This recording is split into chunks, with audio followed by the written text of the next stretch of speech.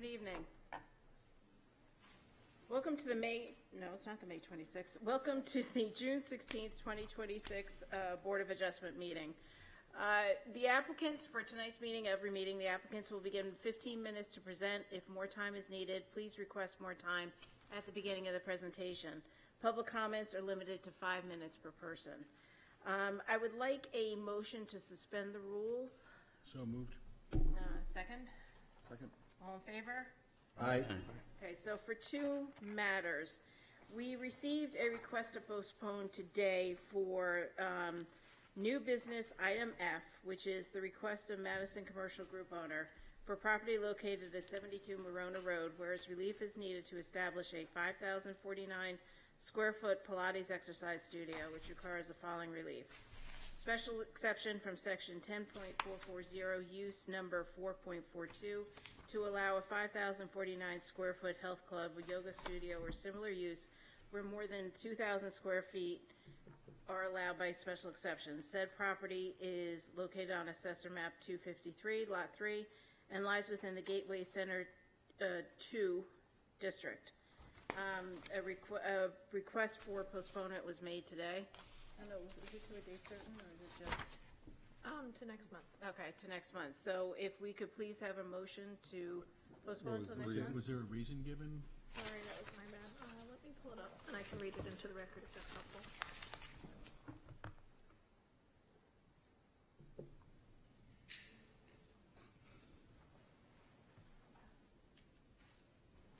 Apologies. No worries.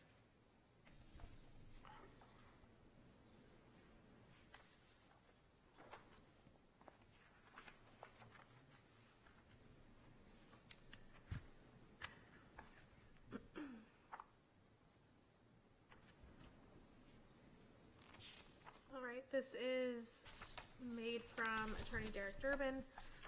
Please forward the following postponement request to the Zoning Board of Adjustment. My mistake. My client is seeking postponement of the board's consideration of their special exception application for property at 72 Marona Road. I had a personal conflict arise that will prevent me from being able to attend the meeting this evening to present the application. Okay. I move to postpone at the application for 72 Marona Road. Okay, is there a second? I'll second that.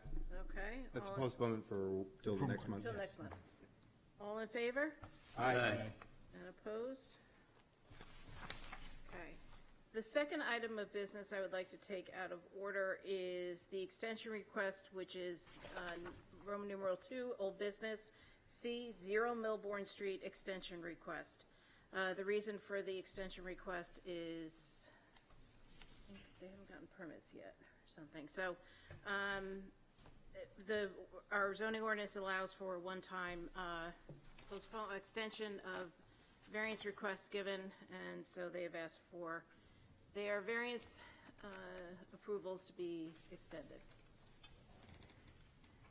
Madam Chair, I would move to grant the one-year extension as requested by the applicant.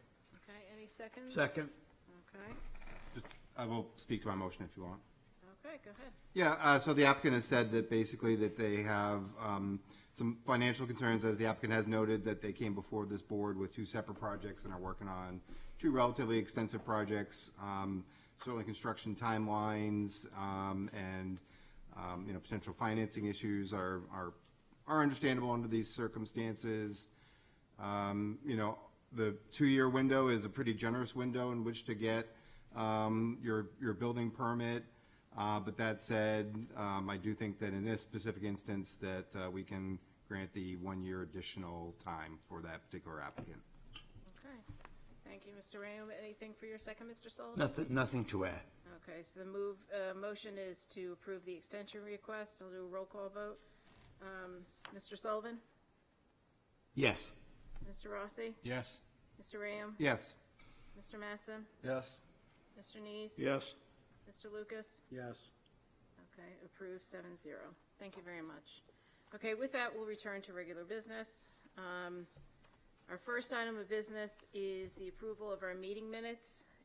A, the approval of the May 19th, 2026 meeting minutes.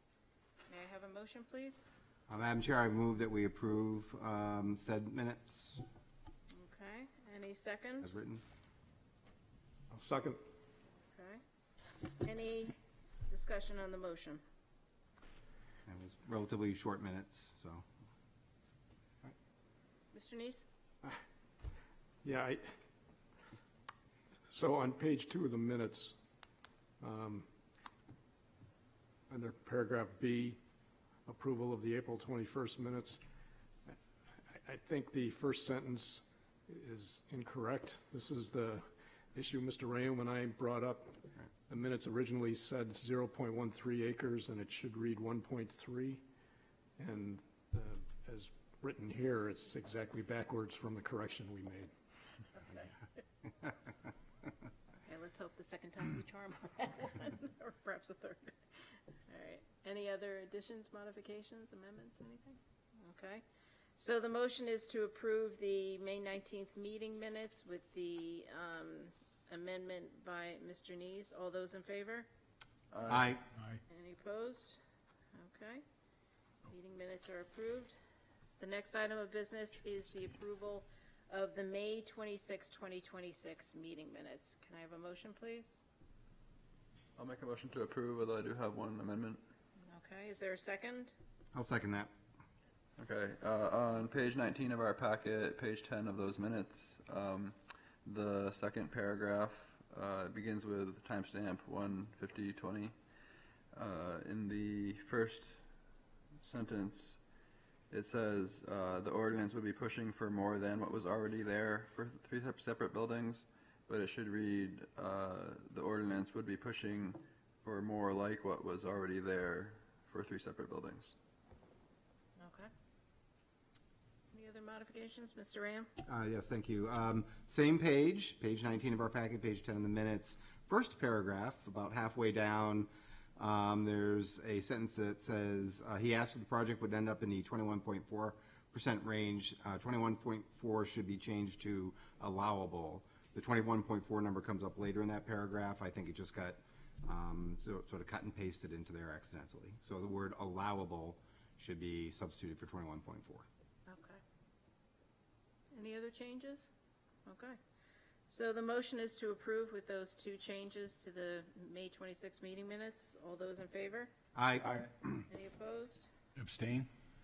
Okay. All right. Passes 6-0. All right.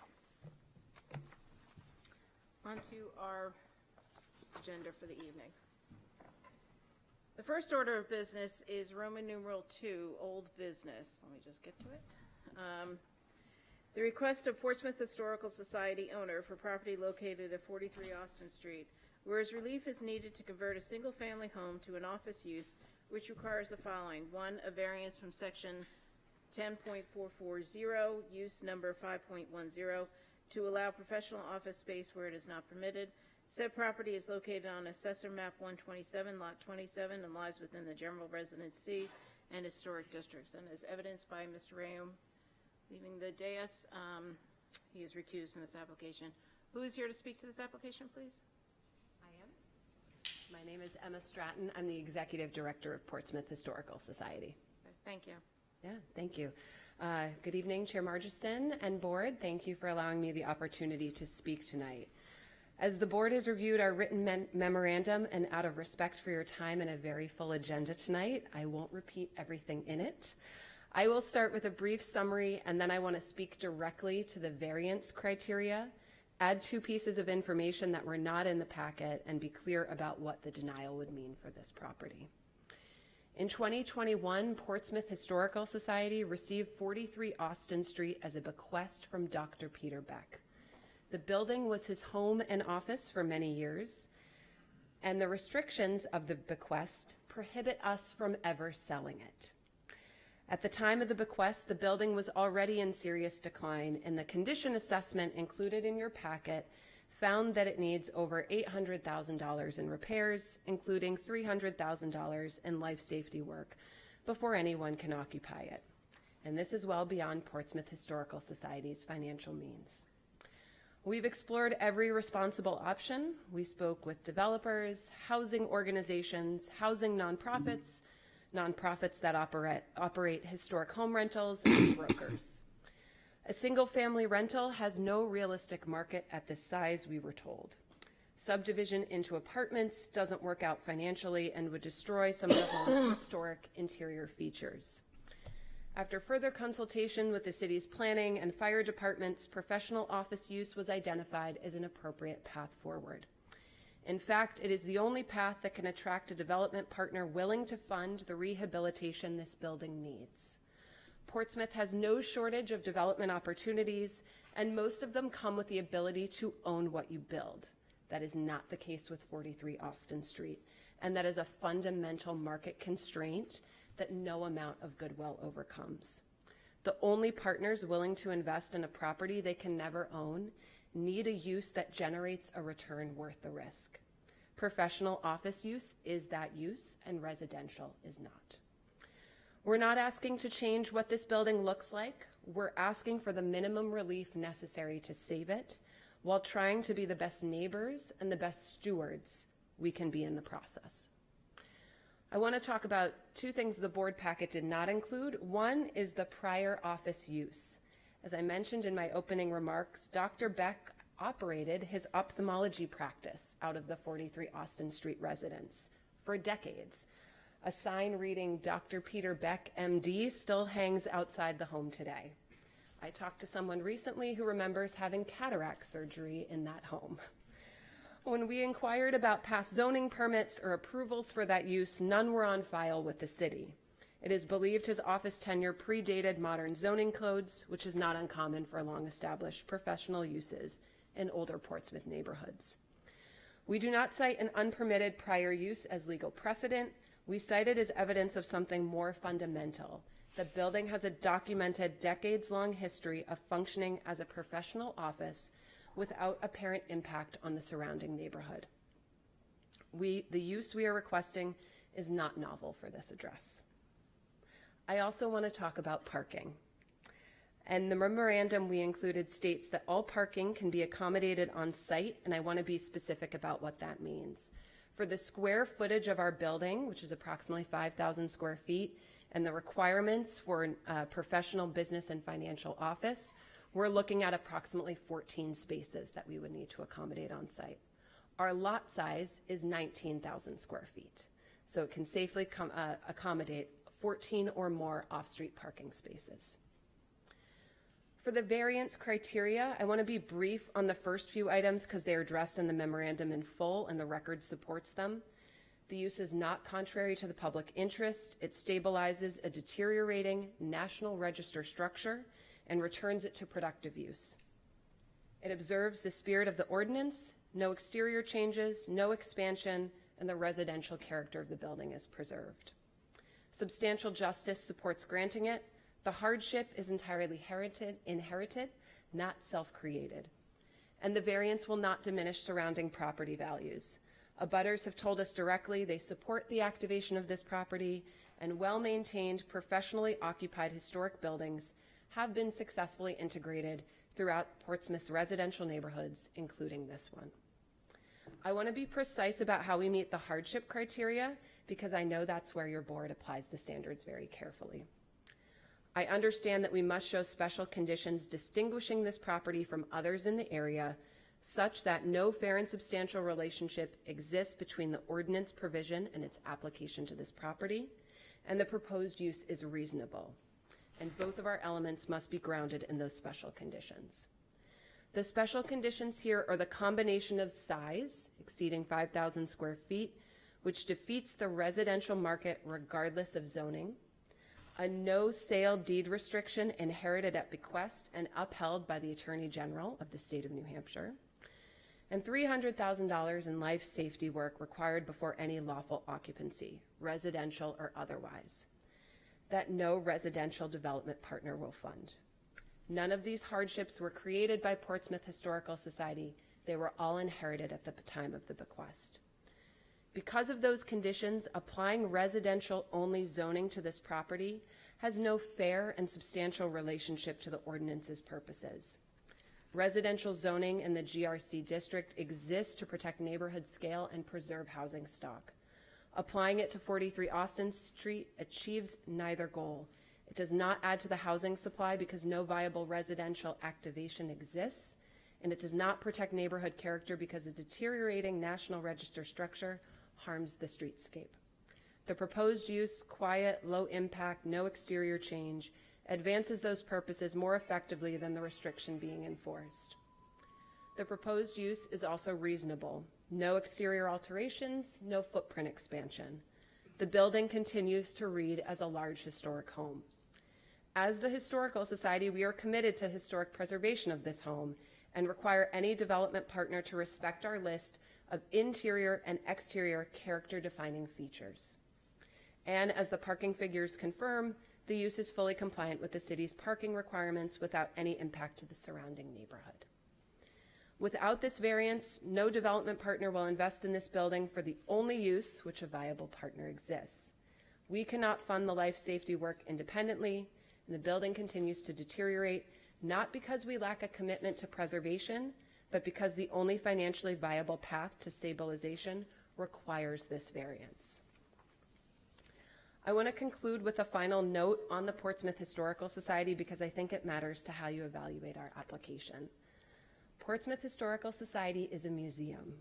Our mission specifically mentions programs and museums, not property management. Our members and donors fund exhibitions, school programs, and walking tours, and every dollar we spend maintaining 43 Austin Street is a dollar not spent on our mission.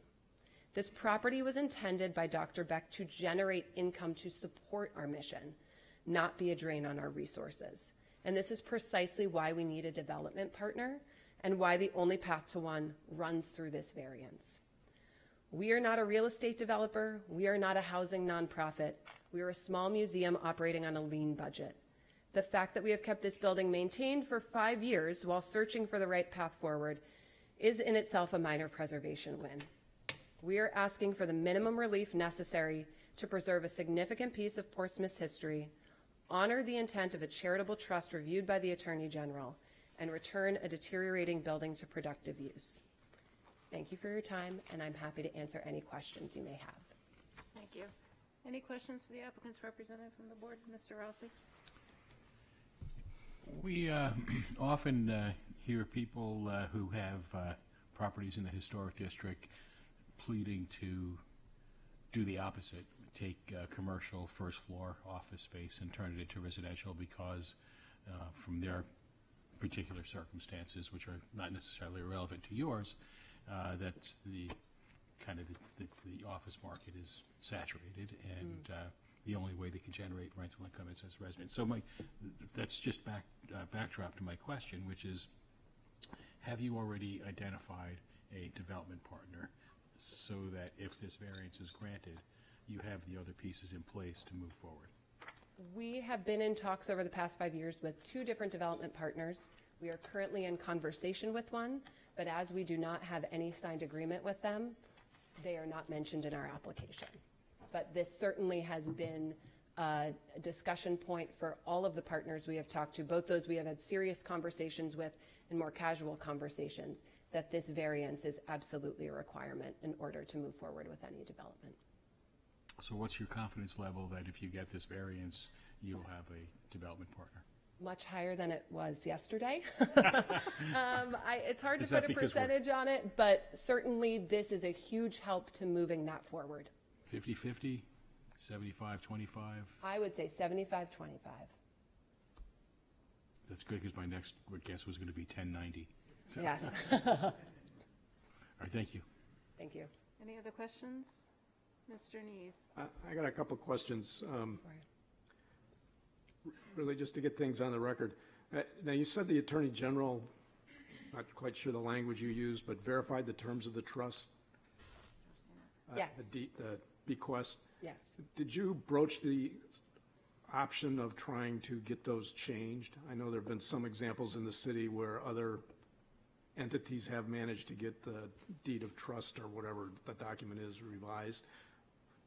Yes. I think what you're referring to would be a cypre action in terms of asking for the Attorney General to review the terms of the trust and change it. Yeah. That was something we looked at last year briefly, and we were told that it would not be a sure thing that we could get the terms of that trust reworded in a way that would allow us a more favorable outcome. Again, this was only 5 years ago that this happened, and my understanding, I was not with the Historical Society at that time, but my understanding is because of beyond the terms of the bequest that pertain to Historical Society, there were many other terms that went through the court system, and the Charitable Trust Unit and Attorney General's office made the final determination. Following up on that, in the will, there's some guidance on what happens should Portsmouth Historical Society want to abandon the property, in essence. Correct. Did you explore those ideas at all? Obviously, you would not benefit from them, but did you Correct. explore those ideas at all? We did, in the sense that the trust is very specific that if we do not wish to maintain or benefit from the property, there are other alternatives. Namely, I think you're referring to, we can transfer to another nonprofit that would have the same restrictions as us. And if no other nonprofit wants it, it would then transfer to Dartmouth, where they can sell it and the money goes in a restricted scholarship fund. So Dr. Beck thought of everything. But what we have come to is we want to explore all the options in which Portsmouth Historical Society gets to benefit from this property. And that's why we're here tonight for the variance. If we were to pass it to another nonprofit, it may not be someone that has any ties to the Portsmouth area. They may want to bring in developers to do a similar work, but we really feel strongly about our commitment to historic preservation and wanting to really see all these options through. So that also gets back to, we've had conversations around a cypre action. Why we're here tonight to obtain that variance is always that Portsmouth Historical Society can continue to honor Dr. Beck's initial intent in that trust. So if I might, Madam Chair, one last question. Of course. So I realize that your development plans are probably in a state of flux because you don't have a variance yet and you don't have a partner yet officially. Correct. Is your vision that this would be broken up into individual offices, I mean, multiple professional offices? Or are you expecting that it, or hopeful anyway, that it would be one company that is occupying the entire building, as an example? That's a great question. Our ideal would be one sole tenant that had the whole building. And that also in terms of the minimum impact on the historic fabric on the inside of the building. As I mentioned, for us, preservation is one of the forefronts, and we have a list of character-defining features that we would not want any developer to impact as part of any renovation to the building, which is also why we're pursuing the professional use. It's actually the least amount of impact to the historic fabric. If you talk about adding apartments or modern bathrooms or modern kitchens, new plumbing, larger floor plan or larger footprint for various rooms, you're really disturbing the historic fabric. So ideally, to maintain the most historic fabric, we'd be looking for a single tenant. Thank you. Vice Chair Mattson? Yeah, so this was somewhat answered by your answer to the previous question, but I was wondering if the Historical Society was considering occupying any portion of the office space, or if the intent was for all of the office space to be other tenant. Not at this juncture. We have sufficient space between our John Paul Jones house and the former City Library building at 10 Middle Street. But if, with the terms of this trust, we have this building forever. So there's the possibility that we may utilize that space in some form or another in the future. But the intention at this moment is not for Historical Society to occupy it. Okay. Any other questions? Mr. Sullivan? What's the relationship between Discover Portsmouth and Portsmouth Historical Society? We are one and the same. So Discover Portsmouth was the name of our location at 10 Middle Street, our Welcome Center, but it's all Portsmouth Historical Society. Thank you. Any other questions for the applicant? Okay, thank you very much. Great, thank you. All right. So I will open this up to a public hearing.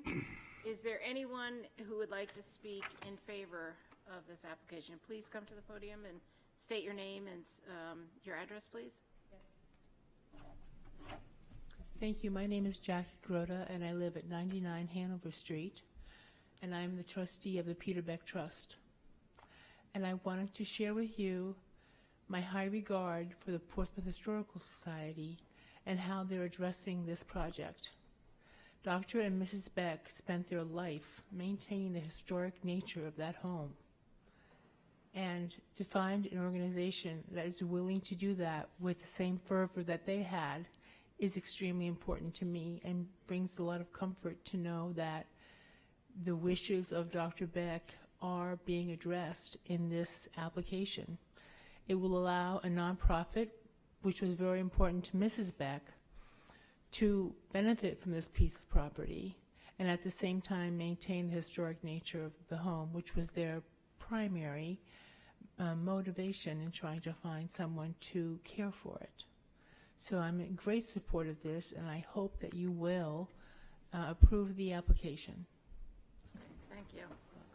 Is there anyone else who would like to speak in favor of this application? Hello, I'm Brad Landon, and I live across the street from this home in 64 Austin Street. I'm also a member of the Historical Society, and I think there are plans to try to preserve the building and use. I'm supportive of that. I think my only concern is the parking issue. I would hate to see the front lawn area turned into parking. I think it would take the character away from the neighborhood and the building, and there's ample room in the back. Plus, I think the back lot goes up against the Resurrection Church's parking lot, so I don't see that as an issue, but that was my only concern. Thank you. Thank you. Is there anyone else who would like to speak in favor of this application? Hello, I'm Reagan Rudig. I live at 70 Highland Street. And I was on the board of the Historical Society when we had this transfer of property, the bequest. I think you have a letter from Martha Fuller Clark. She and I were both president and vice president at the time, kind of both handling this. This was a very complicated and difficult thing to figure out if it was even in the best interest of the Historical Society to accept this gift because of the language of the restrictions. But we decided as a group, as a board, that it was too much of an opportunity to just turn away and wanted to really make this work. I am a historic preservationist by profession, and so I was there many times before we accepted it to meet with Jackie, to go through the house and look at the building and assess the condition and try and understand whether or not this would totally drain the society's finances, or if it was something that we could work with in the future. We hired architects, Arcove, to do an assessment report to really go through and see what exactly needed to be done. With that eye towards preservation and the commitment towards really preserving the character, not only of the house, but of the neighborhood too, because this is what's very important to us.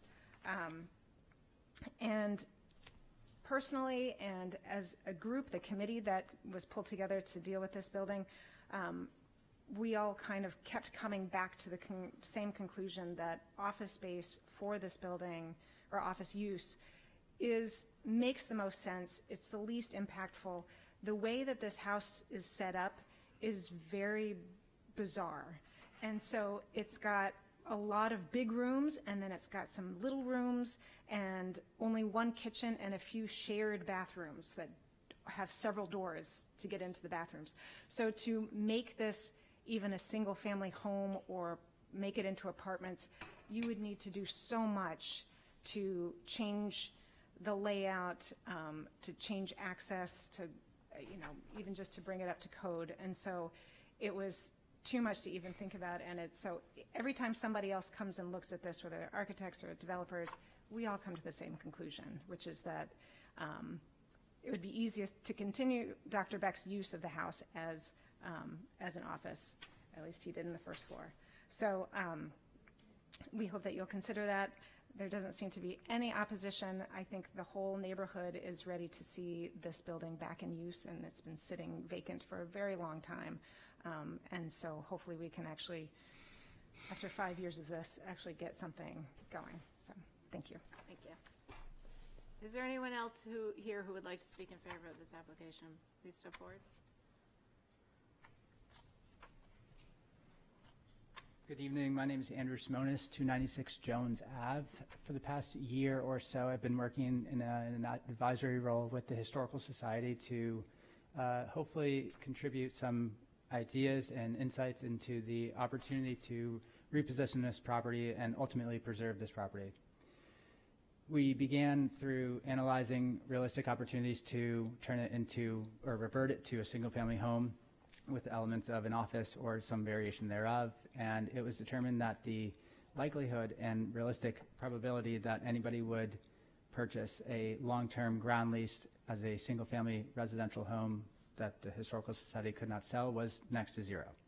So we then turned to alternatives, which included multifamily apartments, and as Reagan had mentioned, the intensity of repositioning this property into multifamily apartments would effectively stray too far from the Historical Society's mission statement, which is obviously rooted in keeping and preserving a lot of these conditions and historical conditions.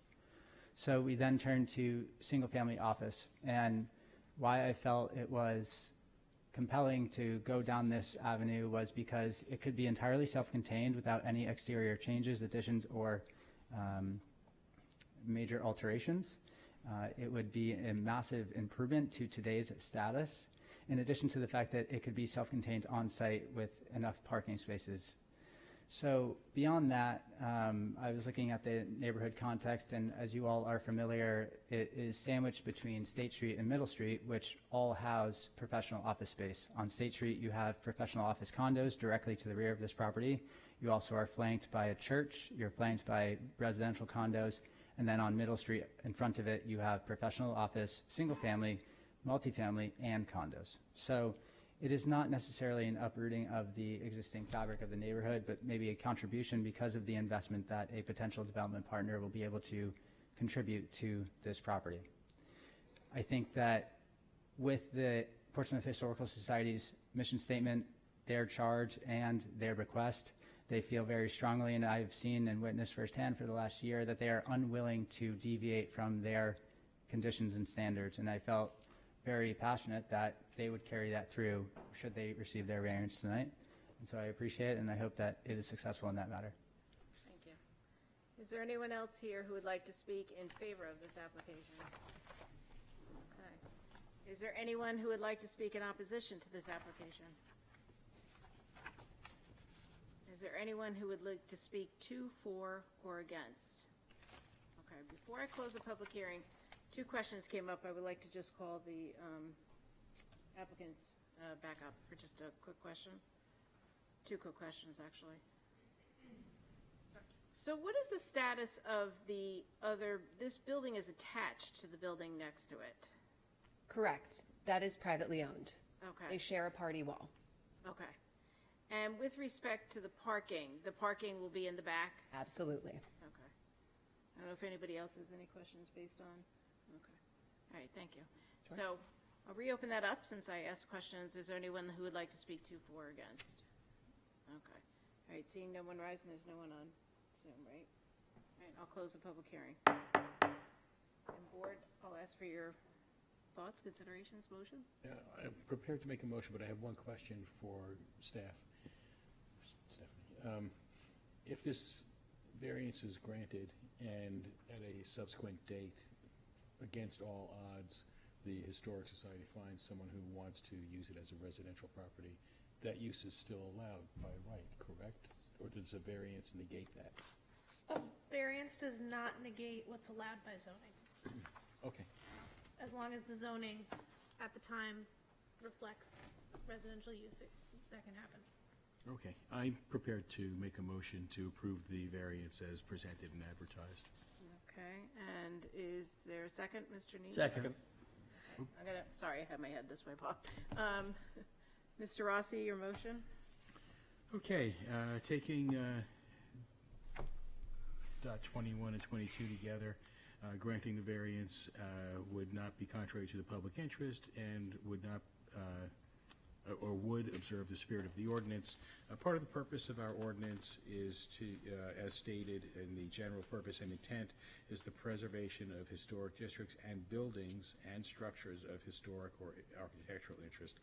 I know we sometimes think about what constraints there are on that, but the way it's worded, it's historic districts and buildings. It doesn't necessarily require those buildings be in the historic district grammatically. So I believe that this is consistent with the intent and spirit of the ordinance overall.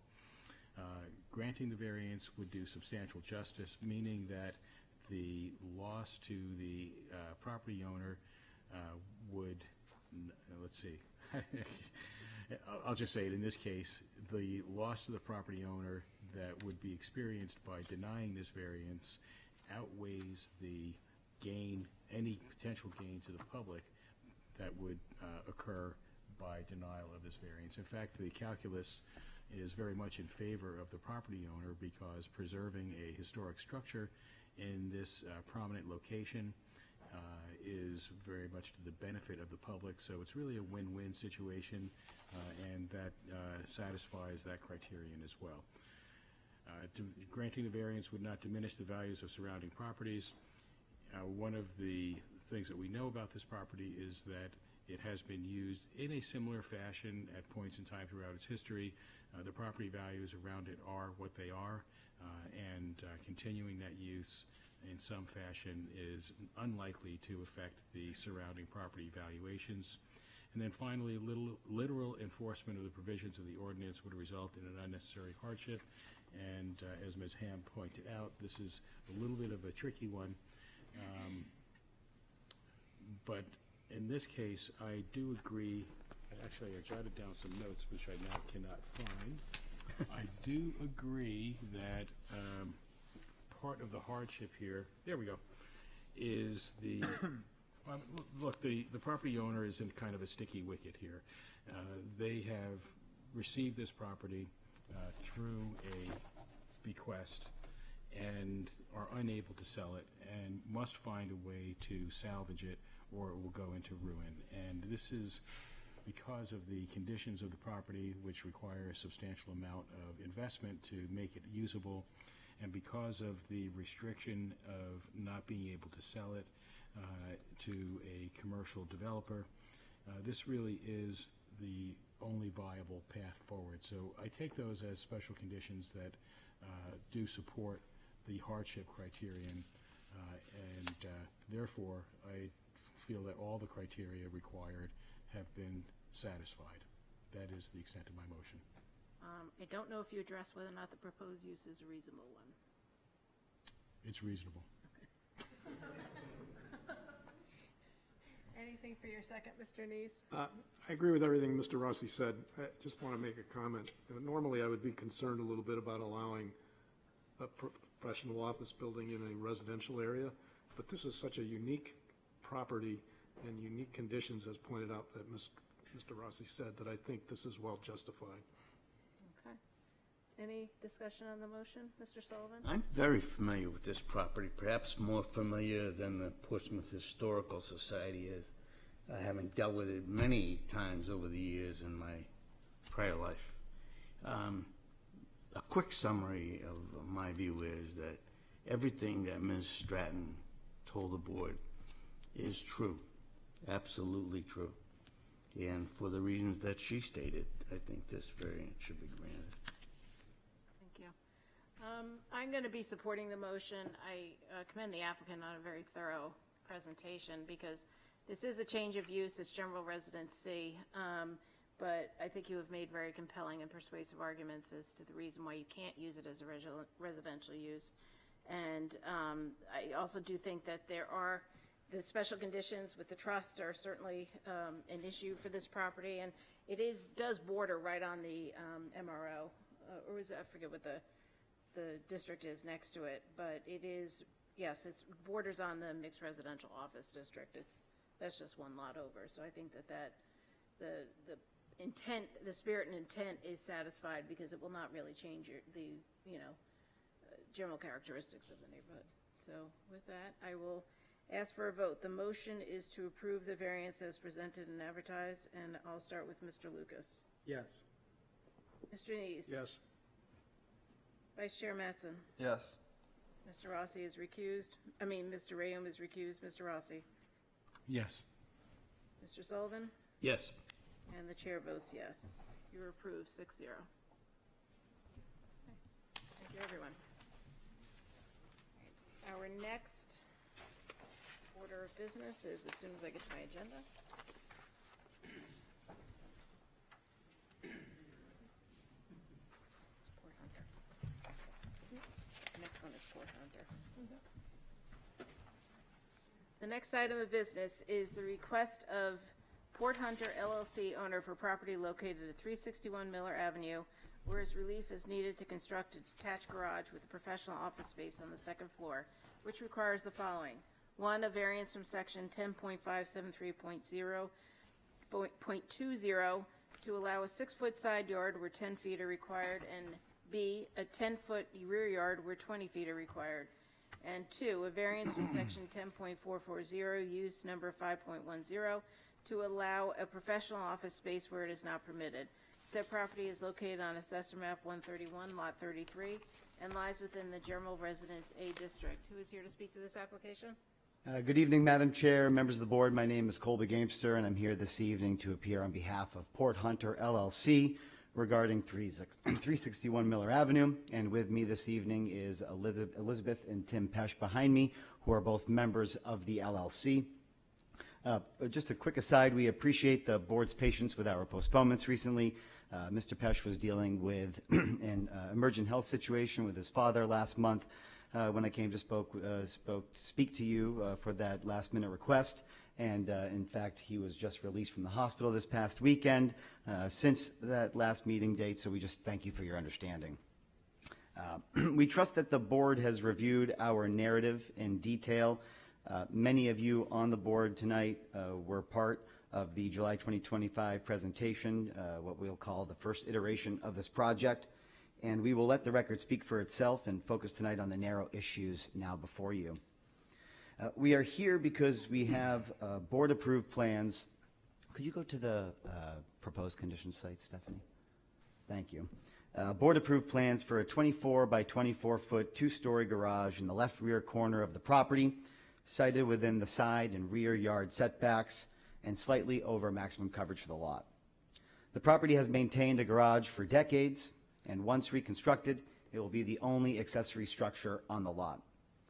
It will deliver orderly parking and traffic flow. It will allow my clients to complete the exterior grounds-related renovation of this project with proper grading and landscaping for the property, and which will also help the abutters and provide for a cleaner and more functional site overall.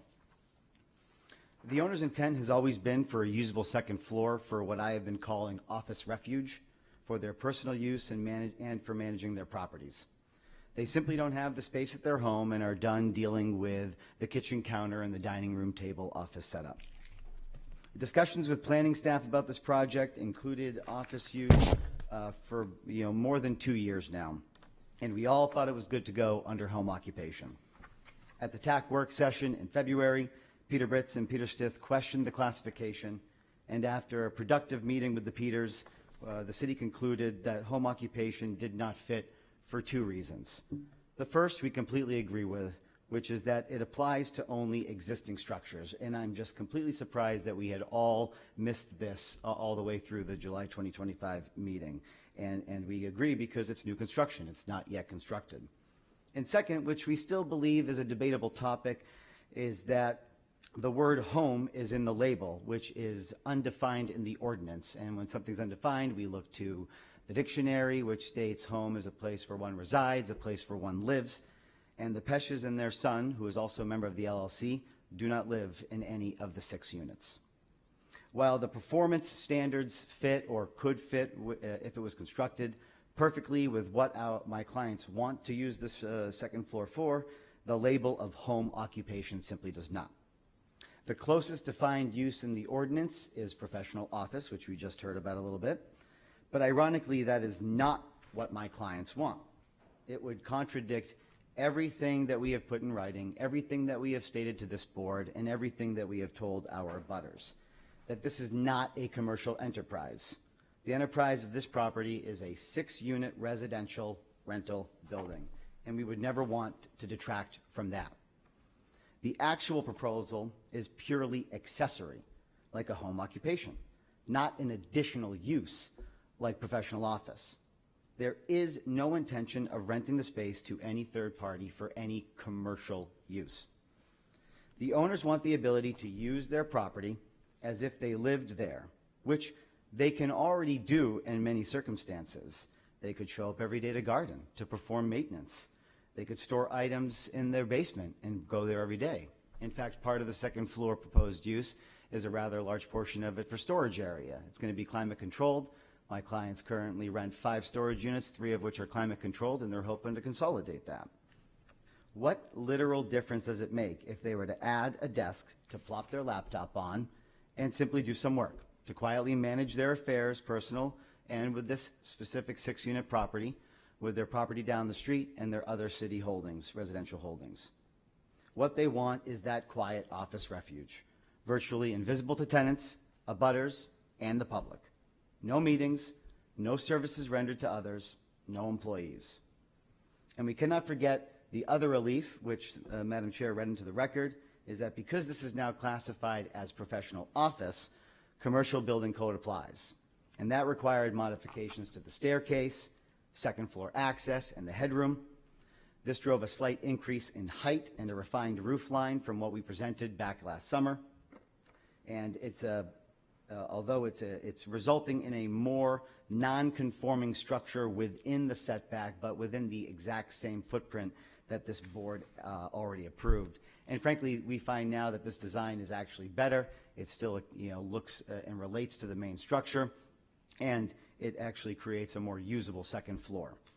So we seek 2 variances this evening. First, the ability to maintain the professional office with stipulations that we proposed, and the updated setback relief building directly on the board's July 2025 approval. As mentioned in the narrative, in the unfortunate event that the use variance is denied this evening, my clients still desire to maintain the improved design and height because it offers, again, like I just said, that better, more functional second floor. Speaking to the variance criteria, granting the variances will not be contrary to the public interest and will observe the spirit of the ordinance. The dimensional relief is a minor code-driven refinement of the exact garage location, footprint, and design the board, again, already approved last July. One that improves drainage, parking, open space, and site functionality without any adverse impact on the neighborhood. The use variance, we believe, introduces no new impacts whatsoever. 0 employees, 0 clients, 0 signage, 0 traffic, 0 noise, and 0 outward change to the residential character of the property and the neighborhood. It is functionally identical to the low-impact accessory use that is allowed in the ordinance, which is home occupation. It is invisible to the public and preserves the essential character of the GRA district. And, let us not easily forget, because it just occurred, albeit under different facts and circumstances, but the board in a neighboring district in the GRC just approved a request for a professional office for a 5,000 square foot building in a residential neighborhood, kind of a full stroke of the pump, so to speak. And I think everyone in this room, including myself and my clients, think that the board made the right decision there, but it just goes to show a professional office use at, again, that full stroke of the pump compared to what we have been kind of forced to reclassify ourselves as with stipulations. It's just an interesting juxtaposition here. Substantial justice will be done. Here, denial would really inflict a clear loss on the owners while the public gains nothing. They would be deprived of that low-impact office refuge that I keep referring to and forced to abandon an efficient and reasonable use of their property or potentially redesign a garage the board has already determined to be in the right location. Good faith applicants who've collaboratively worked with staff, disclosed the use early, disclosed the use with the abutters, and obtained unanimous approval last year, really shouldn't be punished. Substantial justice, we believe, provides that the owners be allowed to finish what they have started and improved in an improved form and substance. The values of surrounding properties will not be diminished. The modest height increase is barely perceptible from the abutters as well as the abutting properties and the public at large. The architectural character remains consistent with the main dwelling. It continues to be a well-designed construction, improved drainage and open space, and enhances the overall appearance and functionality of the site. The use itself is tucked away and we believe has minimal impact, if any, on the abutters because of its low impact and certainly on the general public at large. Last year we had no objection in July. We received favorable support from many of our direct butters. This time we can generally report the same, except for one abutter down the street who submitted public comment.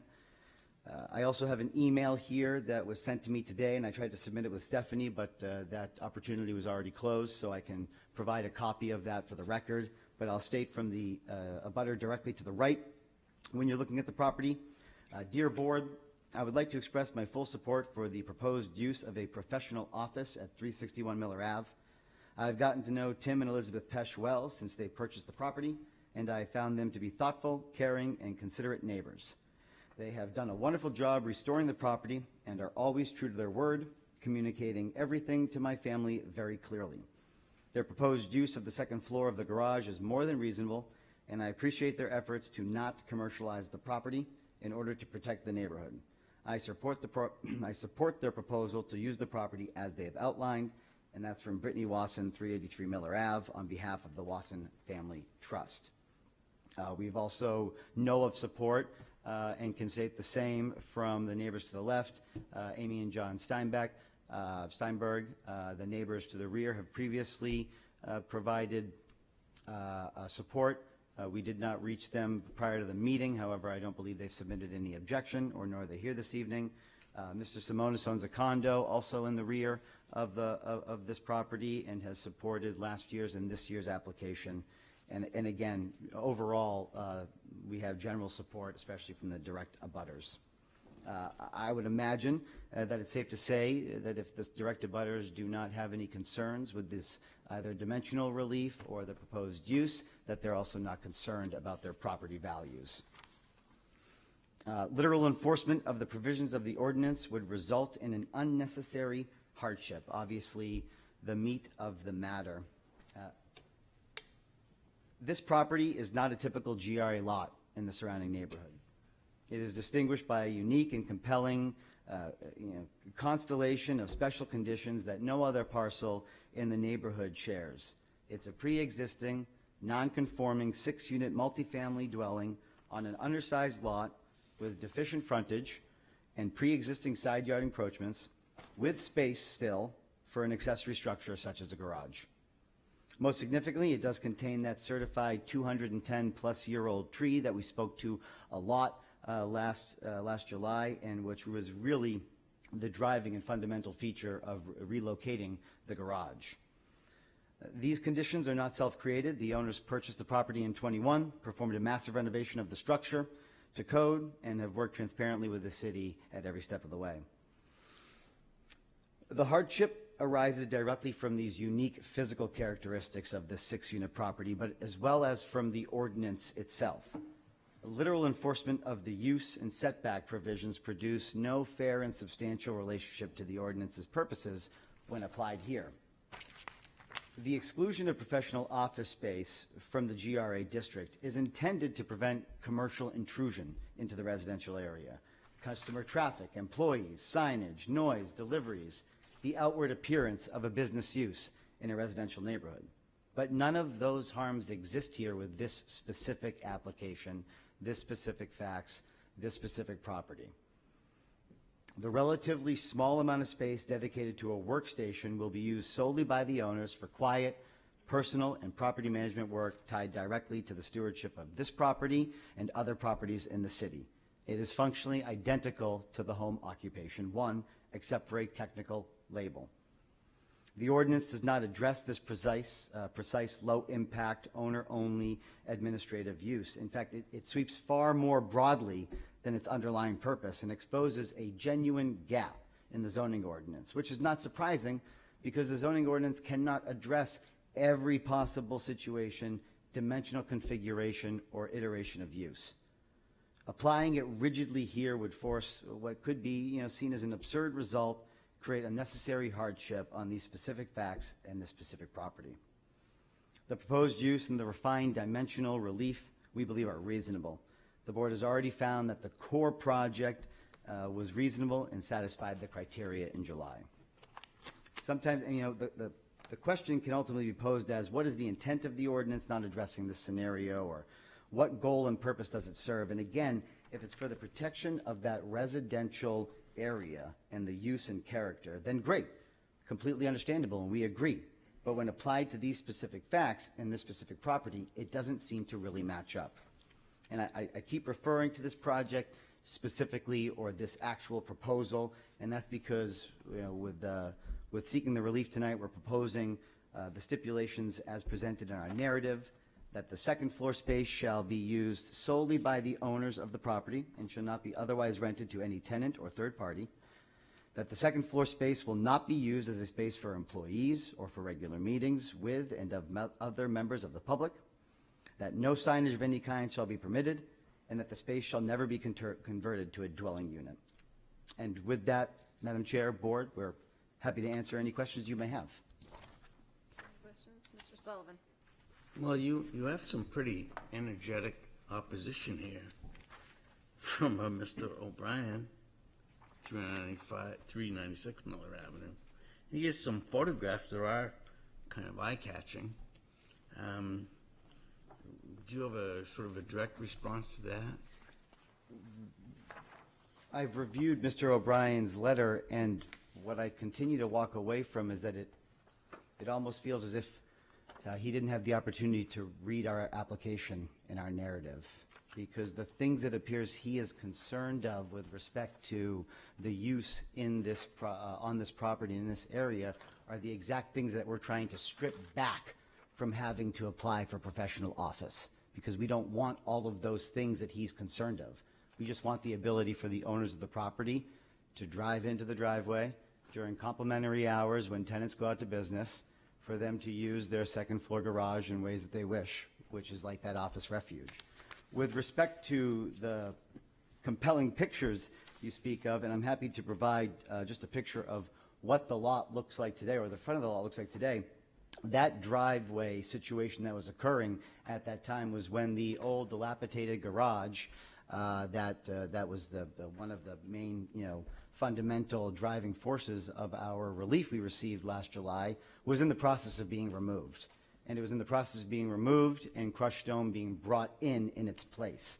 And so during those days, parking was a little crazy at the lot. And that's why at times there was either a car blocking the sidewalk, or there was a car in the front yard. But again, Mr. Sullivan, if you would like a picture of what the yard looks like today, you will see no ruts in the front. The tenants are very respectful. Tim and Elizabeth pride themselves on creating not just rental units, but a little mini community. And in addition, the very reason why we want to relocate this garage, create 2 covered parking spaces, and have that overall parking plan is because of what we discussed in our narrative both in July and this time around, which is that it's going to resolve parking issues that have been there for quite some time, dating back to when Goldie owned it, and friends that we've all known over the years have lived there, which is a weird stacked parking. You could never access the backyard because of a pinch point of the rear right corner of the house and the then existing garage. Those are my comments to that, sir. Mr. Rossi? Can you refresh my memory, or actually clarify something for me? I should know this, but I don't.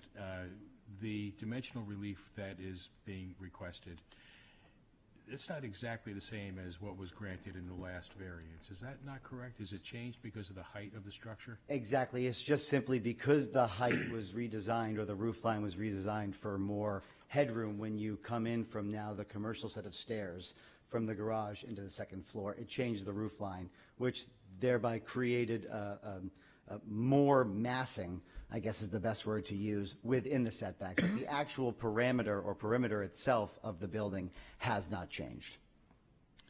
And a further question for you, given the concern from some of the neighbors in the area, you talk a little bit faster than my ears can hear sometimes, Attorney Gamester. So did you already read into the record today the stipulations that you proposed on page 8 of 9? Yes, I did. Okay. 1 through 4. Thank you. Mr. Ram? Thank you, Madam Chair. So, looking at page 3 of your narrative, I believe it's page 125 of our packet, sort of the third paragraph down, you talk about basically that this location will allow for administrative work related to the many rental units on the property and throughout the city. So I did a search for Port Hunter LLC on MapGeo, and this is the only property that shows up. I'm trying to understand, what is the magnitude of your clients' holdings? Like, how big of a business is this? I mean, it is their primary business, Mr. Rayum. So each property is owned by a different LLC, which is why you're running into that issue. Most notably, up the street, going towards town, they own a 7-unit on Miller and Lincoln, which is actually a really great example of how that property differs from this one, in that that property has far more coverage on the lot with no available room inside the building for an office or for an accessory structure anywhere. They own a 2-unit on Myrtle. They own a 2-unit on Dennett. They have holdings in Pennsylvania technically as well, and they're always searching for their next rehab and long-term investment. Mm-hmm. And so I'm just trying to understand here, and you're kind of touching on it, I guess, what is the driver for this particular property to be the one to be the choice location? Because there are some negatives, I think, associated with the office use on this specific property as well. It is, like the others you discussed, somewhat crowded. Could you say that last part again? I apologize. Just what is the driver that says, hey, here are all of our other properties, you talk a little bit about it, and also whatever, where you've kind of implied that it's currently a home office that's run off a kitchen table or something, why any of those locations are not as favorable to this function as the one that's being proposed here? Because my concern is there are some negatives certainly associated with this parcel that make this somewhat problematic. I would say, generally across the board, it's the fact of the other buildings and their lot coverage on either smaller lots and or bigger buildings at the same time. This property is not only wanting of an accessory structure, which has been there for decades. It already has one that's approved and technically could be built right now. And the fact that if your concern is impact or intensity of the use, we're viewing it obviously, completely different than that, which is they're not going to be there 24 hours a day. This will be a complementary accessory use to what the tenants are doing there, which is going to work. And so we feel that it's appropriate. And, if Tim and or Elizabeth and or Jameson had lived in the property, there would be no need to be having this discussion right now, because they would in fact have that home portion where one resides and one lives. And we think that distinction kind of drives that absurd result to not allow the owner of a property to use it in a very similar fashion. Again, stripping back all of what the professional office use allows and what we don't want. Mm-hmm.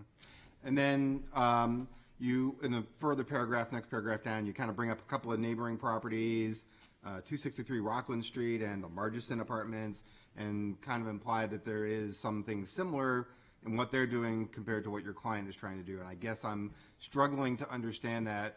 Could you explain a little bit further? I mean, those are certainly more commercial enterprises. They're long-standing buildings in the city, one with 60 units, I believe, at Rockland Street. I forget how many Margiston Apartments has, but just the idea that there is an administrative function. And, with like the Margiston Apartments, it's the entire, not the entire, but at least half of the first floor, which houses Portsmouth Housing Authority. But it's just the idea that this is not a proposed use that is lost or a first impression technically in the city.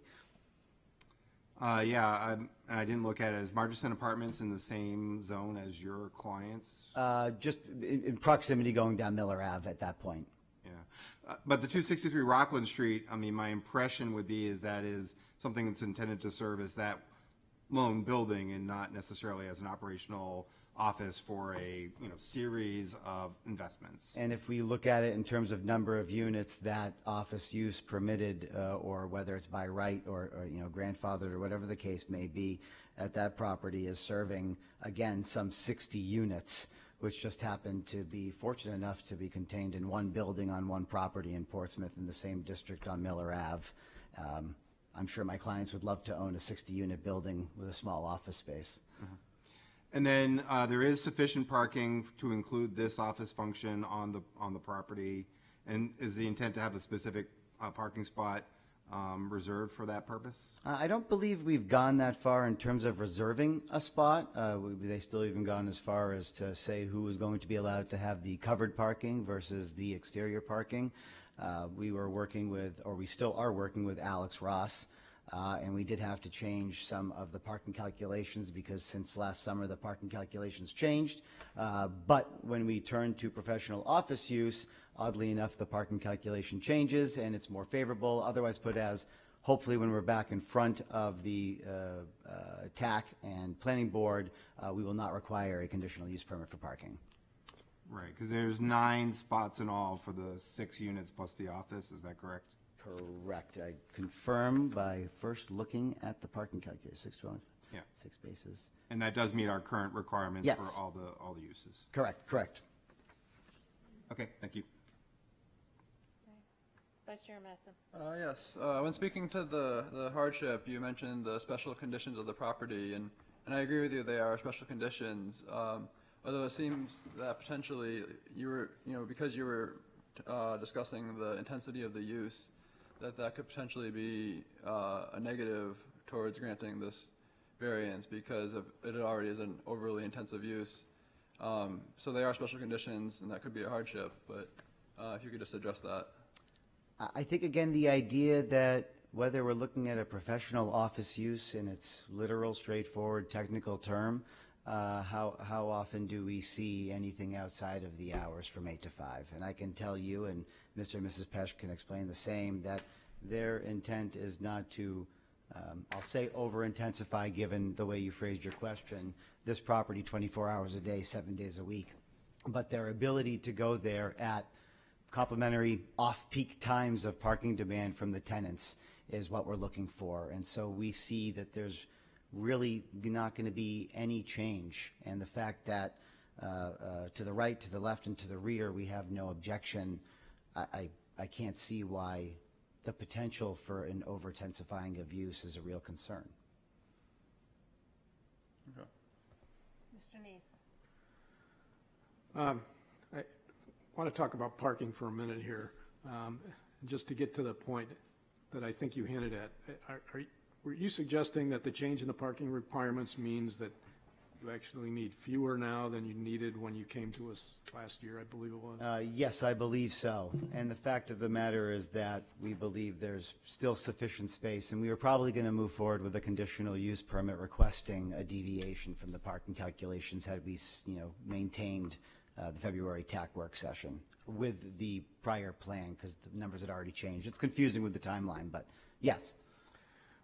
The next question I have is on your proposed stipulations. Your second one says the second floor space will not be used as a space for employees.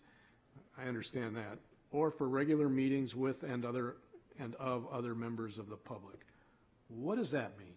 Is it possible that there will still be members of the public, perhaps tenants, coming into the office space during work hours to meet with the landlords? I mean, I would argue that if they were tenants of the residential structure that the proposed use, is being proposed, then that's quite possible. But the fact of the matter is that they do not intend to have people driving to the lot, parking their car, over-intensifying the use to have regular meetings. This is literally because they don't have tenants meet them at their home as it begins, if that's your concern from other properties. They always meet tenants at the property. Well, I guess what I'm nervous about with the stipulation is the vague language of a regular meeting. I mean, to somebody, a regular meeting would mean every Monday morning we're going to have 6 people show up. Understood. But that may not, that clearly that might be a regular meeting, but then you would say that, you know, if people come wandering in occasionally during the week, even if it imposes a parking problem, and there is no on-street parking on Miller Avenue, I don't believe. Correct. Yep. You know, you would say, well, that's allowed, that's not a regular meeting, but it still intensifies the use, it still is a problem for the neighborhood that has been raised. I don't understand what this stipulation is actually saying. I think we are trying to, again, pull back from the idea that if it's a service-oriented business, whether, you know, not like a retail service, or if it's a consultant or a lawyer or an accountant that has clients coming to meet them, this is what we're not looking for. Without even looking over my shoulder, sir, I can tell you that we would be happy to wordsmith any condition with the board. Okay, thank you. Just one other thing.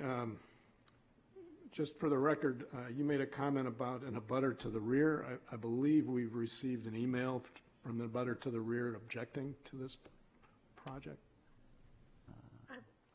From I'm sorry, Ms. Steph, go ahead. Esposito, I believe. Esposito and Oh. Stein, 470. That's the one I just Right. passed out. I apologize. I thought that was my copy, but it was a stack of your copies. Right, I just, Oh, well, sir, we are not aware of that email. In fact, attempts to reach out to them recently were not responded to.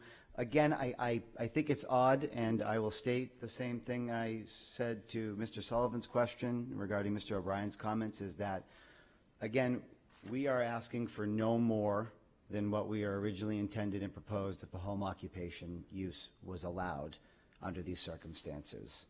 And at that time, Mrs. Pesch spoke with every single abutter around them to, confirm that they understood what the plans were and what the proposed use of the second floor was, and we received no objection or concern. So I don't maybe it's just the idea of the professional office use language that's there, but I'd have to take a look at the email to speak more directly to it. Anything else, Mr. Hayes? thank you. Mr. Lucas, do you have anything? Well, I do have one question. So I'm curious why, what are the circumstances that they can't rent office space somewhere else? So, why have this above the garage? Oh, they're building the structure already. They're going to be using the vast majority of the upstairs for storage area already. I mean, it's literal efficiency purposes. Right.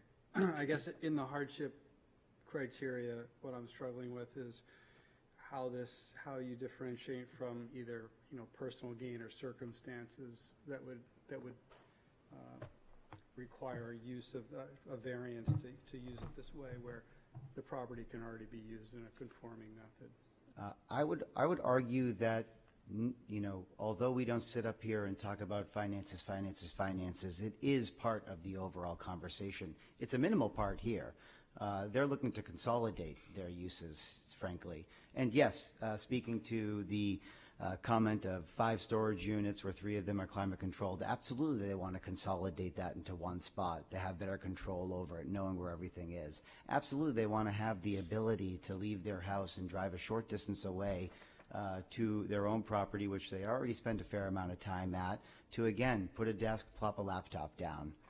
Well, I don't disagree with the efficiency and wanting to consolidate. I'm just not sure if it meets the hardship criteria is my question or concern. I guess I understand your concern if you're looking at it that way, but we are not. Any questions? I do have one other question I didn't think of at the time. Just looking at page 133 of our packet, which is the diagram of the proposed conditions of the property. I'm looking, so the basis of my question is this. I know that in this discussion you keep referring to the variance that was already approved and the location of this garage being in that approved variance. However, that was a different structure at a different height, and as we were speaking earlier, the height changes the setback requirement, and there's a reason for that, and that reason has to do with the additional massing and the added sort of blockage of light and air and overshadowing surrounding properties. So I'm kind of wondering why this is still the appropriate location for this garage. For example, you have spot 1 and spot 4 on opposite sides of the garage with a long wood walkway extending from the main house to the garage. And yet, we're significantly encroaching on the now required 20-foot setback. You're only going to have 12 feet. Why would you have those two spots separated like that rather than moving the garage closer to the house and conforming to the rear setback and having a shorter wood walkway? Just as one example. Yeah, no, this, well, two-part answer. One, it does still relate back to the original grant of relief, the original application, in that the tree is really driving this entire location and design of the garage. So we removed the dilapidated garage because, if you recall, it was 6 inches away from a rather large tree base, and the two were fighting with each other. The tree was stunted in its growth. I remember all that. You don't have to go back. Fantastic. So the other reason would be traffic, the ability to pull in, pull out, turn around. I can say that the Eric Eby and TAC members have looked at this. They've worked with Alex Ross, and this is what provides for a good, safe parking plan, because they're always concerned about the idea that someone's going to try and back out of Miller. We move the garage one way or the other. It's going to create more pointed turns and whatnot, trying to get in, get out.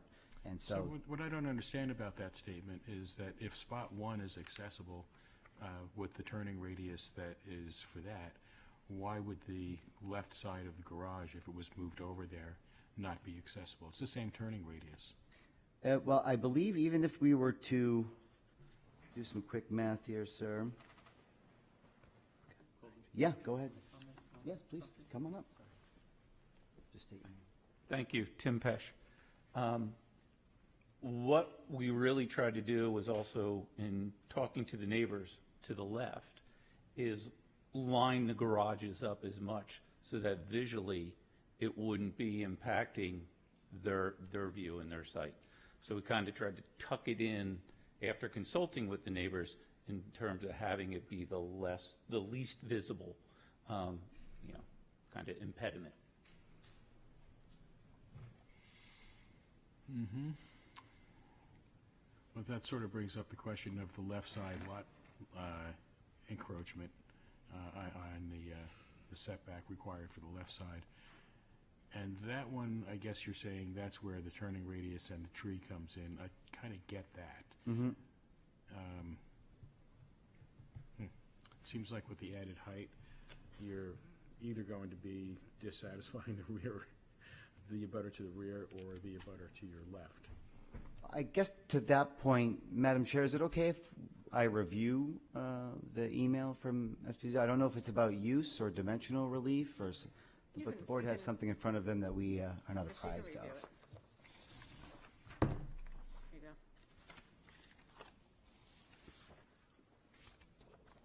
And at the same time, if you don't mind, I'll submit the two items that I responded to Mr. Sullivan, as well as the email that was submitted to me today.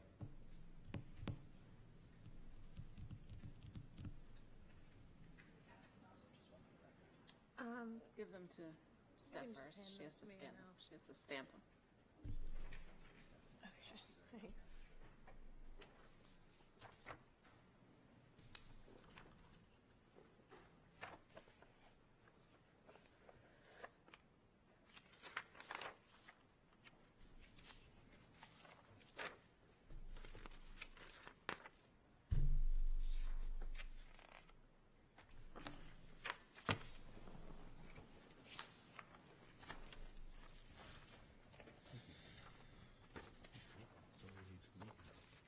Well, speaking now to these concerns, I would remind everyone that we already have a building that's approved here. We don't want to move forward technically with that plan because we believe that this is a better design. We believe it's more relatable to the structure itself. We don't believe that the minimal increase in height is going to be a massing concern. But at the end of the day, these two variance requests are separate and distinct. One is use, one is dimensional. So if the use were to go forward, but the dimensional for some reason did not, the Peches could still consider and have a variety of options of what they want to do above. If the use goes forward, but the dimensional, if the use for some reason did not go forward and the dimensional relief was granted, they're still going to have to figure out what they're going to do. If everything is denied tonight, there's still a building that is going to be constructed in that location with that perimeter, and then they can figure out what they're going to use that space for, if anything. Any other questions? Okay, so I'm going to ask a few questions. So how many employees are there of Port Hunter LLC? There are no employees. It's the couple, okay. So the reality is that from this space, you'll be managing 3 properties, correct? More than property 3 on- properties, but yes. Yeah. Okay. And you'll meet tenants at the building, correct? But where are those leases and rental agreements and what processed? Where do you do all of the work that you need to run rental properties? On your computer? Where will all of that be? That will all be done in this office space, correct?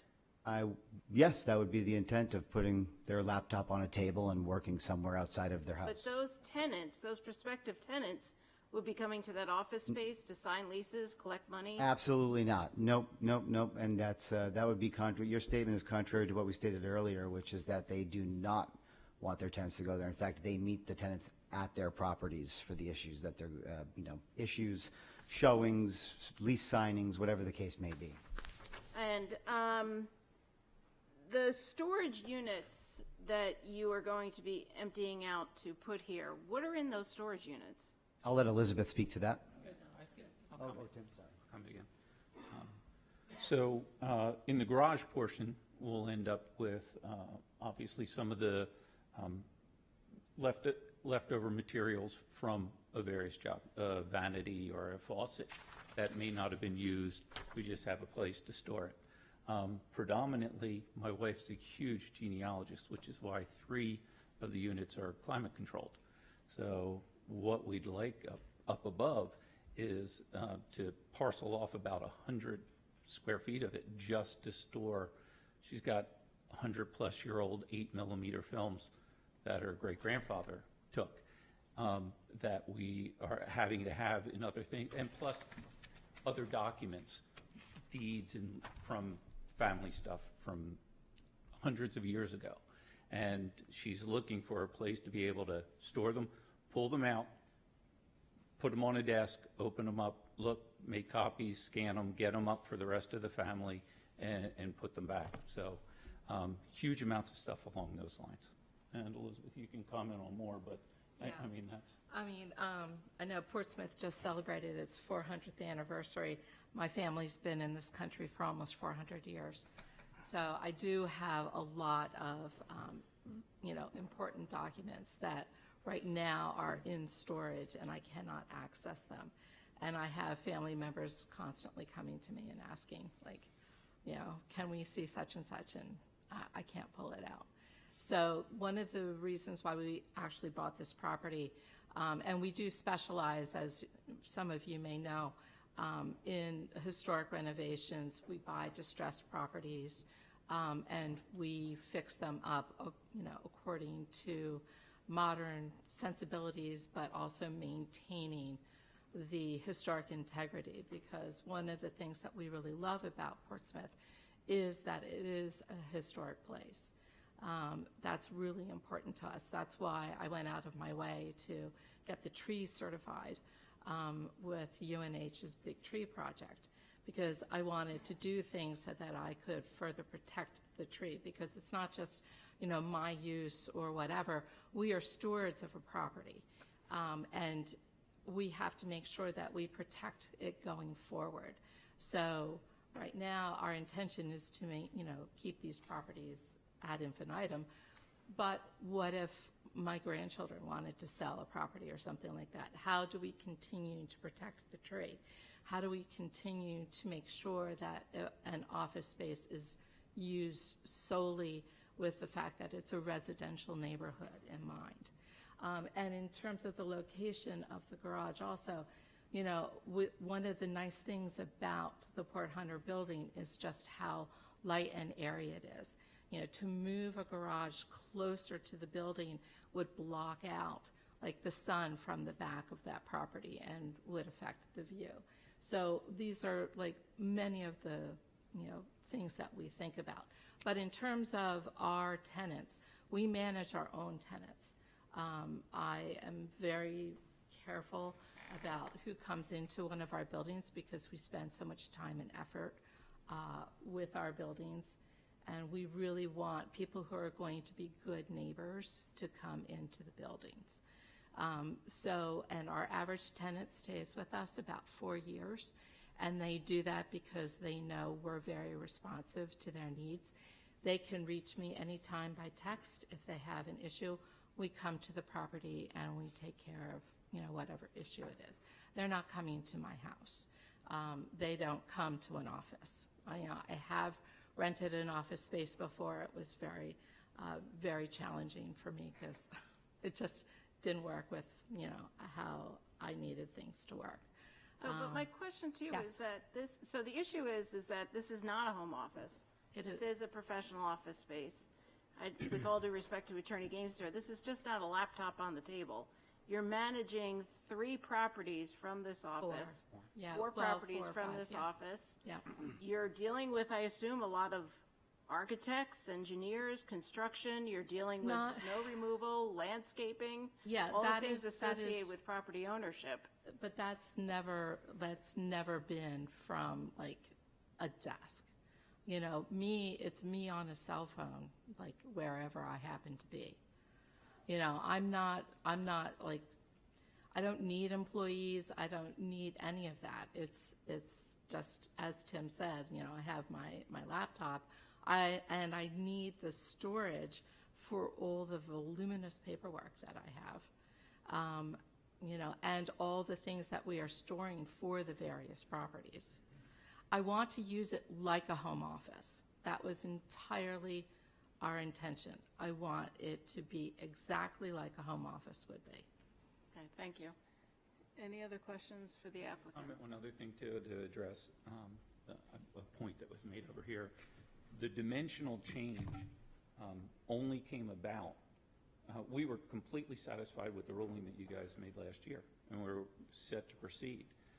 Was only when we were advised that we had to file now as a commercial office or professional office, which then triggered the stairwell change dimensionally, which then triggered the additional foot or 2 in height of the building.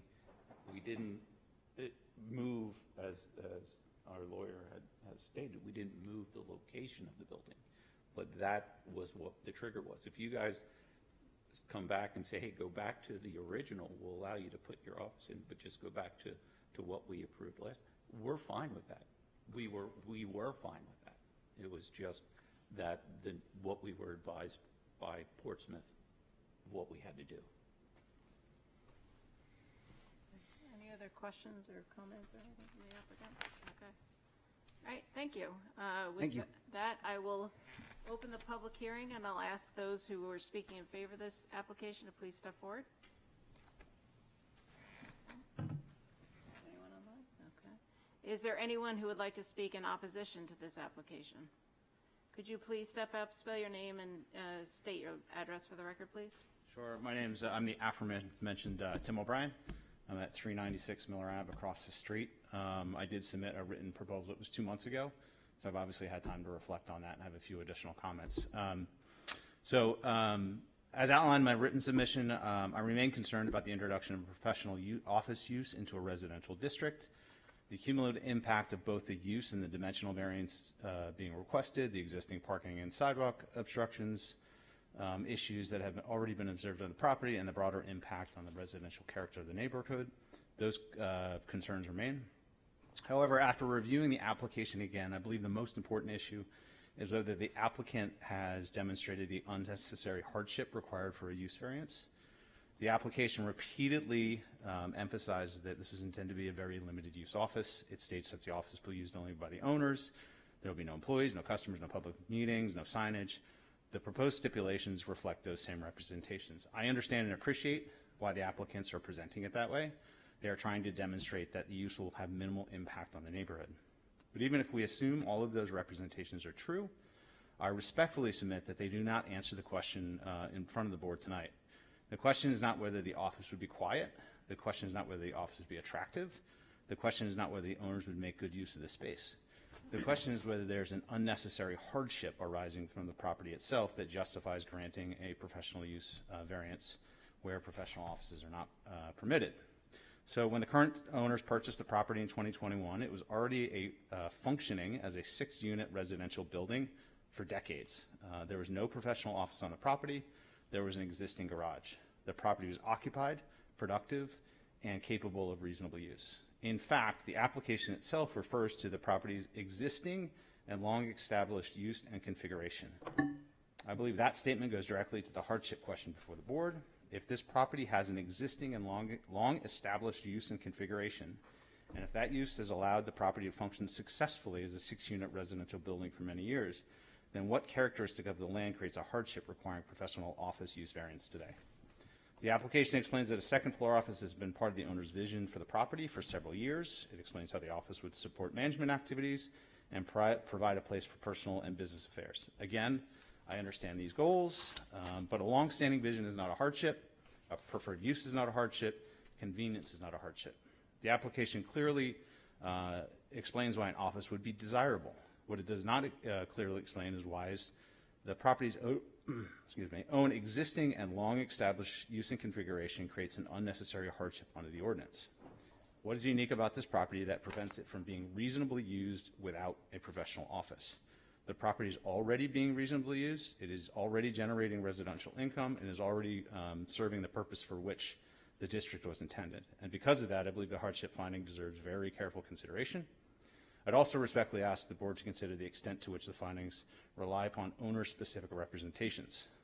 The application repeatedly emphasized that this office is acceptable because it would be owner-only and highly restricted. Yet the relief being requested is a professional office use variance. Variance is generally attached to the property itself, not the owner. If the board's analysis depends upon those limitations, I would encourage the board to consider whether those restrictions and stipulations are truly enforceable over the long term against future owners. For example, one of the stipulations is for owner-only use. In this case, the owner is an LLC. The LLC currently has 3 members. An LLC can have or owners can have an unlimited number of owners. So there's really no restriction on people and number over the course of time. Finally, I remain concerned about the practical operation of the site. The application shows that after construction, there will be exactly 9 required parking spaces, 2 inside the office building, which we just heard. The garage portion is going to be used for storage, so I question where those 2 parking spaces are going to be. And no excess capacity is being created for visitors and so forth. At the same time, there have already been instances of lawn parking and sidewalk obstruction that I documented in my written objection. I will object to the reference of when those pictures were taken. If you look at the pictures, there are people parking on the slab from where the garage was already torn down, which is actually underneath the canopy of the tree. So the representation was inaccurate. But ultimately, I keep returning to the hardship requirement. The application's own words describes an existing and long-established use and configuration. If that use and configuration have allowed the property to function successfully as a 6-unit residential building, then I respectfully struggle to understand what hardship exists today that did not exist when the property was purchased. The property was functioning when purchased. It's functioning today. The application just demonstrates why an office would be beneficial to the owners, but it does not demonstrate why a professional office is necessary because of any hardship created by itself. Just a couple of the notes. Like I said, the variance is for the property owner, and the applicant's argument completely focuses on their use. I'm a 20-year resident of Portsmouth. God willing, I'll be here for another 50 years, right? And I don't know what the next owners will do, right? Will they run a landscaping company out of the office or some other use of it? It's not just for the owner's use. Talked about the representation of the pictures. Again, that's not the only time that there's been parking. There's been weeks and months at a time where cars have been parked with car covers on top of them on the front lawn as well. So there's obviously a capacity issue. So that's all I have. Thank you very much. Thank you. Is there anyone else here who would like to speak in opposition to this application? We have one, Okay. 2 people online. Okay. I don't know if they're 2 for or against, but why don't we go to 2 for and against and go to the people online.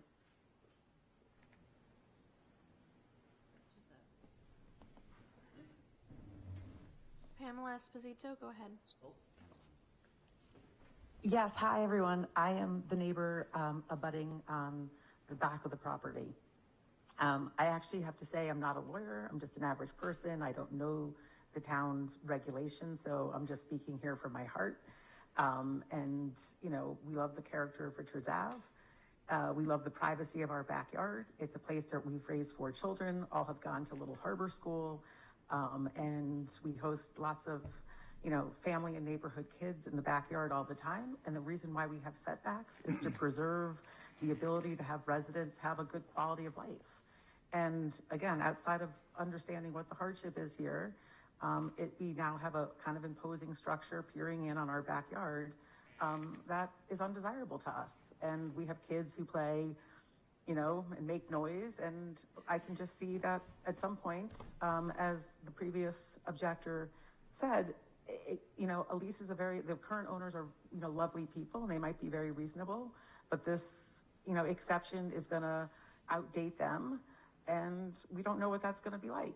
And unfortunately for us, that's a very undesirable situation that we're gonna have people living on top of us who may or may not like the fact that we have, you know, kids playing badminton on summer nights and kids out there, you know, enjoying kind of the great quality of life that Portsmouth, an old-fashioned kind of quality of life that Portsmouth has allowed kids. So, you know, that's just my own personal perspective, and hopefully you guys will understand that as neighbors, this is not really desirable for us.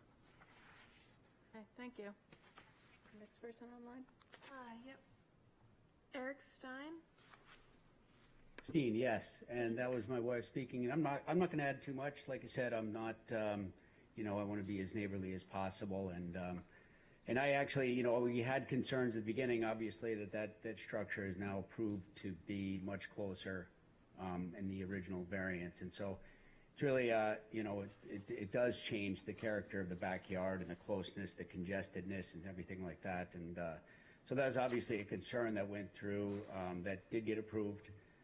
But, you know, taking that and even, you know, changing that character, as my wife said, as other people have highlighted, I think that's a concern. And I mean, I think, you know, to speak to the owners where they said if you move the garage a little closer to the house that it obstructs the view, well, the garage is already closer to our backyard, and so it already obstructs the sun at certain points as well. And so it's already out of, you know, a variance on that, bringing it closer and obstructing, you know, affecting our backyard. So that's our concerns. I think that it is, you know, the long-term concern as well. And I think a lot of the issues have been raised by other people as well. Okay, thank you. Anyone else online, Steph? No one else online. Okay. Is there anyone who would like to speak to, for, or against this application? Just wanted to clarify some things. When Mr. O'Brien talked about the slab where the existing garage was is still down, that actually is down for a reason, and that is to protect the roots of the historic tree while things change and the new garage gets built. We actually met with the site planner just over the weekend about taking out the stumps for Norway maples that were there, that we took down, that were taking nutrients from the tree. And he advised us to not pull out those stumps until, you know, we were doing all of the site work to make everything, you know, correct. And then that slab will come up. We want to put a garden under the tree and create a seating area for the neighbors. Now, the Steens and the Espositos, their backyard actually is right, I mean, it's to the right of the back of the house, so if you can see. So they're no longer looking at the dilapidated garage that was there. Moving the garage over next to the Steinberg's house, which was what Amy and John Steinberg had suggested to us, was in order to move the garage so it wasn't coming, where they look out their backyard and see it. I'm sure it must be so much nicer not looking at the old dilapidated garage, which was going to fall down eventually because the tree was winning that particular battle. But yes, we are very concerned about the drainage. We have already talked to the paving people about what type of paving to put in the parking area. We're going to do the pervious asphalt so that we don't have puddles and ponds and everything, developing if there's any heavy rain. We've also talked to the city about taking any water that comes off of the roof and tying it into the storm drainage system. So we are trying very hard to be good neighbors and to make everything work for the neighbors. Now, as to the fact that this is a commercial, office space, we have no problem if this zoning is put in writing where it can, after us, not be used anything more than like a home office. That's fine. Just like I want to put covenants on that tree that nobody can take the tree down unless the tree has to come down because of age or disease or whatever. We are fine with any kind of covenant. We really want a home office. That's really what we want. We're not looking to do anything commercial. Thank you. Anybody else? Too, we took, when we bought the property, because no one could park in the garage.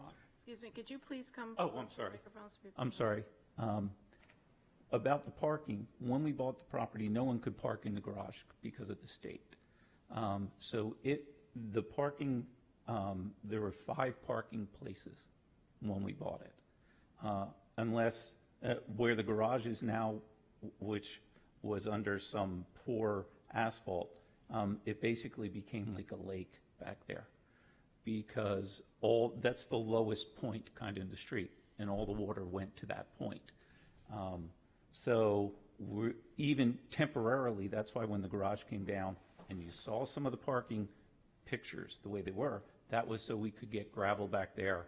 And temporarily now, we at least have it where 7 parking places can be so that people can turn around and not back out onto the street, because that was the only way when Goldie had it that you could get in and out, was to back out onto Miller Avenue, which is just not something that we'd want to submit people to do regularly. Okay, thank you. Is there anyone else here who would like to speak to, for, or against this application? I was getting tired sitting back there waiting, and I thought I would just chip in a few thoughts. As a resident of Portsmouth, Monica Kaiser, I'm also an attorney. I also, with my husband, manage, 5, 6, 7 units of our own. As somebody who operates rental operations for others, I can tell you that it doesn't involve meeting tenants at our home or at my husband's office or at my office. Tenants are met on the premises where they live or where they intend to live.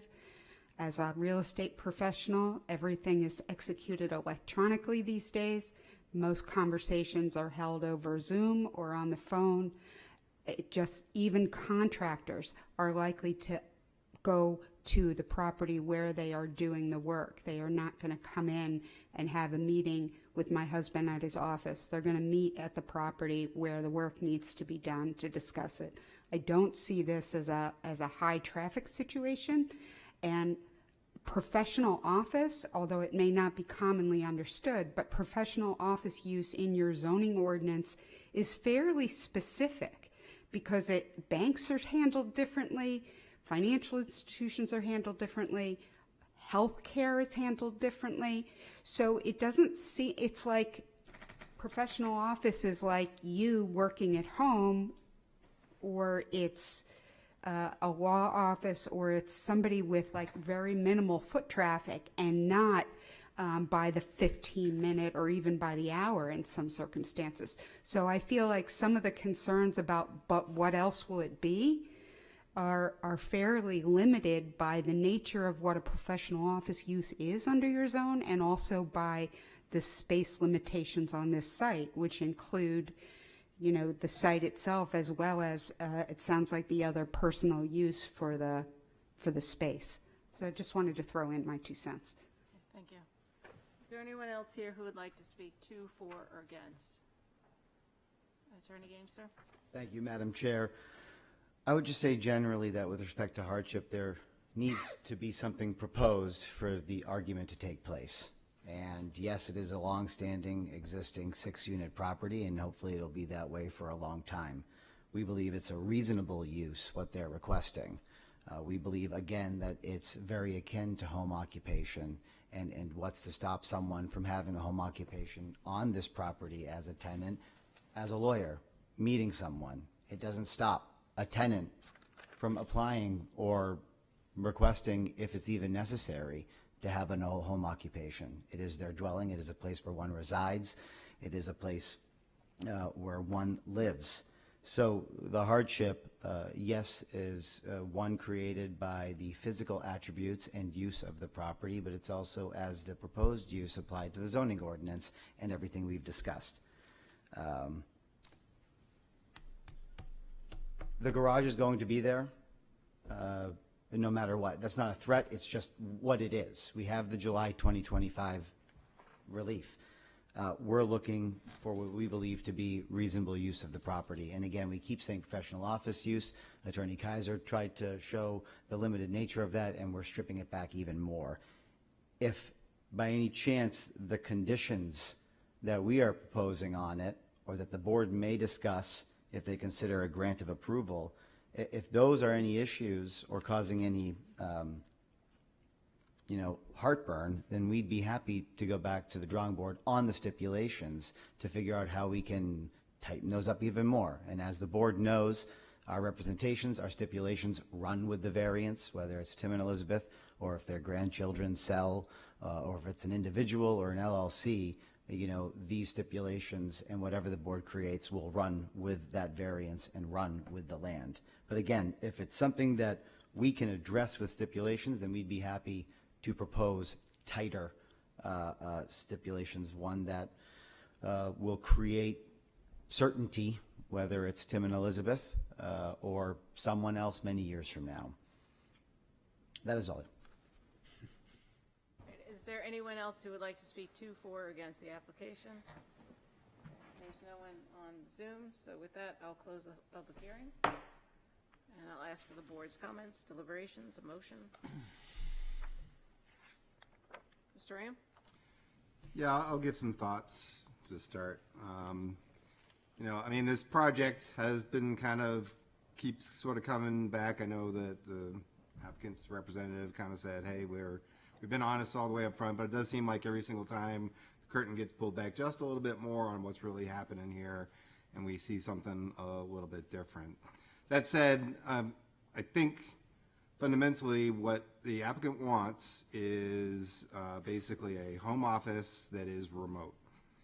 And I know that the applicant's attorney wants to argue the concept of what is a home in this context, but I do think that home office and the term home to me has a very distinct meaning, and that it is the place where you reside and have investment into the outcomes of everything that takes place in it.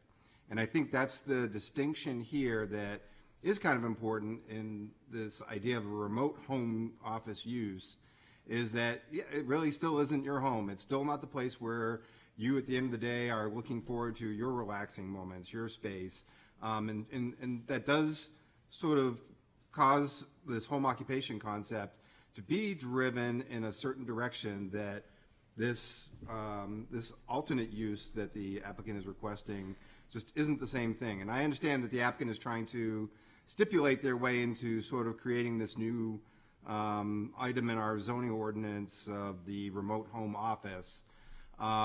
Unfortunately, I mean, as Mr. Neese has pointed out, and some of the abutters, even the applicant themselves have said, hey, well, we can rework it and try and make it a little bit more specific. We're already talking about 4 things here that are being asked for proposed stipulations. We would wordsmith them even more and, you know, dice them up into little pieces even more. At some point in time, it's just, maybe it's a black hole in our zoning ordinance. Maybe it's something that should be filled, but it's not there right now. And I'm concerned about this board taking an action that would try to sort of create this new category where we probably haven't really thought through all of the potential ramifications of it, not only for this applicant, but moving forward. And it does sound like the applicant does have a pretty successful business going. And I think that's the final piece that I have concerns with is, as many have brought up, is the hardship. What is kind of unique about this property that says that the fact that the zoning ordinance says you can't have this use here, and I know they're trying to say, well, we're not really being a truly professional office, but it's going to have some of those characteristics no matter how you look at it. Is there something unique about this property that says, you know what? Yeah, it's in this district, it doesn't allow it, but it's got some of these special characteristics. I'm struggling to see what those are that say this is better than some other properties in the neighborhood toward allowing those types of things, even if they are somewhat restricted, in the sense that it's already pretty heavily, intensively used property in terms of its current existing use. And there's just, it's right in the heart, in the middle of an area that is very residential, is in all zones where this is not an allowed use.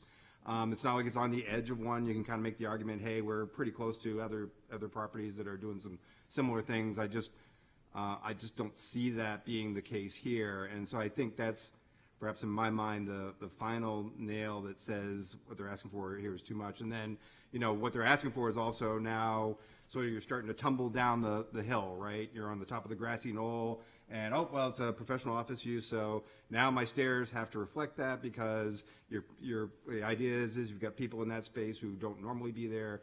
There's different egress requirements, et cetera. Oh, that is causing me to have my building slightly higher. And I'm not saying that what's being proposed from a dimensional standpoint is huge, but at the same point in time, it's all kind of sort of stemming from this initial desire to have this, and maybe it's a black hole in our zoning ordinance, but it's the way it's written right now. And I just think that the whole project is really, the changes that are being asked for here are all being driven by that fundamental idea, which I'm struggling with. Mr. Rossi? I think my colleague to my right presents a very logical argument, but I'd like to present a countervailing argument just for consideration. I'm not even sure where I will land between the two arguments, but what I see here is a property owner who kind of got caught in a bureaucratic vice, not of their own making. And it does, I agree, stem from the fact that they don't have a residence on the property, therefore it's not a home. But if I look at the definition functionally of what is a home office and a home occupation, an office or other use customarily conducted as an accessory use to a dwelling, agree it's not their dwelling. There are some restrictions here that could potentially be used to refine the stipulations, potentially. Maximum floor area of 300 square feet. They're a little bit off of that. They're about 311.85. So they're a little bit over that, but it's pretty much comporting with the way home offices are envisioned in our ordinance.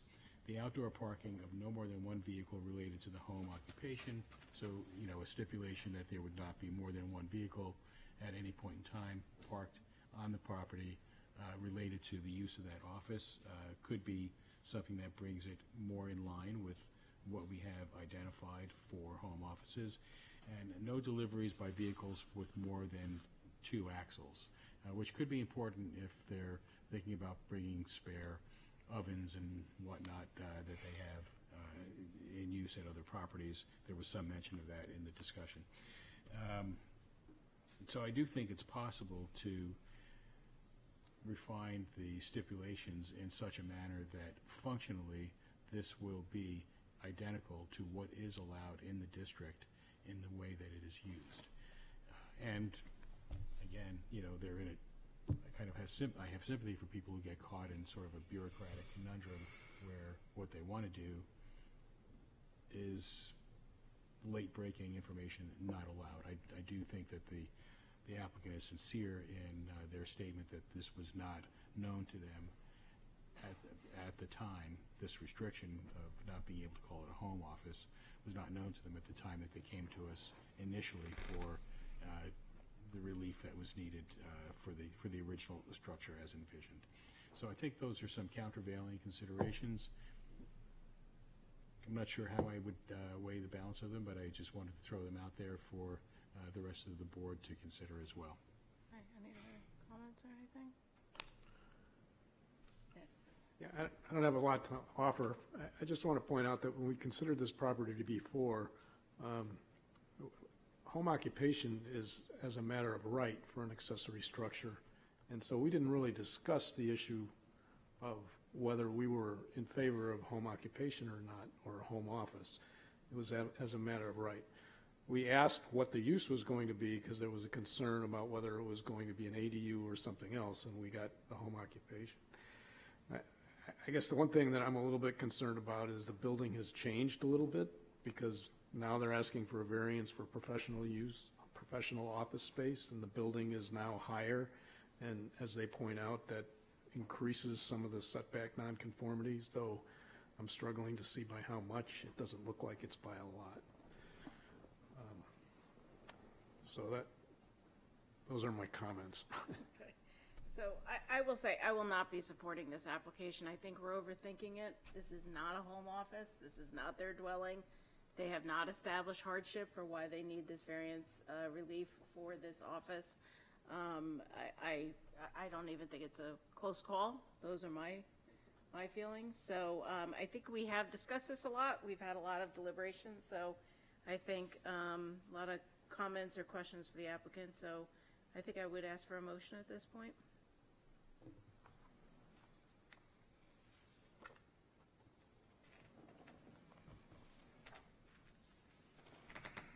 And I'll jump at once.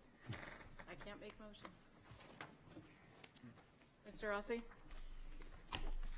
Having considered my own argument and the other arguments that were presented, I find myself in sympathy with the other arguments more than my own. So I would make a motion to deny the variance request as presented and advertised. Okay, and is there a second for that? Second. Okay, so the first is Mr. Rossi, second is Mr. Sullivan. Mr. Rossi, I would ask that you include in your motion all of the criterion of which the application fails for our guidance. Okay.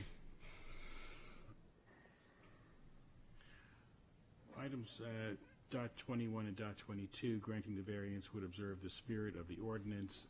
We consider here the not wanting to alter the general characteristics of the neighborhood.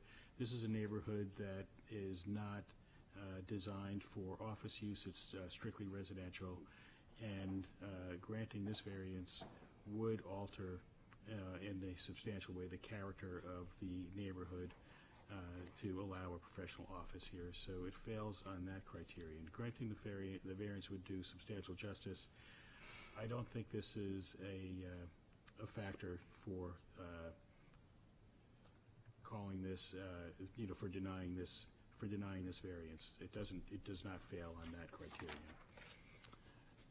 because there is no great loss to the general public by allowing this. That would occur by allowing this variance, although there is a loss to the owner, so it does not fail on that criterion. Granting the variance would not diminish the values of surrounding properties. I think this one is problematic, and another reason for the failure of this application. Due to the increased height of the structure and converting it to a professional office use, the encroachments on the lot line setbacks become more significant to the surrounding properties.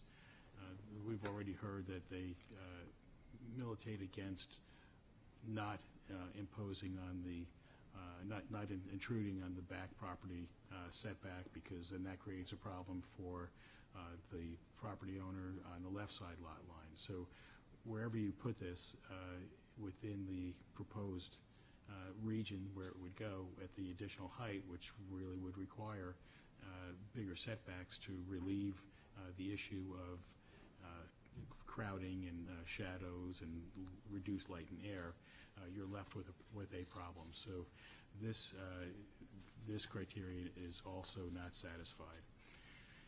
And little enforcement of the ordinance would result in an unnecessary hardship. So the hardship requirement, there really have not been any special conditions of the property that have been identified with regard to the use variance.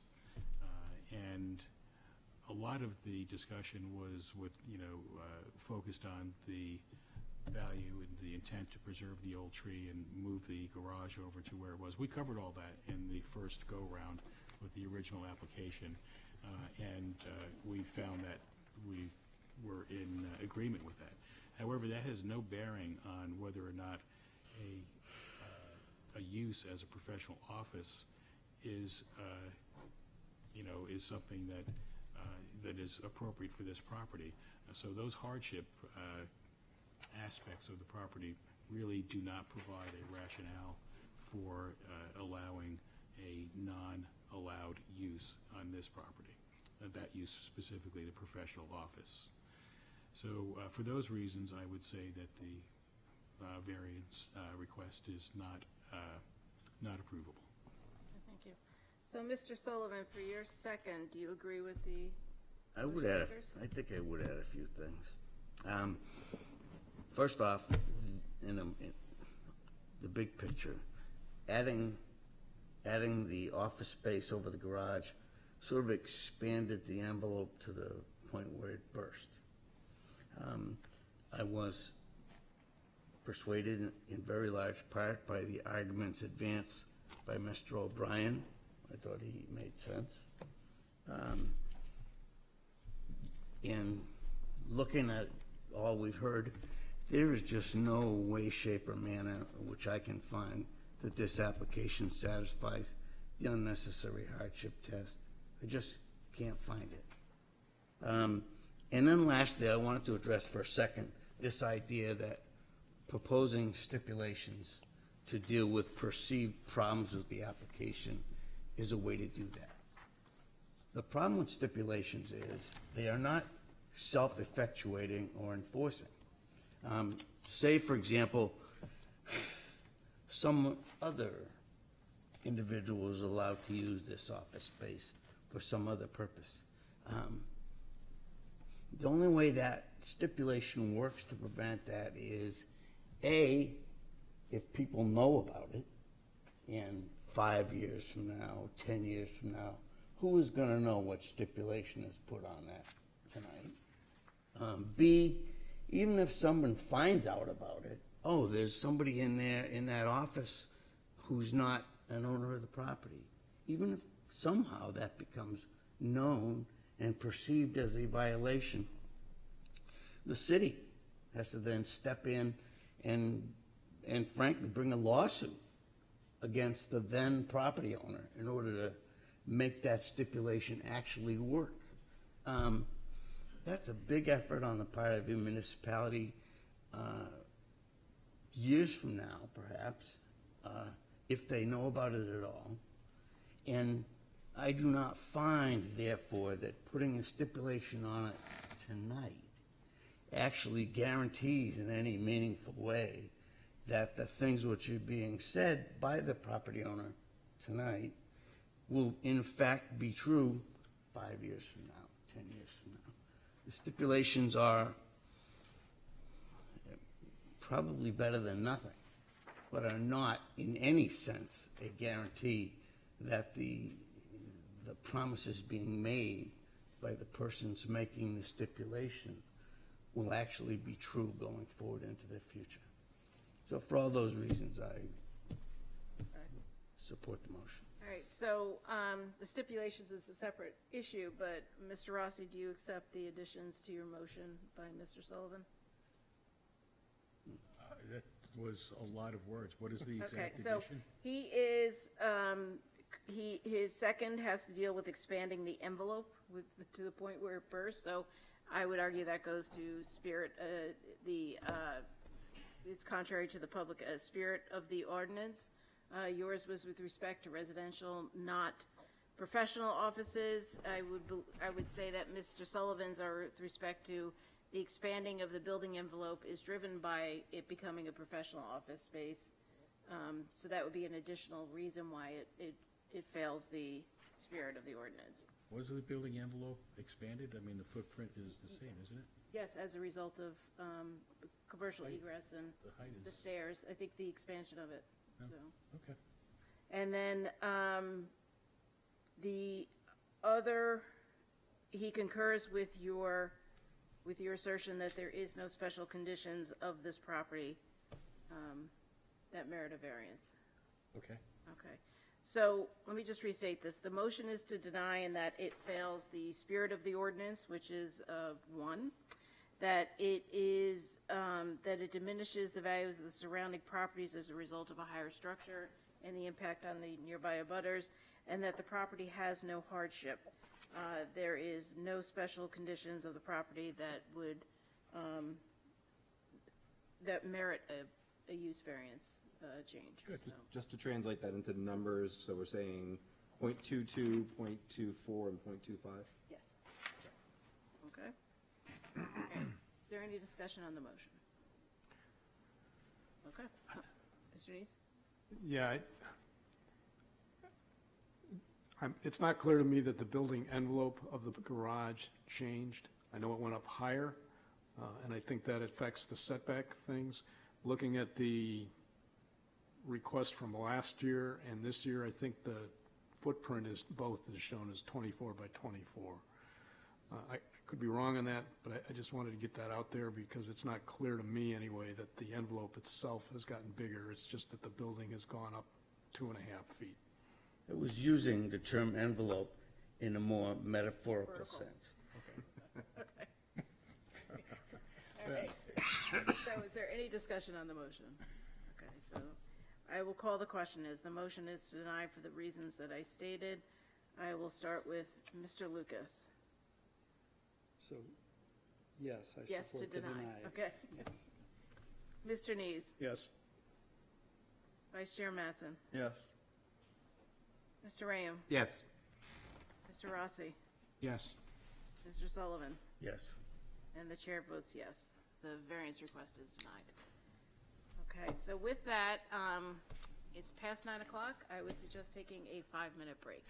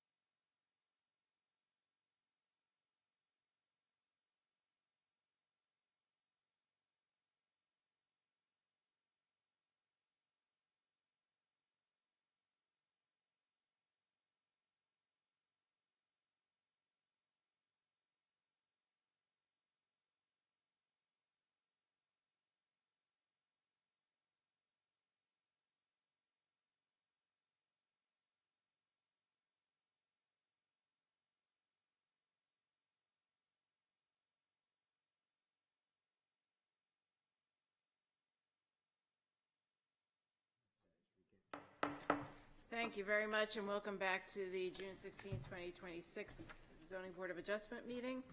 The next item of business on our agenda is F, the request of Ryan Trust owner for property located at 221 Woodbury Avenue, whereas relief is needed to subdivide the existing parcel into 2 parcels for demolition of the existing 1-story detached garage and construction of a new 2-story detached garage on Lot 1 and a new single-family residential structure on Lot 2, which requires the following. 1, a variance from section 10.521 to allow 63 feet of frontage where 100 feet is required.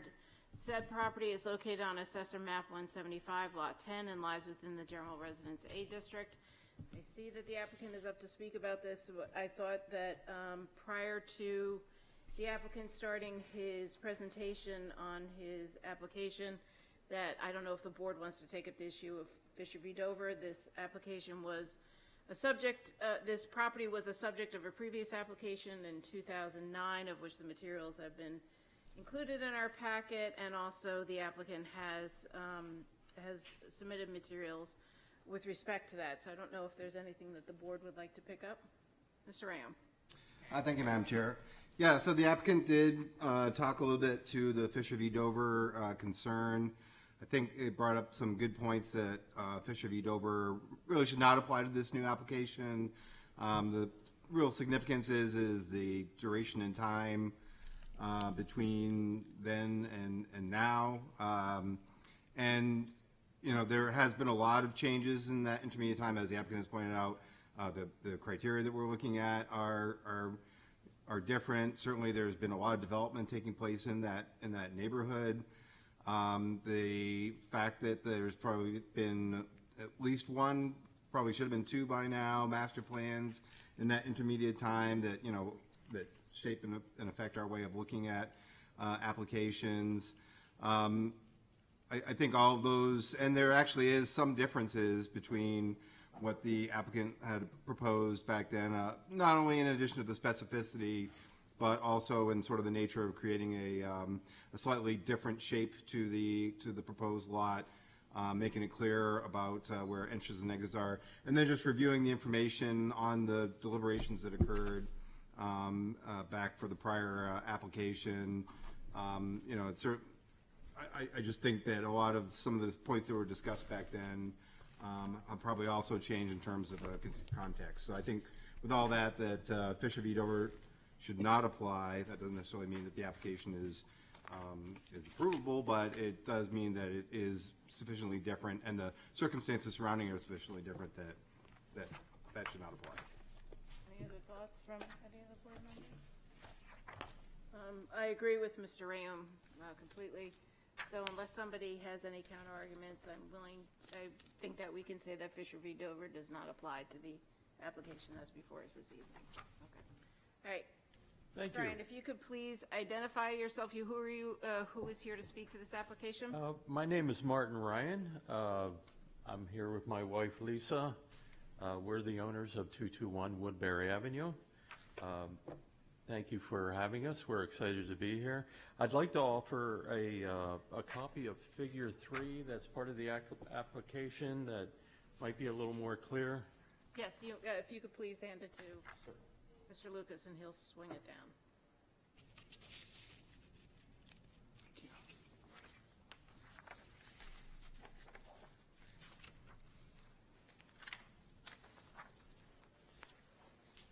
Yes, we're the owners of 221 Woodbury Avenue. I've owned that property for over 30 years. We're here tonight asking to subdivide the large lot so that we might build a home that will support our current needs. With the proposed subdivision, we have nearly all the dimensional requirements necessary to meet the lot areas, setback requirements, lot depth, lot coverage, open space requirements, and we intend to maintain the current use.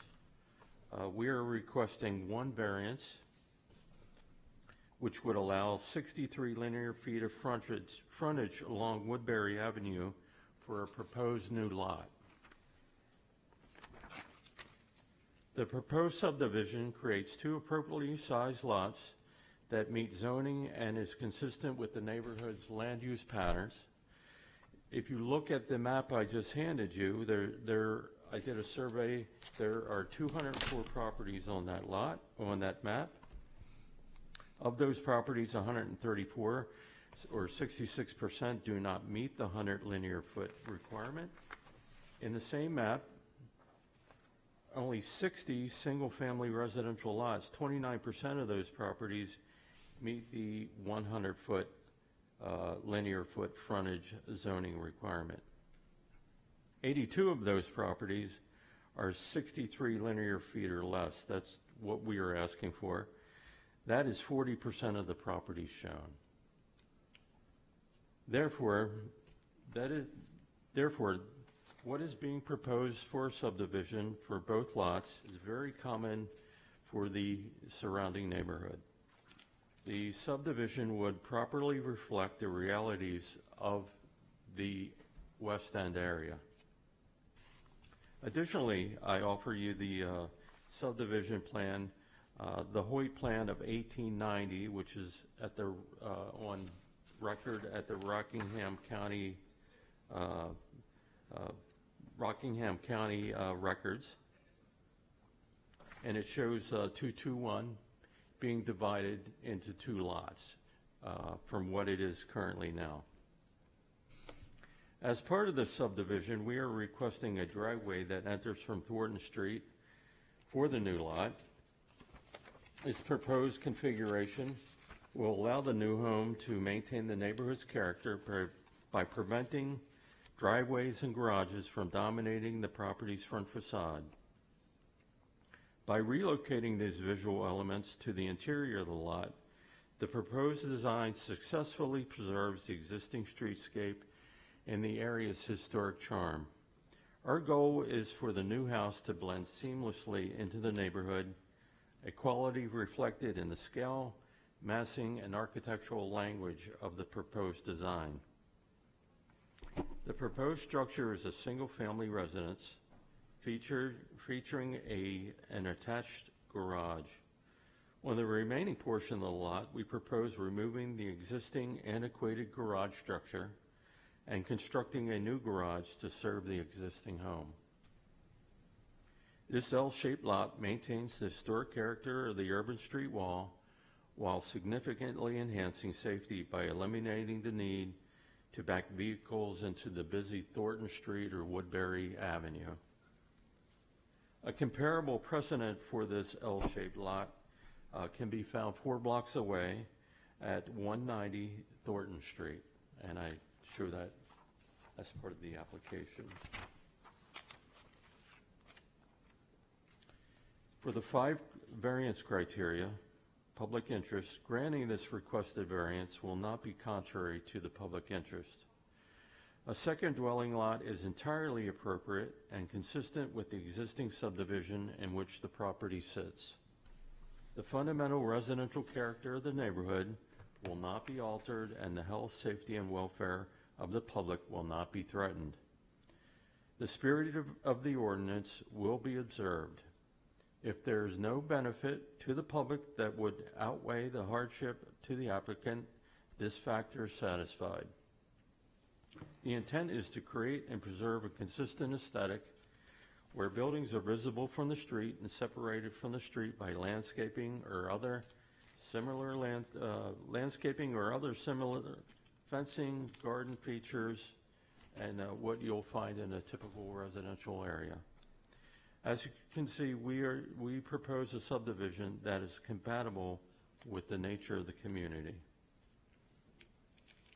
Substantial justice. Referring to case law, any loss to the owner that is not outweighed by a gain to the general public is an injustice. The approval of the frontage variance supports a development that adheres to the character of the neighborhood and all substantive zoning criteria.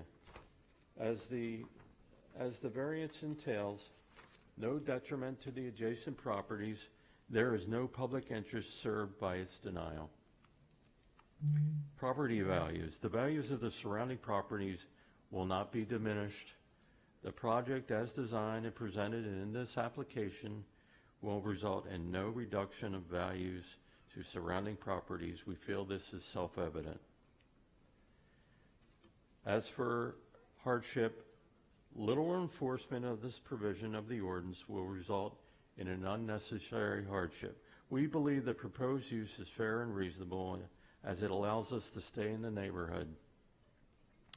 The property presents special conditions that distinguish it from other properties in the GRA district that necessitates the requested variance. It is a large lot, 17,351 square feet, corner parcel, developed circa 1900 with an existing two-family structure positioned with a non-conforming front setback on Woodbury Avenue.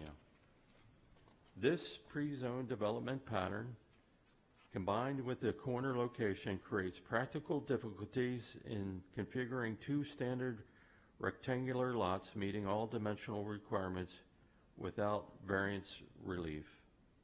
The lot size nonetheless allows logical subdivision into two lots, each exceeding the minimum 7,500 square feet area requirement.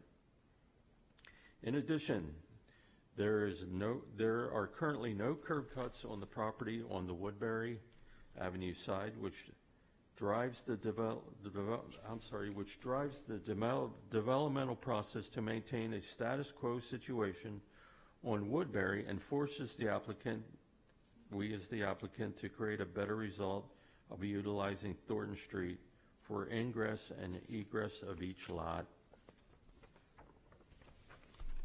Additionally, I have provided a set of drawings to all the abutters. We have met with those neighbors. I have received positive comments from residents at 187 Woodbury Avenue, 214 Woodbury Avenue, and 251 Woodbury Avenue. I thank you for your consideration. I'd be happy to answer any questions. Thank you. Any questions for the applicant? Mr. Neese? I have a question, clarification, and it may need the staff's help as well. Sorry. So, in your letter, I think on page 143 of our meeting package, you mentioned that you need depth relief. But looking at the staff memo, it appears, and looking at the advertised variances, it appears you do not require relief from depth for lot 1. So I just want to make sure we've got that I'm interpreting that correctly, that we do not need a relief from depth requirement. Staff memo says lot 1 has 137 feet of depth, which clearly is plenty. I think your memo and the site shows a different number, but I think I'm not quite sure why it's a different number. That was some clarification made just prior to resubmitting the application, and I was informed by planning that I only needed the frontage variance. Okay, thanks. I just wanted to make sure of that. Yeah, I concur with that. Any other questions? Not for me. Mr. Ayan? Thank you, Madam Chair. So just looking at your plan, if I can call it back up again. I'm just curious, the numbers have changed since 2009 a little bit, but what drove the 63-foot width that you're proposing for the second lot, sort of the 63-72 split? Is there anything in particular that's driving that dimension? I believe what's driving that is just the formula and the adjustments to get the proper open space and the proper lot sizes, and try to find a equal lot on each side while still having the L-shaped drive-through to the back that enters off of Thornton Street. So it's sort of like a massage effect of 63 seemed to be the right figure. It could go left or right a few more feet, but again, that changes the equation of the other factors. Okay. And then, I'm looking at your page 173 of our packet, your drawing C3. Just, so you're proposing the two driveways side by side, and it certainly does look like the current driveway opening is pretty wide. I know you have 15 feet, actually almost looks even a little bit bigger than that, but I'm just curious, and this is really probably more ultimately probably a planning board site plan, while they'll do a subdivision review. Vehicle turning in and out for the new proposed garage for the existing two-family to become a one-family home. Have you looked at all at like turning radiuses and stuff in there? I do see you kind of have like a little backing area that's been incorporated. I'm just visually on that drawing, it just looks kind of a little awkward. Yes, I did look at, we're factoring in typical vehicles. I own a pickup truck, and that's probably how it's designed for in terms of turning radiuses. Pretty large vehicle. But I'm sure once we really get into the technical side of it, we'll be making some minor adjustments to accommodate the best use of the driveway and the vehicle turning radiuses. We wanted to make sure that we're able to back out and turn around before we hit public traffic. Right. Okay, thank you. That's all I have. Okay. Any other questions from the board members? I just have a quick question, and perhaps this for Steph. And I didn't go through and do the calculations in the materials, but the street frontage now is 279, and when they break down the lot, it's 262. So. For the existing, Yeah. the parent existing, lot? Yeah. 262. Hold on. Are you combining Thornton and Woodbury? Which numbers are you looking at? This one right here, 279. Yeah. I don't know why there's a discrepancy. I don't know either. Oh, it might have been taking from the flag portion on Thornton. So if I can.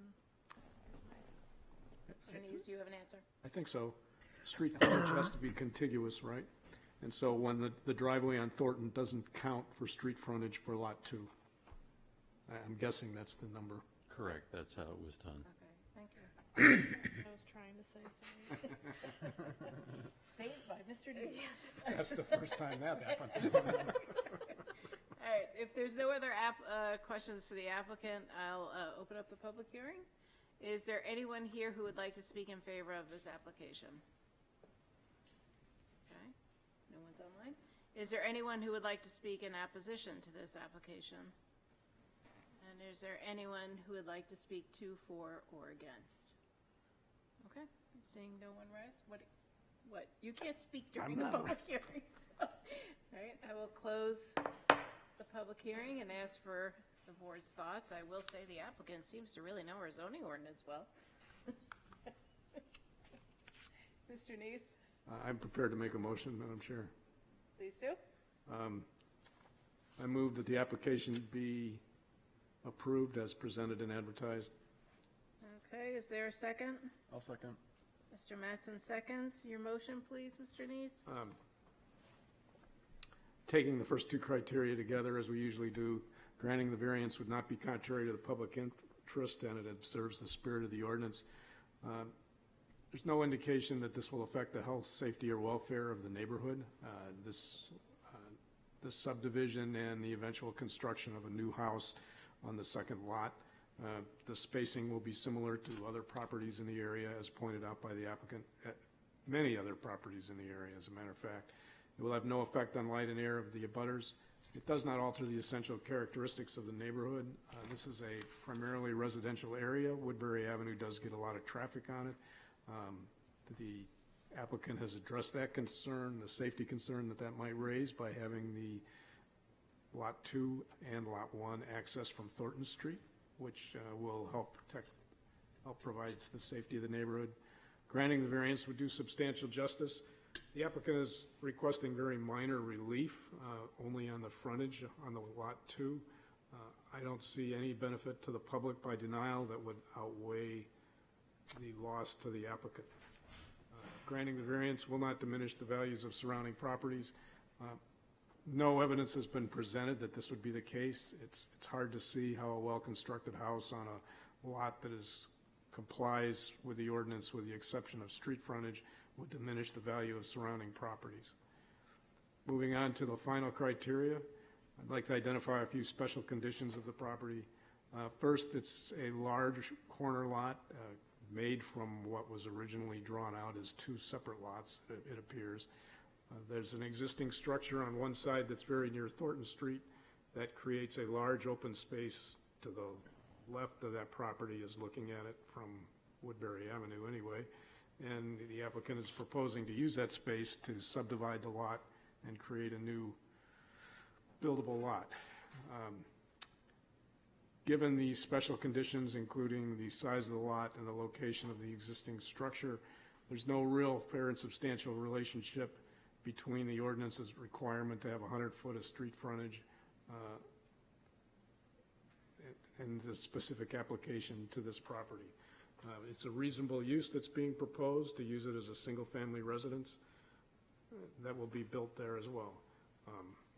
If you look at a number of the other properties, as we pointed out already, there are a number of properties in the area that have less than 100 feet of frontage, and a number of them have less than 63 feet of frontage.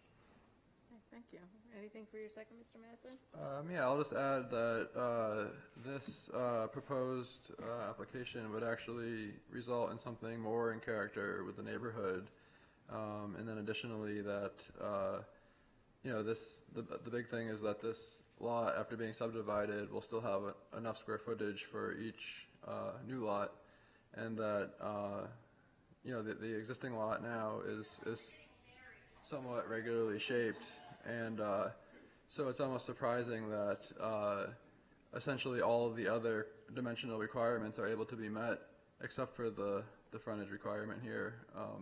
So it's clearly in the intent of the ordinance, and it's yeah. All right, thank you. Are those comments acceptable to you as the maker? Yes, of the they are. motion? Okay. All right, so any discussion on the motion? Mr. Rayum? Yeah, I will be supporting the motion. Just to double down on what Mr. Mattson brought up, I mean, I do think it's very striking that when you look at the information the applicant provided here, that really Woodbury Avenue has such a rhythmic pattern to it, with the exception of maybe just one property. And in fact, the one sort of discrepancy is the applicant's property. It's sort of like the empty tooth here that they will be sort of filling in to sort of complete the look of the whole entire street. So with that, I support it. Okay, thank you. So the motion is to approve. I will start with Mr. Sullivan. Yes. Mr. Rossi? Yes. Mr. Rayum? Yes. Vice Chair Mattson? Yes. Mr. Neese? Yes. Mr. Lucas? Yes. And the chair votes yes. Hold on, I gotta sneeze. You are approved. All right, I didn't sneeze. Thank you. Thank you. Okay. Next item of business on our agenda is new business. This is our first new business. A, the request of Dan Smith Management Group LLC, owner, for property located at 407 The Hill, numbers 6 through 16, whereas relief is needed to convert the ground floor to a residential use, which requires the following. 1, a variance from section 10.642 to allow residential use on the ground floor in the downtown overlay district where it is not permitted. Said property is located on Assessor Map 118, Lot 26-4, and lies within Character District 4L1 and the Historic District. And who is here to speak to this application? Thank you. My name is Philip Hastings. I'm an attorney with Cleveland Waters and Bass. Okay, thank you. I'm here tonight with Jeff DeWink, who's principal of the owner of this property. You didn't care for professional offices in as part of a residential building, so we'll try to do the opposite. The application material that we submitted lays out that this property is a 2.5-story historic home in the Hill neighborhood of the city. It's known historically as the Samuel Beck House, also known as the Hart Treat House. It was built originally on Deer Street in 1761. It was relocated as part of the city's redevelopment efforts in the late 60s and early 1970s. It's been located on this site since that time in the 70s. In 2001, these properties were converted into a condominium form of ownership known as The Hill. In compliance with the zoning ordinance, the ground floor is not being used for residential purposes. It's being used as an office by Mr. DeWink in connection with his various business interests. Mr. DeWink would like to convert the ground floor to living space so that the entire house is a single dwelling unit. If you have questions, Mr. DeWink would be happy to talk about what his intention is for the property. But you're looking at the property here. As you can see, it's a somewhat typical, for its time period at least, single-family residence.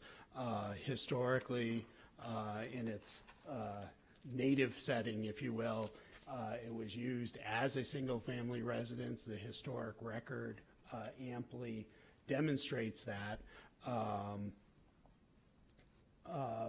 I will touch briefly, particularly given the lateness of the hour. I won't go verbatim through the application material. It's fairly straightforward. But I would like to hit on some key features that really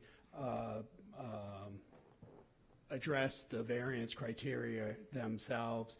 I think that the key thing you'll see here, particularly from this picture, but also in the overview map of this property, is the unique setting and the location of this property, both in general in the context of the Hill, which is a fairly unique pocket of historic buildings within a broader, more developed neighborhood setting, as you know. But even within that context of the Hill itself, this building is oriented and located in a way that's not really conducive to first floor commercial uses. It's not facing a street directly. It has very limited access to the street. It does not have parking. It is not readily visible from a public street where you could have advertising for a commercial use on the first floor. So its better sense of use is really, given its location, is its historic use as a single-family residence with one dwelling unit. So given those characteristics, we don't find that the variance will alter the essential character of the neighborhood in any way. We don't find that the conversion of the first floor use to fully residential is in any way contrary to the public interest.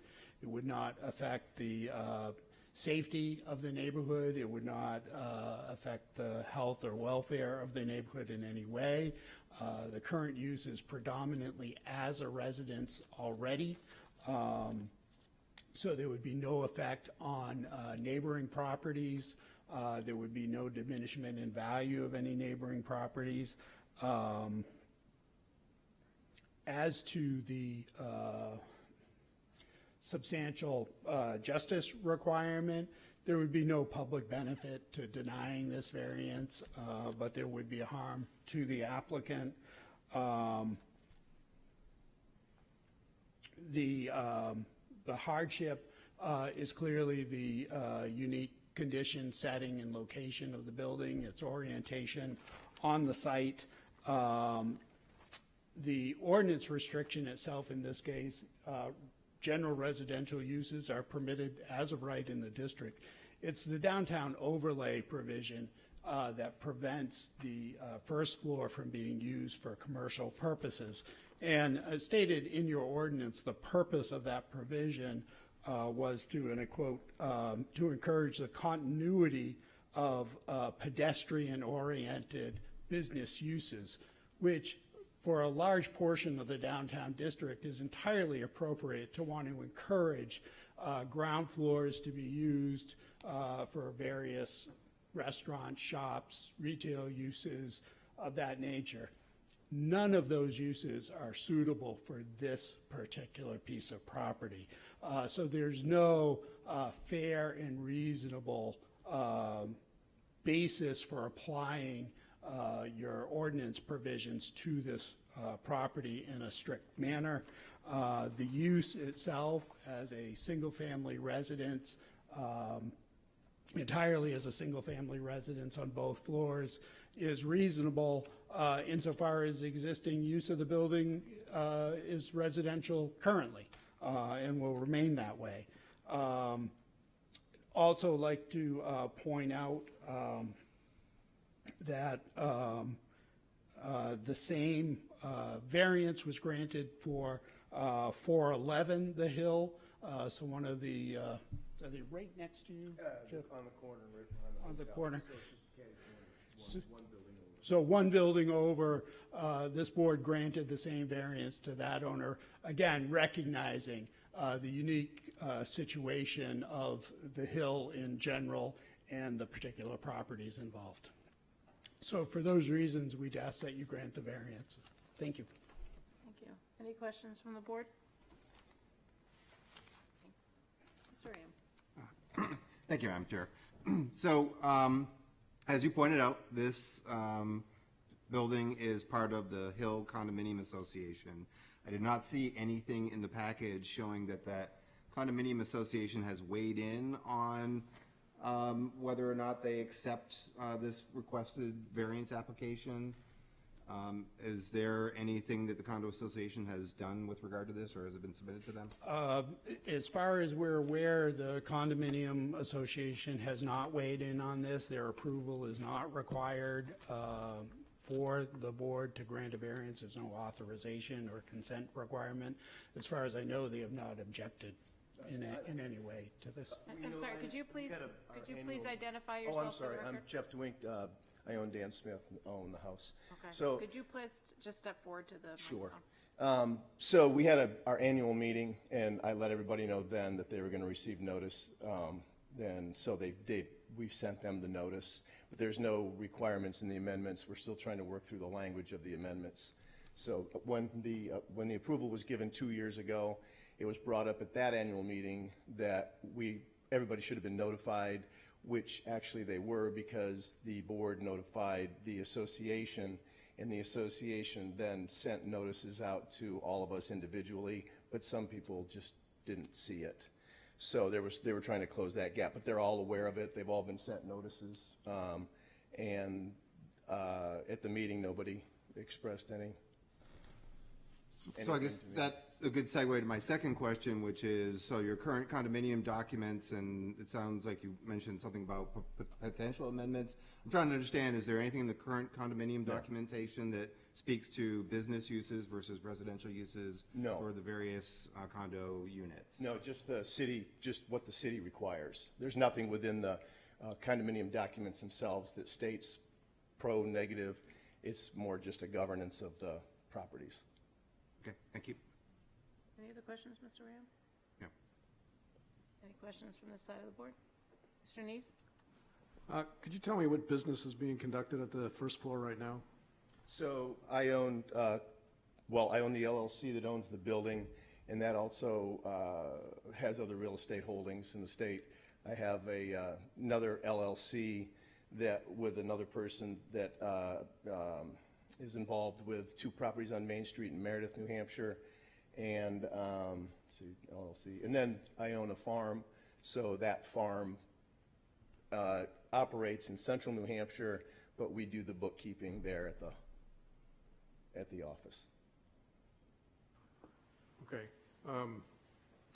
So related to the goals of the downtown overlay district, I mean, it sounds to me like the businesses you conduct in there now don't have a lot of traffic coming in and out of your office. I mean, No, I we noticed walking by, there's no sign that says there's a business there or anything. No, we have, I have a person that worked for me in another larger corporation that I used to own, and she still works for me. She comes over once a week, does books, travels over from central New Hampshire to do the books, but there's no individuals that need to come and go, per se, for No the walk-ins. business. Right. In the application, and this may be a question for your attorney, I'm not sure, the application makes frequent reference to highest and best use. I'm a little confused there about how that relates to our zoning ordinance. Is there a section of our zoning ordinance that establishes that as a criteria for a variance? It goes to a couple of different criteria, actually. It goes to the public interest, it goes to the spirit of your ordinance, and it goes to substantial justice standards. It's clearly one of the general purposes of your ordinance is to encourage the highest and best use of the property, to enhance the welfare and well-being of the community, to build the community's tax base, and to make sure properties are being used properly in their setting. That's specifically mentioned as a purpose of our ordinance? I don't believe highest and best use is Okay, thank you. necessarily That's- used as it. That was my point. I guess my next question is, you mentioned it briefly, but could you explain what the special conditions are of this property that relate to the exactly. I don't unnecessary know, hardship? Can staff pull up the overview that was in the staff report? This, Specifically the staff memo. yes, please. Or that site plan will work as well.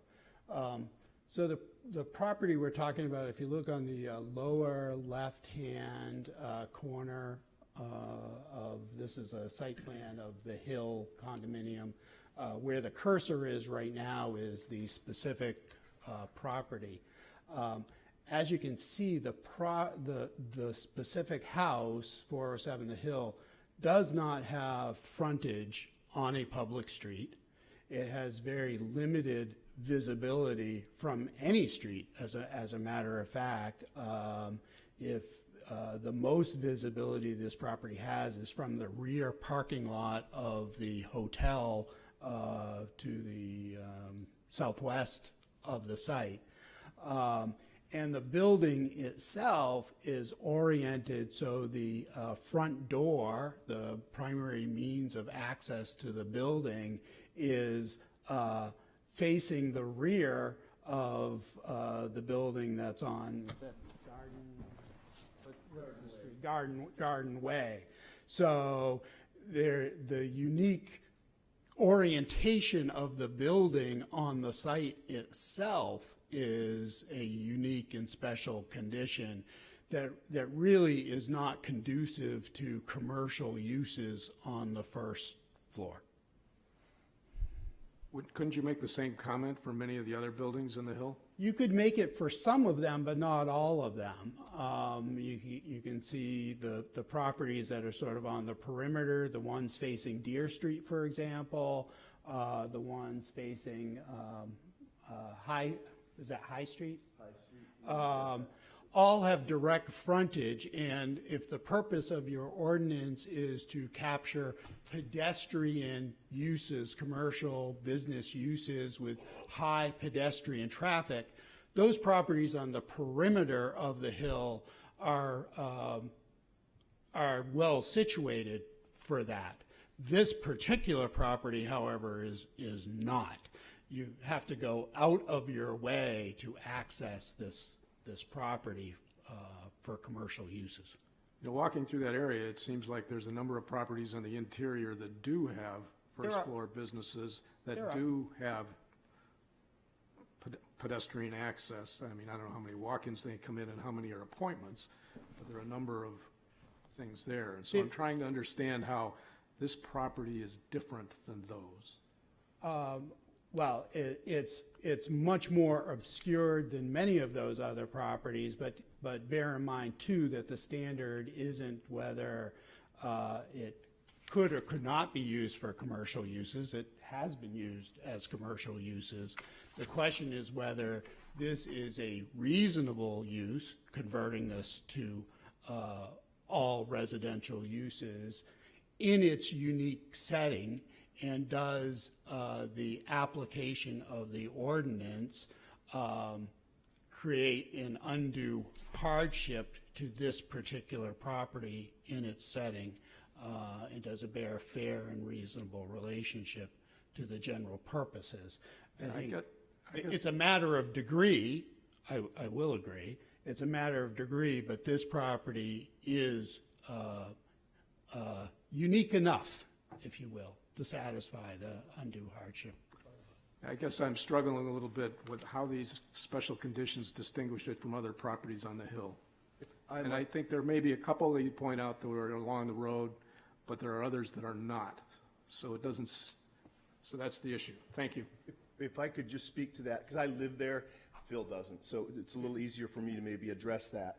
So where my house is, what he's talking about being an island, at the end of my house, where you see goes into the driveway, the next house over, which appears to be an island, is in fact not. That's a street frontage sidewalk that goes between the hotel and those two homes. Patrick owns that one, the next one over, and the next one. He owns those three. So that's not on an island. It has actually public access where the sidewalk comes all the way into his house. The only other one that's on an island is the one right behind, right there. That's the only other one on an island. All the rest of them have road access on every area. They're the only two that don't, is mine and the one you just had the cursor on. Please don't touch the screen. Sorry. Yeah. Pardon and if me? you're going to speak, if you could take the microphone and come back to the. Okay. So it's the, did I was able to explain? Yeah, that one does not, in mine. The rest of them all have either sidewalk or roadway access. So there's two. It's not the only one. There's two. Well, what about the one directly north of you? That has actually a roadway and parking. When you're talking about north, so north is going to be to the right. That's the square. The square's behind my house. This is, I'm The looking courtyard. at the arrow to the up of it, not to the north. I didn't see the compass arrow. That one right there. That one's got a sidewalk. The sidewalk comes in all the way down here. That's the hotel now. So this sidewalk is the public access sidewalk, and then it ends. It ends right here. Actually, that's right here. Hey, please don't touch the screen. Oh, I'm sorry. Okay, thank you. It actually ends right there. And that's where the swimming pool in the back corner of the hotel is. It goes to that and stops. And to your point, Mr. Nees, bear in mind that this is, the ordinance provision is to the entire downtown district. It's not applicable just to this area. So I'm sure you'll find other specific properties in the downtown district that are similarly situated and might also qualify for a variance. We're not arguing that this is the only property in the downtown district that that may have some unique conditions, but this property does have relatively unique conditions that are worthy of a variance for the reasons we've stated. Thank you. Okay. Anything else from other members of the board? So I think just following up on that, you know, the downtown overlay does, I mean, it clearly states in our ordinance that they want commercial on the first floor. Why can't this ground floor continue to be used as an office space? It can be, but that's not what state law asks of applicants applying for a variance. It's not, the standard is not, can some other use be made of the property? The question is whether the use that's being proposed, is it reasonable given its unique conditions? We're not in the pre-simplex variance environment anymore.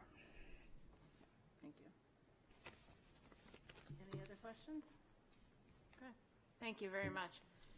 So I'll now open the public hearing. Is there anyone here who would like to speak in favor of this application? Is there anyone online? No. Oh, we do, but okay. Is there anyone who would like to speak in opposition to this application? And is there anyone here who would like to speak to, for, or against? Okay, seeing no one rise, I'll close the public hearing. I'll ask for the board's thoughts, motions.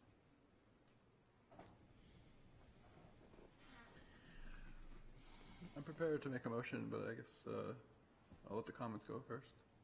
I'm assuming that Mr. William is making a comment. You're not making a motion, right? I would like to comment. Yeah, I am conflicted on this, so I would like to comment first, if that's okay. Sure.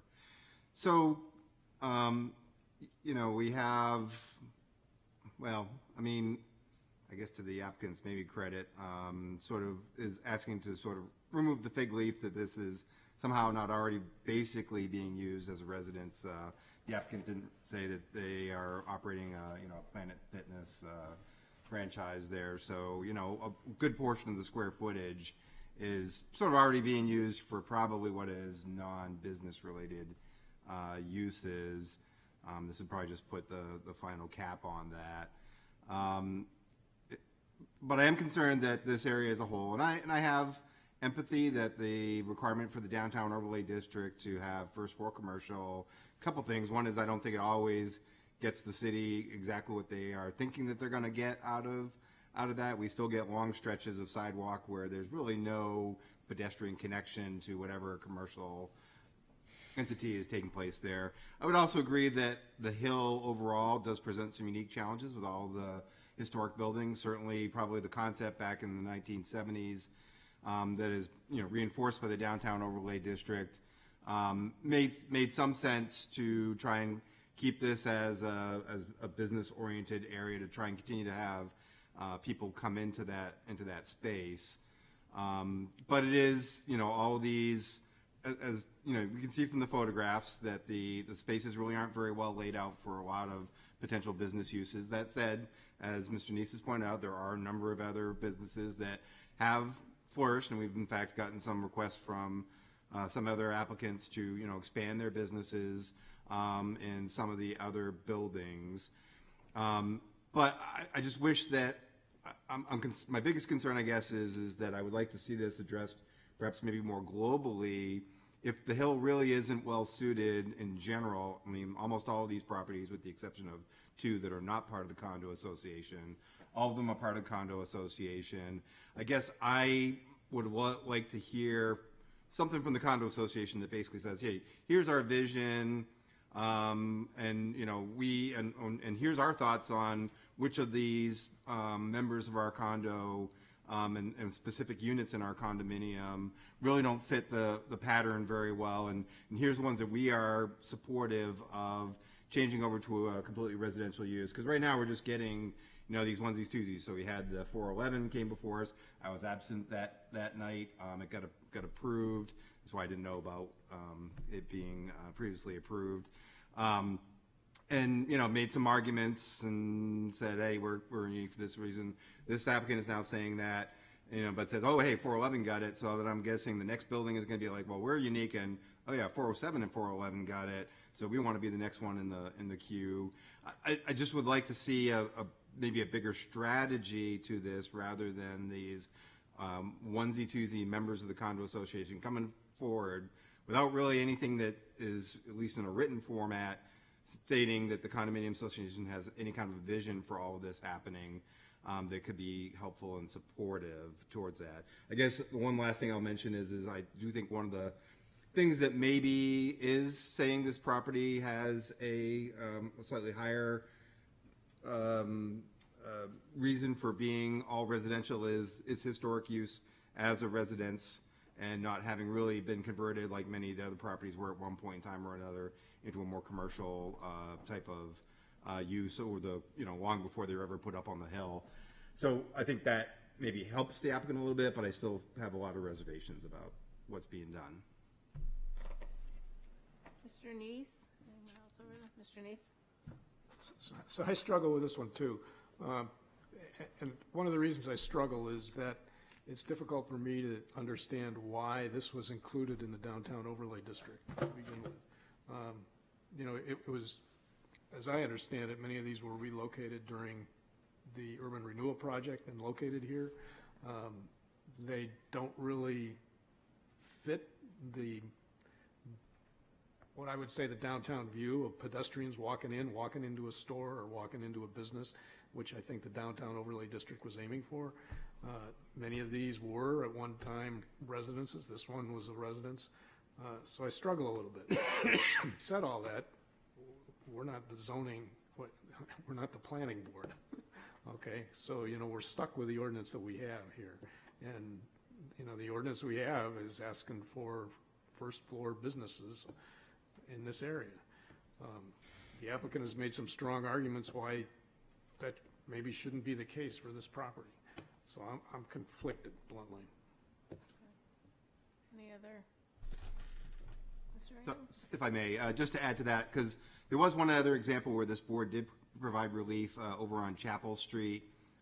There was a property over there that made a pretty good argument that it should have been all residential as opposed to commercial on the first floor, but they were also on the very edge of the downtown overlay district, like literally like the next property over was outside of the DOD. I think part of the Hills problem is that it is, I wouldn't say the heart of the downtown overlay district, but it certainly is you know, far from any periphery from that. And I think there's probably a desire not to try and like parse out little holes. That said, there could be some other things that could be done with the zoning ordinance on a more global basis. It says, hey, this is the requirement for commercial, but if your, you know, the length of your building is this, you don't have to, or if the square footage of it is this, you don't have to have commercial on the first floor. Some other ways that the planning board could more cleverly try and recognize some of the unique characteristics of the Hill properties. So with that, I will weigh in as well. I don't believe I voted for the Chapel Street variance request for the simple reason that the applicant candidly admitted that they would get more rent that if they made it residential, they would get more rent. And our zoning ordinance is not highest and best use. It is whether or not you really cannot make use of that property otherwise. The applicant has candidly admitted that they could still use it as a office. I do think that they have made some very strong arguments for why perhaps this should not be applicable to their property. You know, I mean, the Hill is itself a little bit of a walkable place. There are a lot of hotels right there. There are some restaurants in the immediate vicinity. So, I don't know. It's a tough application, I admit. But I think with that, we've talked ourselves out. So why don't we, I'd like to entertain a motion. Vice Chair Mattson. I would like to make a motion to approve the application as advertised and presented. Okay, is there a second? No second. I'll second. Okay. Okay. All right, so I'll go through the criteria. I'll take the first two together. The variance is not contrary to the public interest and the spirit of the ordinance is observed. And here, the proposed use of a single-family home must not conflict with the explicit or implicit purpose of the ordinance. And again, single-family homes or residential uses are allowed here, just not on the first floor in this. So the issue is with the overlay district, whereas in the character district it's allowed. This won't alter the essential character of the neighborhood or threaten public health, safety, or welfare, or otherwise injure public rights. Again, the historic use of this structure and some of the other structures on this parcel containing the whole hill have been residential in use. In the neighborhood, there are other residential uses, including some single-family homes. The next criteria is that substantial justice is done, and here it's just a weighing of that the benefit to the applicant should not be outweighed by harm to the general public or to other individuals. And here, I think it would be hard to claim that being allowed to use this ground floor as residential use would be harmful to the general public, where there are benefits to the applicant to be able to do so, to essentially expand the residential use that is currently there. And then number 4, the values of surrounding properties are not diminished. Here there hasn't been a compelling case made either way, but it seems reasonable that using this home that as originally built was a residential use to be allowed to continue to do so would not diminish the surrounding property values. And then the last criteria is that literal enforcement of the ordinance would result in unnecessary hardship. And here it's, we're addressing that there's special conditions of the property that distinguish it from other properties in the area. So it's not that, well, first of all, that the property here is the whole Hill Condominium Association, and then there's the structure within this bigger property. And so the Hill as this large property with these many homes that have been relocated and homes that were historically used as single-family homes or residential homes is a somewhat unique, or at least is a special condition that distinguishes it from others in the area. And then that there's no fair and substantial relationship between the purpose of the ordinance provision and the specific application to this property. And here the issue is more with the downtown overlay district, which for the sake of avoiding spot zoning would need to have some continuity and apply specifically over this parcel. It still does at least make sense to sort of activate the streetscape to avoid residential use on the ground floor and have some commercial use on those properties, or on the structures on this property that are facing streets. But here, this specific structure is located in a disadvantageous position on this parcel to be able to be used for that commercial use. And it's not that it can't be used this way, it's just that what we're looking at here is that whether or not this having this be used as a residence is reasonable. And here I think it's reasonable, and again, I don't think it's inconsistent with the ordinance, because other structures on this parcel still meet the intent of the ordinance with the ground floor commercial uses. Anything for your second, Mr. Lucas? I have nothing more to add. Okay. So any discussion on the motion? Yes, I will not be supporting the motion.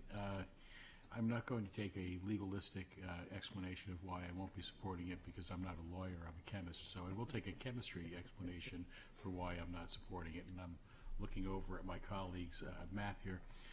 I don't think that there is a true differentiation between this property and the other properties on the hill. And one of the things that happens in chemistry is if you have a solution of molecules that's supersaturated and one seed forms, everything crystallizes. And to me, this variance is the seed that will crystallize the entire area of the hill, the entire association, to convert really into a residential only area, and it will defeat the purpose of having a walkable area that people can, pedestrians can enjoy commerce in. And I just think it's eventually going to end up with every single one of these buildings going down the same path, no trespassing signs, and it will be not what it is intended to be. So for those reasons, I will not be supporting it. Sorry to be a chemist, but that's the way I think about it. Well, on a board, you need a variety of viewpoints, Mr. Rayum. I'm also not an attorney, but I will also not be supporting the motion, although maybe I will say that I think I could, and we'll see how the vote works out, but I would say that I perhaps could be persuaded to support a motion similar to what Mr. Mattson has proposed if I had something from the condo association that kind of show or, agreed with the applicant's viewpoint that they have some unique characteristics relative to the rest of the hill, that all the other condo owners are all on board, that the overall characteristics of their condo at least would not be negatively impacted by what's been proposed. And I just didn't see that in the applicant's materials that were presented. Okay. So the motion is to approve the variance as presented and advertised. Mr. Sullivan? No. Mr. Rossi? No. Mr. Rayam? No. Vice Chair Mattson? Yes. Mr. Nees? No. Mr. Lucas? Yes. And the chair votes no. The variance application is denied by 5-2. Thank you. The motion failed. Motion failed, I'm sorry. The motion failed. We're getting late here. The motion failed by 2 to 5. Doesn't that automatically mean that the application is denied? Does not. By our rules. I'm sorry, what? Doesn't that automatically mean that the application is denied? We should have a separate motion. No, you need a separate motion and I'm sorry, specify your reasons. This is not a public hearing. Just point of order. So, I'm sorry, what, Mr. Rayam? We need a separate motion. Okay. Yeah. So, For our own rules. Mr. Nees? I'm not averse to a separate motion. We still have to identify what the criteria are. However, I believe that when we changed our rules a while back, I think the rules say if you fail to get 4 votes, the motion is denied. That's what I thought. Yes, But let me that's check what I our believe too. But we would still need to identify what the reasons are. Yes, point of order, Madam Chair. Sir, this is not a public hearing. The board is deliberating. I'm just our asking rules. you follow state law and identify specifically the statement of facts justifying and law justifying the denial. Okay. So checking our rules. One comment I would make to the fellow board members while we're doing this review is that distinguishing the fact that this the whole property is the hill, so talking about the uniqueness of this structure relative to other structures on the same parcel seems to me slightly different than my interpretation of discussing this property from other properties in the area, because the hill itself is a single large property. Okay. So, I mean, I thought, if I may, Madam Chair. sure. I thought so I'm looking at our Section 6, Rule 7. If a motion to grant a variance, a special exception, or an appeal from a decision of a code official results in a tie vote, the resulting decision is denied unless any subsequent motion is made that receives at least 4 affirmative votes. In the event that a motion fails, in my opinion, that second sentence is tied to the first, which goes back to the tie vote. In the event that a motion fails to receive 4 affirmative votes, the chair will solicit comments from the record. But I thought our intent all along was if a motion to approve fails, that we would then make a subsequent motion to deny and make it crystal clear the reasons for the board. I mean, we could default to the second piece. It ultimately would give the applicant, as state law requires, the information that they need to understand why it was denied. But to me, the clearer way to do it is to simply look for another motion and see if we can get 4 votes for that motion. I agree. I think that makes it cleaner and clearer for the record. So I would ask for a motion, another motion, this one to deny. Or I would await a motion from a member of the board.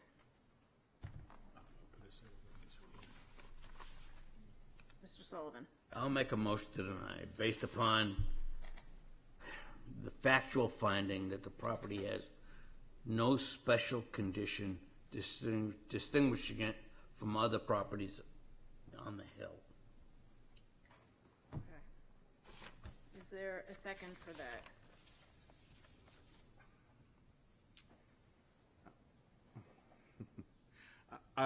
I'll second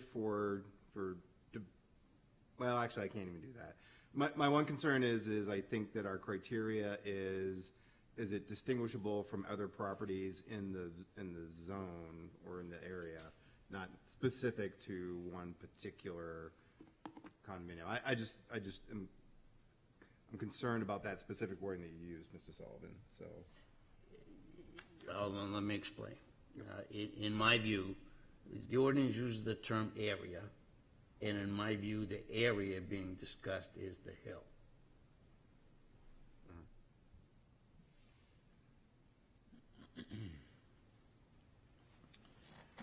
I'll second it. And if Attorney Sullivan would accept this, I would add that other properties similarly situated adjacent to this property do have commercial space on the first floor. When walking through the area, I noted that only one property had an office for rent sign. The rest seemed to be occupied by commercial enterprises, and therefore the nature of this property not being easily distinguished from the other properties that are in close proximity to it means that there's really not a justification of hardship that supports the use of a residential property there. Thank you. So, Mr. Vice Chair Mattson? Yeah, if I could just comment.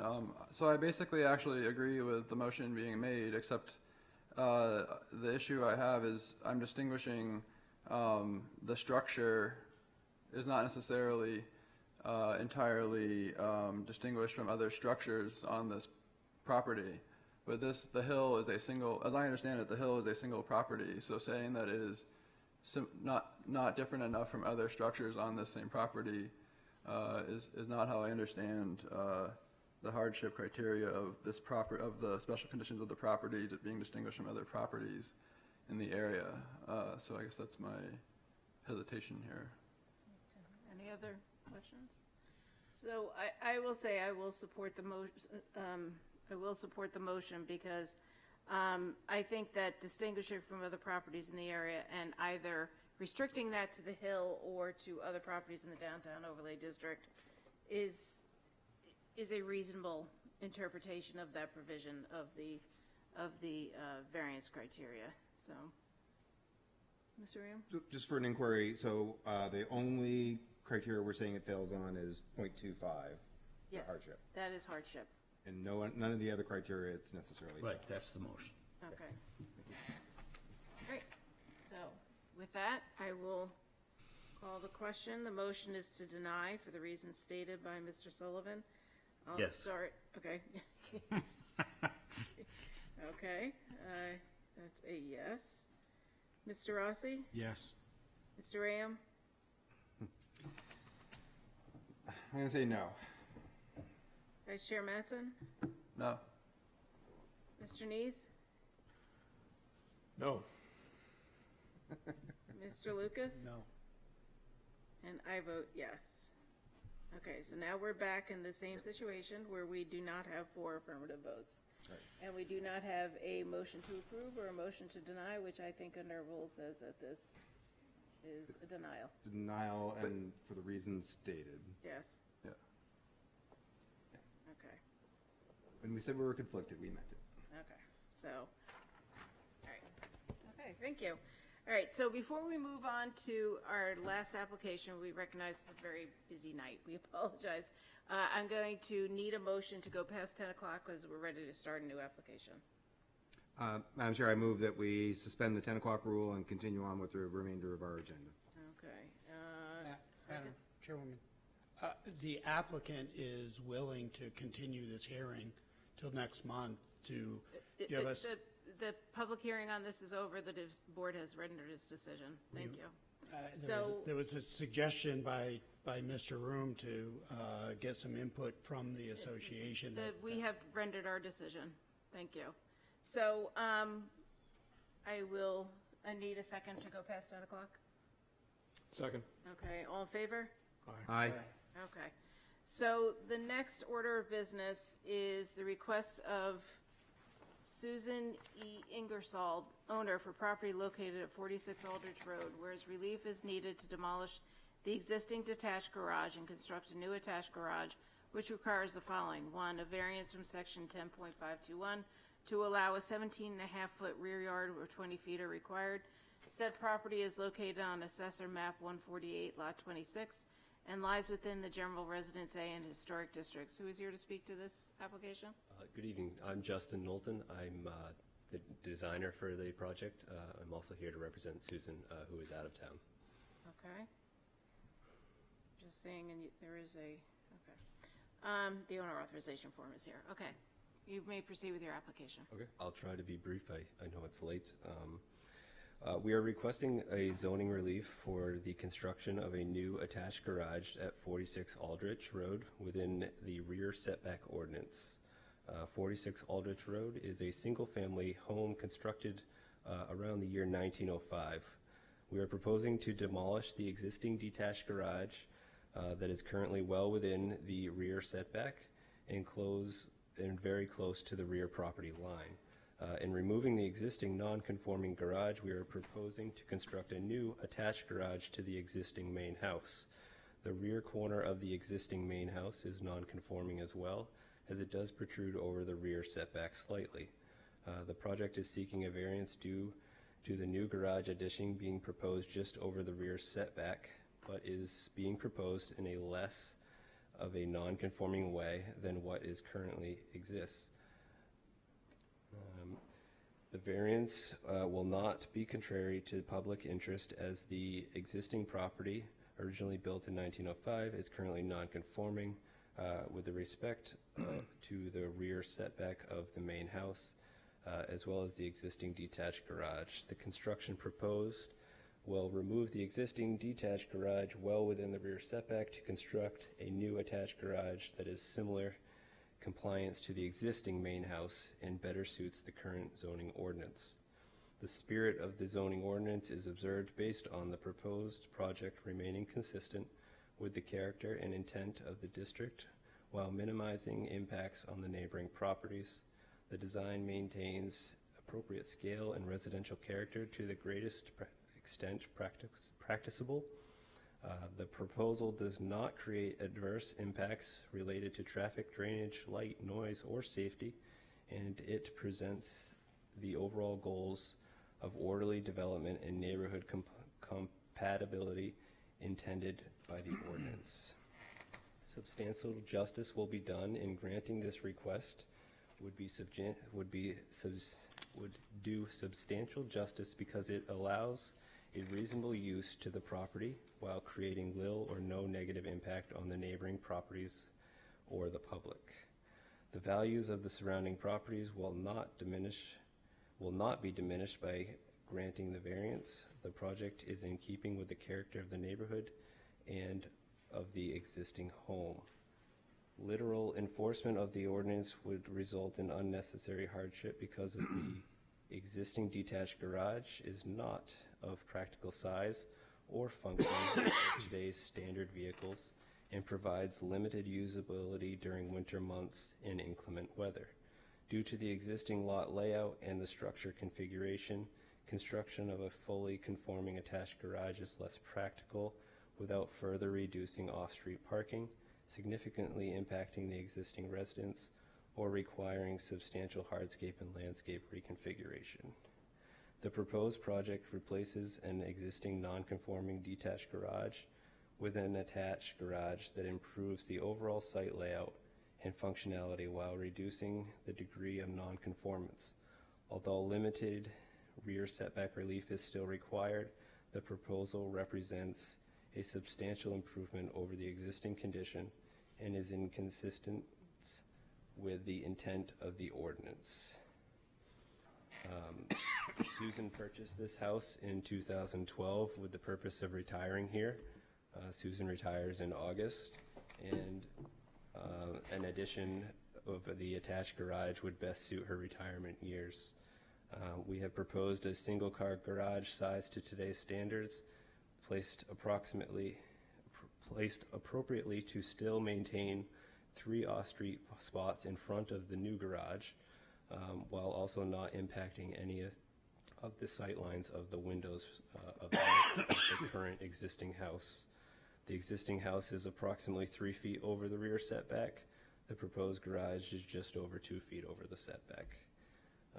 For the reasons described, we respectfully request the board grant the variance. Thank you. Any questions for the applicant's representative?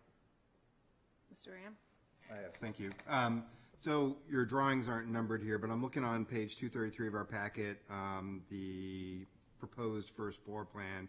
And just looking at this correctly, what you're telling us is that this tiny little corner of the garage is the only thing that's in the setback. Is that correct? You're talking for the tiny little corner of the proposed garage? Yes. That's correct, yes. Yeah. So, in a million, you're asking for very little relief, but at the same time, under these circumstances, I also ask the sort of corollary question, which is, what is driving it that you can't just get that couple little feet further towards the road that would eliminate the need for a variance altogether? Yeah, so we really wanted to keep to a 24-foot depth of the garage. That's kind of your standard nowadays for a full-size vehicle. While she doesn't drive a full-size vehicle, she does not want to have a shed on the property as well. So this would allow her to have a lawnmower at the head of the car, as well as the car parked in there. It's a little difficult to see, but if you were to actually move the garage front of the new garage forward, just to the right-hand side on the plan, there's like a darker area there. That's actually an existing window in a little dining area. And so if the garage was brought further forward, that would be one of the visible sight lines out of the house that would be impacted. Okay, so as shown on page 234, the proposed side elevation, that window is what's driving the location of the garage. That's correct, as well as maintaining as much off-street parking as Great. possible. Thank you. Yep. Any other questions for the applicant?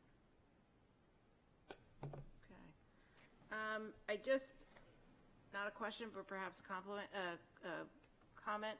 So this also has to go through Historic District That's review. correct. I think it's possible that the materials that you've selected may change as a result of that review. Okay. Okay, so let's see what the board says when we get to that, but that may be something we need to state. So, okay, anything else from the board? All right, thank you very much.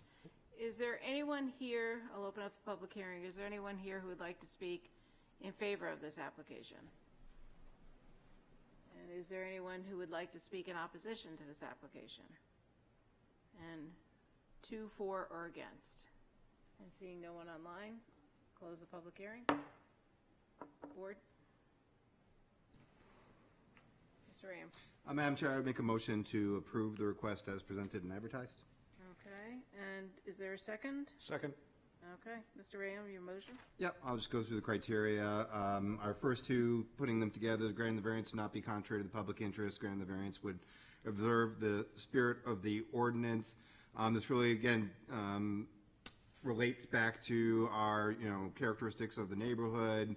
Is what is being proposed consistent with those? As the applicant has pointed out, they already have a small garage on the property. It's actually more non-conforming. They're looking to create essentially the same garage, a little bit bigger, but not like a two car with a couple of something up above it. It's a very modest little single car garage attached to the home. So I don't from a general characteristics, there's nothing here that's going to significantly change that factor. Granted, the variance would do substantial justice. Again, the applicant is looking to just keep a functional sized single car garage, a bit modernized, being slightly larger to reflect the size of modern vehicles and the accoutrements that people typically have in their garages, and also having it attached, which makes it a little bit more, a little bit better for entry in the foul weather. There's really nothing in the public purposes for the zoning ordinance for the small amount of relief that's being asked for that would outweigh the benefits that the applicant is getting. Granting the variance would not diminish the values of surrounding properties. Again, it's a very modest garage addition that is almost essentially in the same location as before. So really, it will, if anything, will add to the property values. And then lastly, what is unique about this property relative to others? There's the angled rear property line. So this is kind of an oddly shaped property.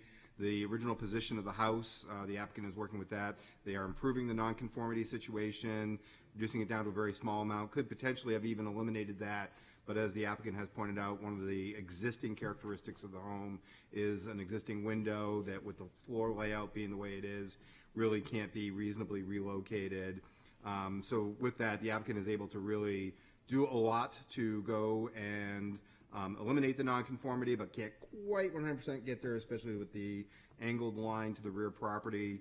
But again, and the request is very reasonable.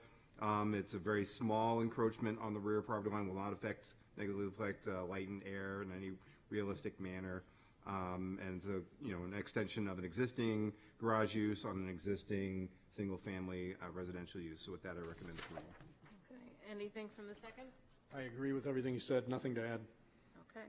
So I would ask for the board's consideration that we put in there a stipulation. I know Mr. Sullivan doesn't like this, but this, I think, is one with teeth, that the building materials may change as a result of HDC review. I noticed that there's vinyl clapboards here, and our approvals are based upon the application as presented and advertised to us, so.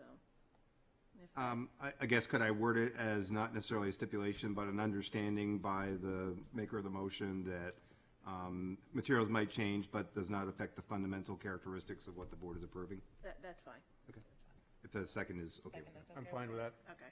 All right, so the motion is to approve. I will start with Mr. Lucas. Yes. Mr. Nees? Yes. Vice Chair Mattson? Yes. Mr. Ram? Yes. Mr. Rossi? Yes. Mr. Sullivan? Yes. And the chair votes yes. You're approved 7-0. Thank you. Okay. I just want to make sure I have this right. So that was not a condition of approval? No. Okay. Well, I mean, it is a condition of approval, or not a condition of approval.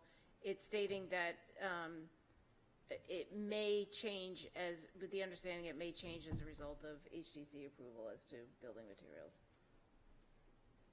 My point was it does not fundamentally affect the approval that is being granted by this board for this Okay, variance. I'm just trying to picture how this is going to be written up in the letter of decision, which is what's read by our zoning. Right.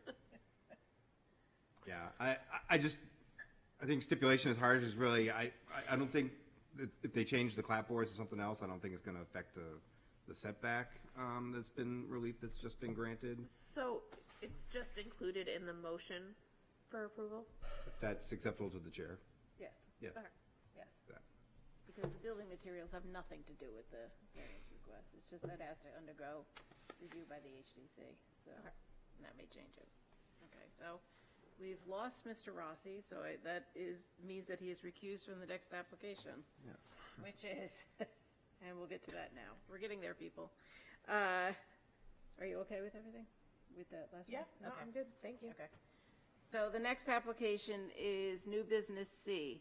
The request of Deborah M. DuPont, owner, for property located at 911 Sagamore Avenue, whereas relief is needed to demolish the existing sunroom and construct an addition, which requires the following. 1, a variance from section 10.531 to allow a 13-foot rear yard where 20 feet are required, and 2, variance from section 10.334 to allow the existing single-family residential use, use number 1.10, to be extended to another part of the remainder of the land. Said property is located on Assessor Map 223, Lot 33, and lies within the Waterfront Business District. Who is here to speak to this application? Good evening, Madam Chair. Monica Kaiser from Hopeful Phoenix, Gormley and Roberts. With me is my client, Deb DuPont, and her husband, Sean, owners of the property at issue. Do you still run on a timer? I haven't seen it moving. I do the timer. Yes. Got it. Okay. Well, I want to be quick because it's very late. I don't know if you have the capacity to zoom in, Steph, but we're talking about an existing, we call it a sunroom, but it's really an existing deck that was previously rudimentarily enclosed. The proposal before the board involves us formally enclosing that deck which you can see, it says proposed addition. So that's going to be formally enclosed as conditioned space. It will have new foundation footings below it. It will not have a fully dug foundation. It will be in essentially, but not exactly, the same footprint. There is a slight, less than a foot expansion toward the rear setback, and the stairs are being relocated to go off the back. So the stairs are at 13 feet. The addition is at 16.6 now, going to 16.2. The single-family residence is currently 1,230 square feet. It will, after this project is done, be 1,236 square feet. In the waterfront business zone, that is sort of the Cliff Notes version of the application. This is a fairly nice-sized lot, but it is in this little sort of enclave in the waterfront business district behind Portsmouth Scuba. It's got this small residence on it. It's got a garage, and part of the residence includes this small sunroom. The property is served by municipal water and sewer. The property is burdened by various setbacks, including the regular building envelope, as well as some wetland and shoreline setbacks.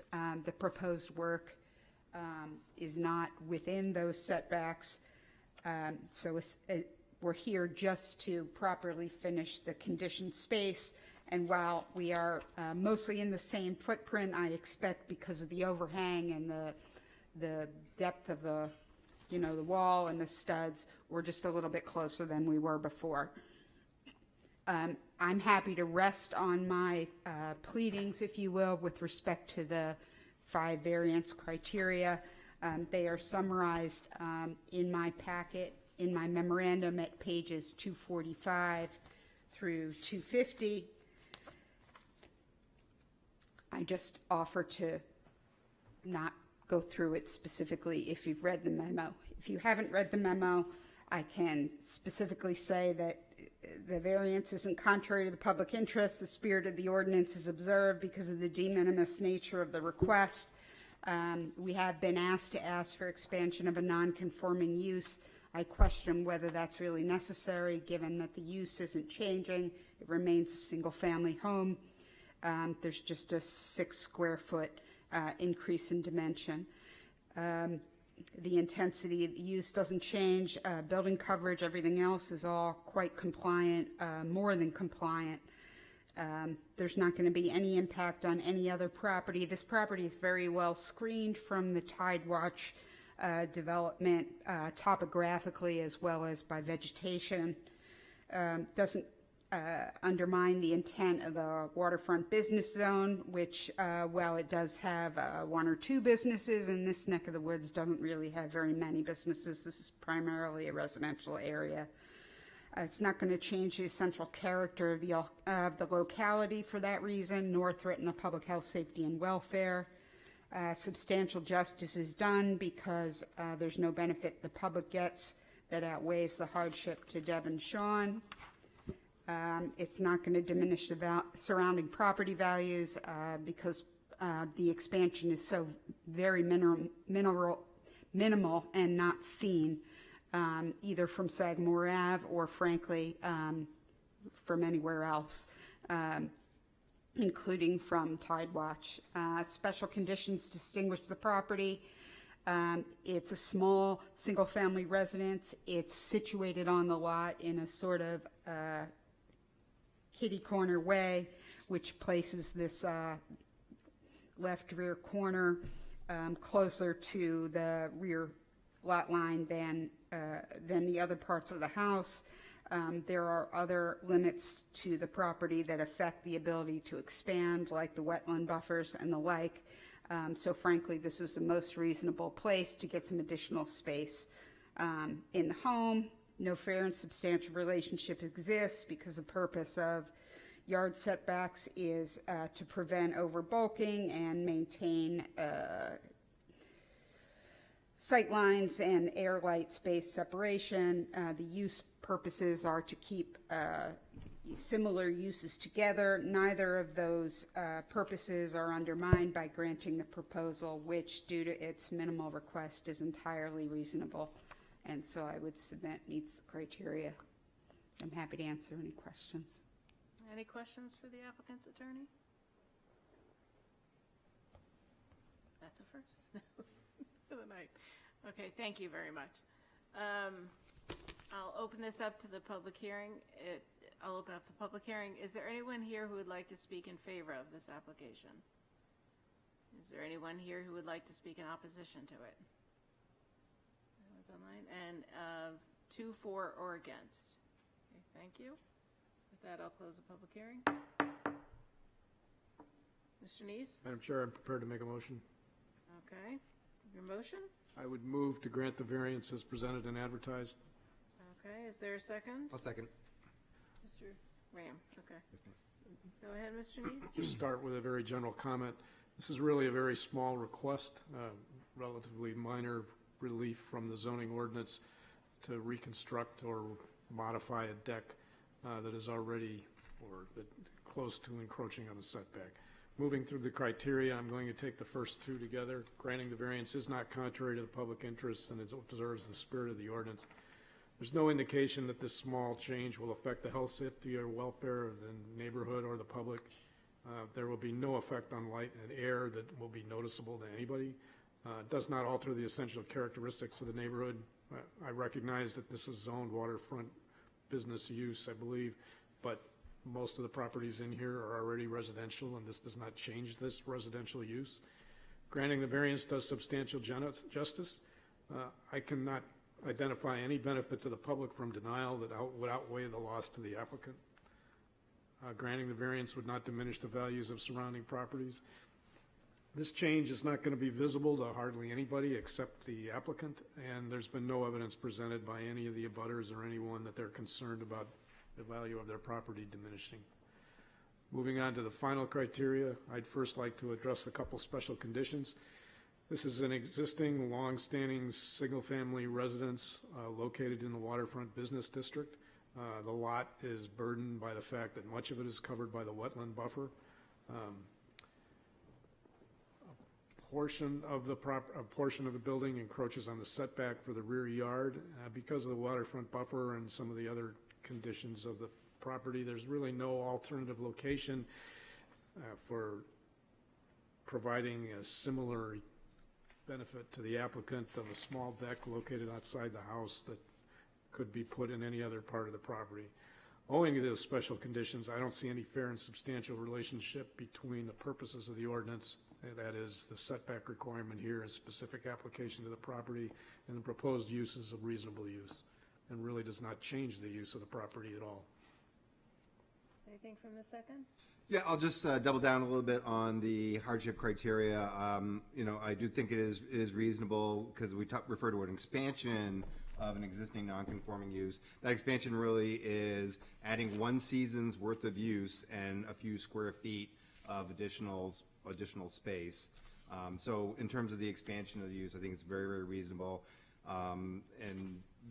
Normally we're very defensive of the waterfront business district, but as Mr. Neese has noted, this is a very long-standing non-conformance, and essentially they are just adding one additional season use of this one small portion of the structure to the additional non-conformance. Any discussions on the motion? I'm fine with the seconder's comments. Okay. So I will be supporting this. The waterfront business district has somewhat tormented this board in the past, but, this I think is a very de minimis. There's not a new build here. This really is fine. So with that, I will call the vote. I forget who I started with last time. The motion is to approve the variance as presented and advertised. Mr. Lucas? Yes. Mr. Neese? Yes. Vice Chair Matson? Yes. Mr. Ram? Yes. Rossi is recused. Mr. Sullivan? Yes. And the chair votes yes. You are approved. Thank you very much. Thank you. Okay. I'm marching along here. Our next application is item D under new business, the request of 1010 US Route 1 Bypass LLC owner for property located at 1010 Route 1 Bypass, whereas relief is needed for a canopy sign which requires the following. 1, a variance from section 10.1251.20 for a 95 square foot canopy sign where 20 square feet is allowed. And variance 2, variance from section 10.1241 for an animated sign where it is not allowed. Said property is located on Assessor Map 141, Lot 19, and lies within the Business B district. Just a note for the board, under the staff memo, a canopy sign is not highlighted as red as a variance request, but as I just read and was advertised, there are 2 variance requests tonight for the square footage and the animated canopy sign. So with that, who is here to speak to this application? Grant Michael with New Hampshire Signs. Okay. We're applying for the variance, obviously, to increase the allowable square footage on a canopy, 20 square feet to 95 square feet, and then also the variance for relief for the animated signs permitted in District 4. I'll try not to get the sites confused because we've got 2 coming up back to back. But so on the northbound side, the 1010 US Route 1 bypass, these are unbranded gas stations. Basically, they sell gas at a discounted rate. That's how they attract customers. They don't have loyalty programs like a Mobil or a Shell or stuff like that, so they kind of run their businesses on being able to offer lower fuel prices. Right now, they don't currently have any signage on the property that is useful.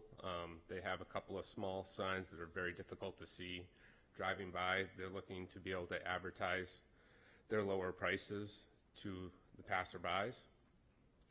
This site is unique with, they mainly service a large portion of their business is for trucks, and they service large vehicles.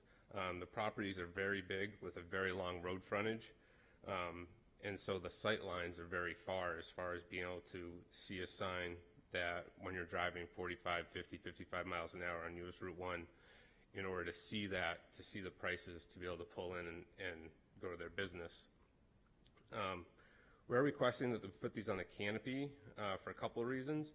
Mainly, there's not really a good spot on the properties for visibility for a freestanding sign, which would be more in line with a traditional sign at a gas station. Mainly because there's some height limitations as far as they're concerned about like trucks hitting them. If we were to put a sign somewhere like by the road or somewhere by the entrance, they'd be concerned that like a truck could clip them. Even if we tried to locate them at the end of the property, there's not a very good visibility. I don't know if you have like the site map of that with anything, but there's not very good visibility on the start of the property. They also use that for truck parking. And then if you were to put a sign towards the end of the property, people have already passed and gone by the business before you can advertise your prices. So there is currently a sign down on the east, on the northbound side down the east, where it's down by the overpass there. So like it's not even effective to advertise your business. You already buy the location. You can't even see it. You can't even see it in this photo. So we felt that the canopies were the best place to be able to advertise the gas and diesel prices with visibility, keep a sign out of harm's way of the trucks, and be able to do something. So that's why we're requesting this. As far as the animated signs, these aren't necessarily animated. They're more alternating. So you can't do graphics on them. You can't do different like images on them or anything like that. It's mainly a cash credit that toggles. It goes between cash and it goes between credit, and that's the only 2 things it can do. You can't display other messages on it. You can't do anything. They get programmed just to do those 2 things, and they basically change it like a 10-second interval. So they're not like flashing or doing anything. They'll change 10 seconds, have a cash price, change 10 seconds, have a credit price. So they're not really like an animated sign per se. They're more so displaying 2 prices. And because otherwise we would need more signage in order to show that discount. The other reason we didn't split them between, there are 2 canopies on this location. The reason we didn't split them to do smaller signs on canopies, the other canopy is actually blocking, like one canopy is blocking the other canopy. So as far as impact for the signage on the property, that's why we put them all in the one canopy. I can go through some of these. I was trying to be quick and not lamber on, but granting this variance would not be contrary to the public interest. The proposed additional square footage and alternating signs would not be contrary to public interest because the signage is intended to improve the clear and efficient communication of fuel pricing information to motorists while maintaining compatibility with the surrounding commercial environment. The proposed functionality is limited to simple, controlled toggling of pricing information and is not intended to create excessive distraction or visual clutter.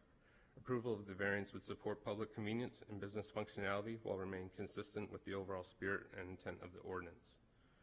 The proposed additional square footage and alternating signs will observe the spirit of the ordinance by maintaining clear and accurate communication of fuel pricing while minimizing visual clutter and driver confusion. The alternating display is limited to simple toggling between fuel prices, allowing necessary information to be presented efficiently within a single sign structure rather than requiring multiple separate signs.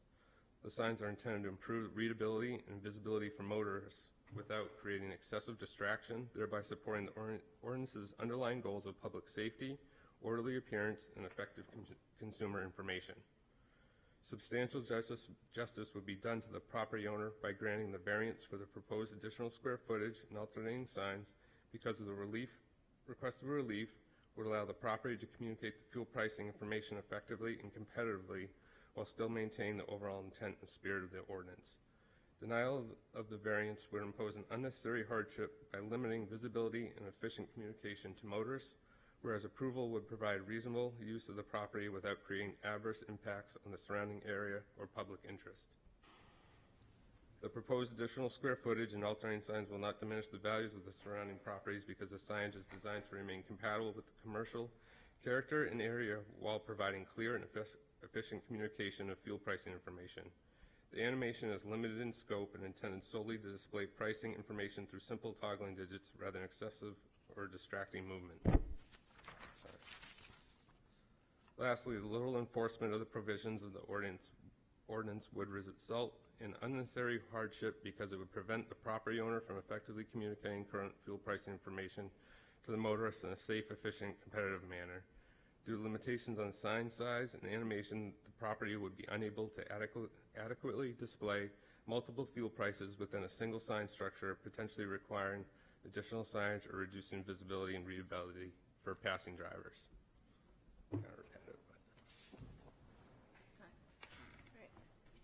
Any questions, Mr. Rossi? On the diagram of the sign, sorry, let me get closer to the microphones. On the diagram to the sign, there's the gas and diesel and then the pricing. Is the entire thing illuminated, or is it just the pricing that's illuminated? Just the pricing. And that's 95 square feet, huh? Okay. Adds up quick. Thank you. I guess clarification from staff, or 95 square feet is the total amount of signage that's there, not necessarily what's illuminated. Correct. Okay, I misread it then. Thank you. So is there anything in this, if we were to approve this variance, is there anything in it that speaks to the area of the illuminated, animated sign? So animated signs aren't No, allowed. I know that, but if we approve the variance for a 95 square foot sign and for, I think for illumination and animation, that's what's being requested, right? Does that illumination and animation apply to the entire 95 square feet, or would we be approving a more limited area for the illumination and 95 square feet is for both the animated and non-animated area. That doesn't answer your question. Is there anything in this, the way it's worded, that says it's, could it be 99% illuminated and animated based on the way this variance is worded? or would it be restricted to what is shown in the illustration? What is being proposed is what you're voting on and deciding. So if it were to be altered, or if you wanted to put a percentage on it, you would need to define that. Basically 1/3, roughly.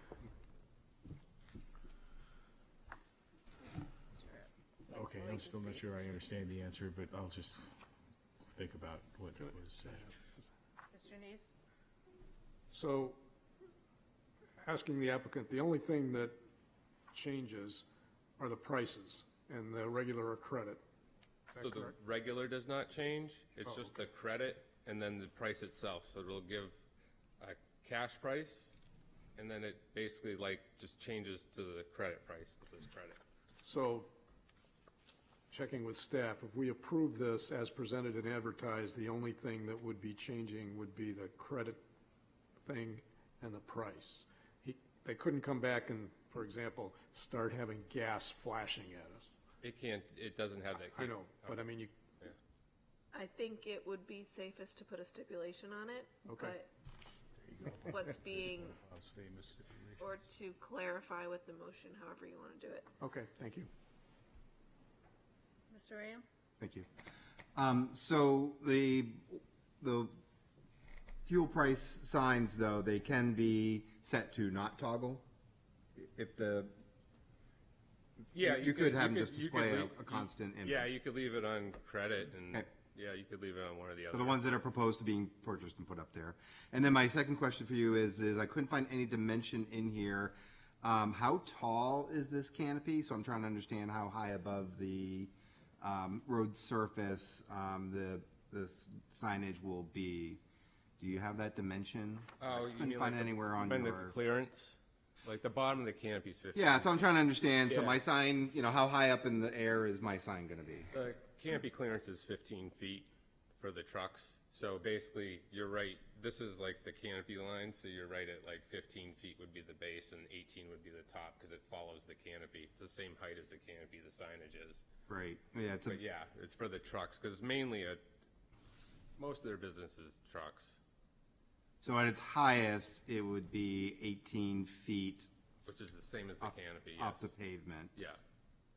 Okay. Yep. Any other questions for the applicant? It's 30%. Okay. Thank you very much. 30 feet out of 95. Is there anyone here who would, I'll open the public hearing. Is there anyone here who would like to speak in favor of this application? Is there anyone who would like to speak in opposition to it?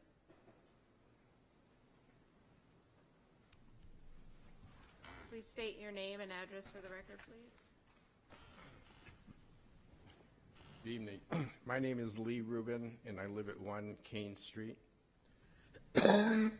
My family and I have lived in our home for over 35 years. And over the years, my neighbors and I have appeared before the city council, various city boards, and have even had one-on-one conversations with the then city manager concerning issues with the former owner of the truck stop on the Route 1 bypass behind the properties. The issues have ranged from bright, glaring light shining into our homes and yards to excessive noise from idling big rig trucks, nonstop compressor noise from refrigerated semi-trailers, and diesel fumes from trucks that were sometimes left, the drivers sometimes left their vehicles parked unattended for days, particularly on weekends. And while over the recent years, these issues have been reduced, they still exist. Part of the problem was the fact that the previous owner of the truck stop, Buzzy Hanscom, developed and improved his business often without city approvals. His approach was to ask for forgiveness rather than ask for permission. And unfortunately, back then, city officials often turned a blind eye and essentially shrugged and allowed the changes to remain without penalty or recourse. And hopefully, those days are now over. The fact that the current owner has applied for approvals from the city, resulting in this hearing and giving my neighbors and me an opportunity to be heard and voice our opinions, is a welcome sign that they, the current owners, or playing by the rules, and we appreciate that given past history. I'm opposed to the two variances the owner of the truck stop has requested for approval. And I'm asking, can my comments be given to reflect my opinion on both the 1010 Route 1 bypass property and the 500 across the street, because both applications are identical other than the location. I would ask for you to restrict your comments to 1010. That is before us Okay, right now. all right. No, I'm going to get up and say the same thing next thing. Okay. For part one, okay, the applicant's requesting approval for signage that is almost 5 times as large as what is allowed. It's 95 square feet versus 20 square feet under the city ordinance. The existing ordinance, 20 square feet as a maximum, was designed to prevent businesses from erecting overly large signage that can be both disruptive and distracting, creating visual clutter and distraction. The applicant in their proposal stated that the proposed signage would not be harmful to the public interest. However, the signs would be clearly visible from our properties. This is visibility that would both be distracting and disruptive to our right of enjoyment to our properties. The addition of animation would exacerbate the distraction and disruption further through its illumination.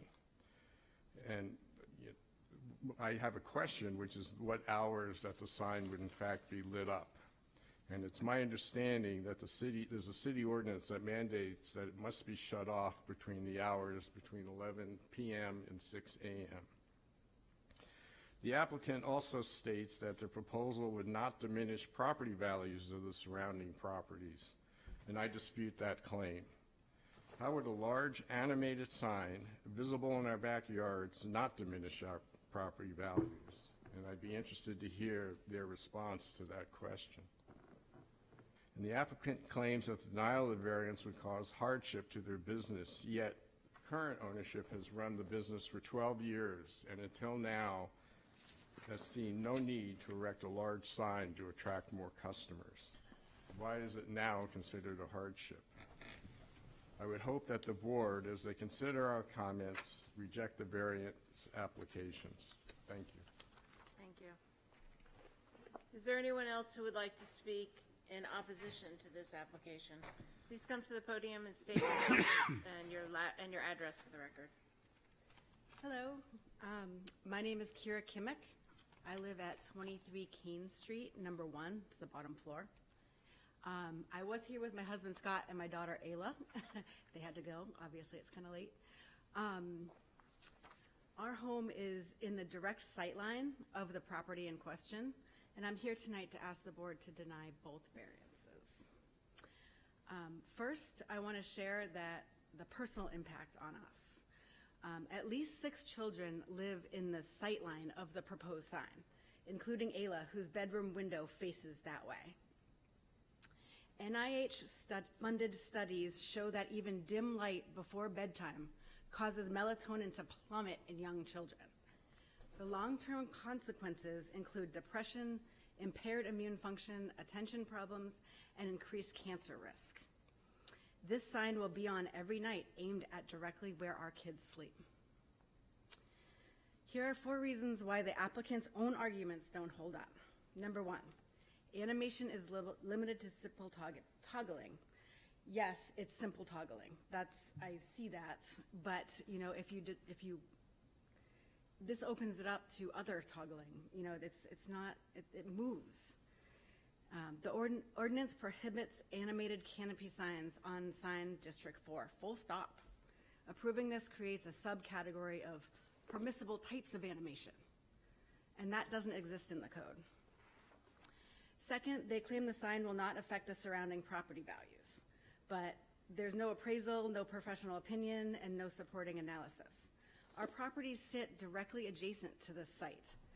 We will face the light and motion every night. How can it not affect our property values? Third, the denial imposes unnecessary hardship. Wanting a bigger, brighter sign is a marketing preference, not a hardship. Our kids not being able to pay attention in school is a hardship. Getting cancer is a hardship. And finally, the sign maintains the spirit of the ordinance. Something cannot maintain the spirit of a rule that that it directly violates. The ordinance prohibits this sign altogether.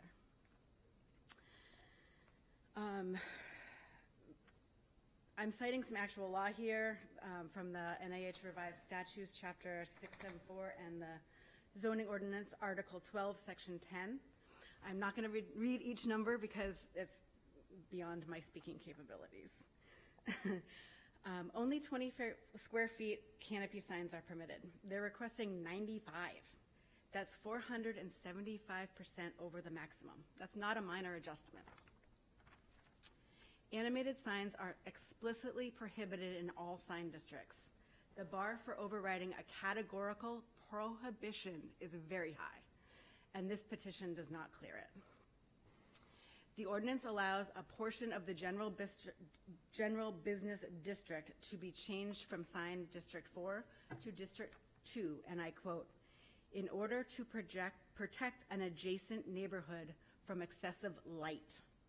There are 10 residences, including multifamily, directly adjacent to this property. All canopy signs in District 2 are expressly prohibited, illuminated or not.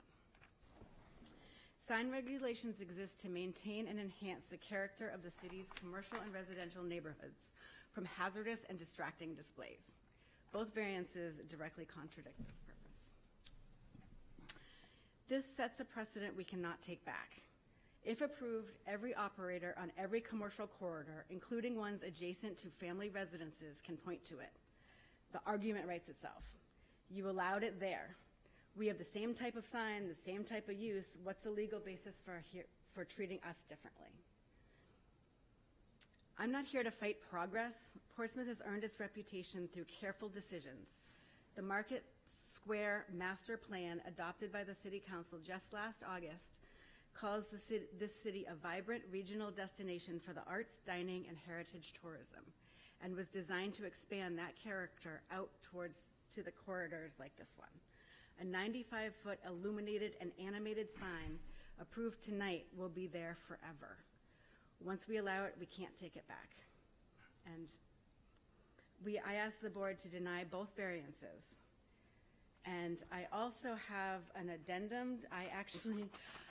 I'm new at trying to figure out where these kind of things are on the website, so it was brought to my attention that the submission that I did the other day, I didn't have all of this information, so I wanted to submit an addendum as well as a petition that my neighbors have signed to clarify some of the statements and add some of the things that I didn't know about until last night.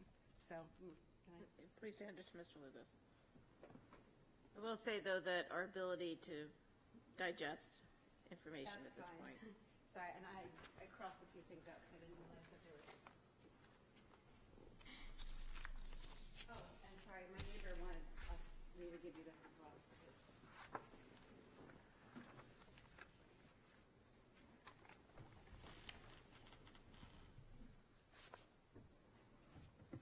Okay, is there anyone else who would like to speak in opposition?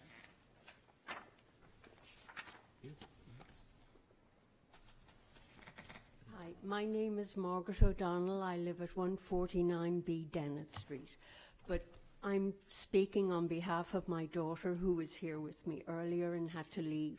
She had to go home and put her children to bed. My name is Kira O'Brien, and my property at 71 Prospect Street directly abuts the Route 1 bypass and truck stop. I am opposed to the proposed 95-foot illuminated sign. The ordinance allows a 20-foot signage, and this request is nearly 5 times that height. This is not a minor variance. My property directly abuts this site. I already experience traffic noise, lighting, and visual impacts from the bypass and truck stop. This proposal would place an illuminated, animated structure directly adjacent to my family's home. I am raising 2 boys, 11 and 13, in this home. We use our backyard, and we should not have to look at a 95-foot animated sign towering over our property day and night, which would also shine directly into the upstairs bedrooms. In the winter season, with no tree coverage to my property, it would have no blockage of this view whatsoever. I am also concerned that this sign could diminish surrounding property values and make homes less desirable. Approving a 95-foot animated sign where the ordinance allows 20-foot does not appear to preserve the spirit of the ordinance. It effectively replaces the ordinance with an exception. I understand businesses need signage, and I am simply asking the board to uphold the ordinance that residents relied upon when purchasing and maintaining their homes. A 95-foot animated sign next to residential property is far beyond what the ordinance contemplated, and I respectfully ask that this variance be denied. Thank you. Thank you. Is there anyone else who would like to speak in opposition to this application? Please step forward and state your name and your address for the record. I'm Kyle Engel. I own the property at 149 Dennett Street, which abuts, you face the rear of our property, you have a direct view of the canopy where the sign will be installed. I guess my question is, the portion of the sign that says gas and diesel is, I don't know if the gentleman can answer this, but is that going to be illuminated? I understand the digit, which has the fuel prices, is illuminated, but the rest of it and the bigger portion of it, is that going to be illuminated? If it's not illuminated, you're kind of limiting the use of it after dark, or how is that illuminated and what's the purpose of that? And that's, as the other abutters have alluded to, is a major concern, is the amount of light and illumination that's cast off by that.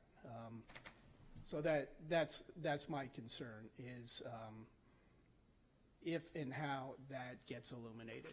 Thanks. Is there anyone who also would like to speak in opposition to this application? Is there anyone who would like to speak to, for, or against? Am I allowed to address some of their concerns, or? Yes, you can. You can Okay. speak. All right. So I'll address some of the stuff differently. So the gas and diesel is not illuminated. I'm sorry, could you please Okay. direct your answers towards the board? Okay, sorry. Yep. So the gas and diesel signs are not illuminated. It's basically a vinyl decal to basically state that, like, this is the gas price, this is the diesel price, but those do not illuminate. They will not be like shining light or blasting light away from everything. That's just a non-illuminated vinyl decal. The prices are basically made, they're not like a spotlight or a floodlight where they throw light. They're basically made so when you're looking at them, they'll like illuminate. They're not like, if I took one of those units and took it 5 feet from a wall, it's not going to be like blasting light at it. They have a very short, they're made to view at, not to like cast light, like to light the ground or something like that. So they don't like cast light like that.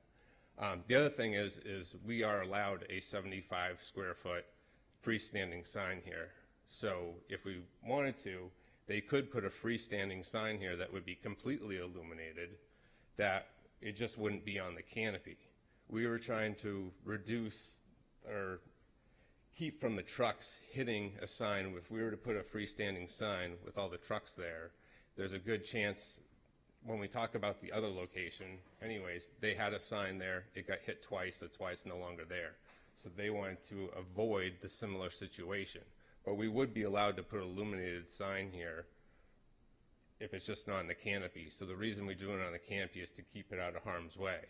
And we could do it on one canopy and the other canopy, just the illuminated signs, but we've put it all on one because the other canopies kind of block the other one. The other thing is there is the gas station, 2 gas stations down, already has toggles too. So the Penguin gas station that's like 2 streets down already has toggles that alternate pricing. Okay, thank you. So with that, if there's no other speakers, I will close the public hearing and ask for the board's deliberations. Mr. Ram? Madam Chair, I'd like to make a motion. What I would like to do is to split the two variance requests and have my motion simply address the first of the two variance requests. So my motion would be to grant the first variance from section 10.1251.20 for a 95 square foot canopy sign where 20 square feet is allowed, with the stipulation that the maximum amount that can be illuminated is 30 square feet, which is consistent with the applicant's presentation. Okay, so let me just see if I understand this. So you would like to Approve the first variance approve the first variance with the stipulation that only, 30 square feet maximum may be illuminated of the 95 square feet that we are allowing the variance for. well, there's not illumination, it's animation. The- No, I'm doing the first variance only.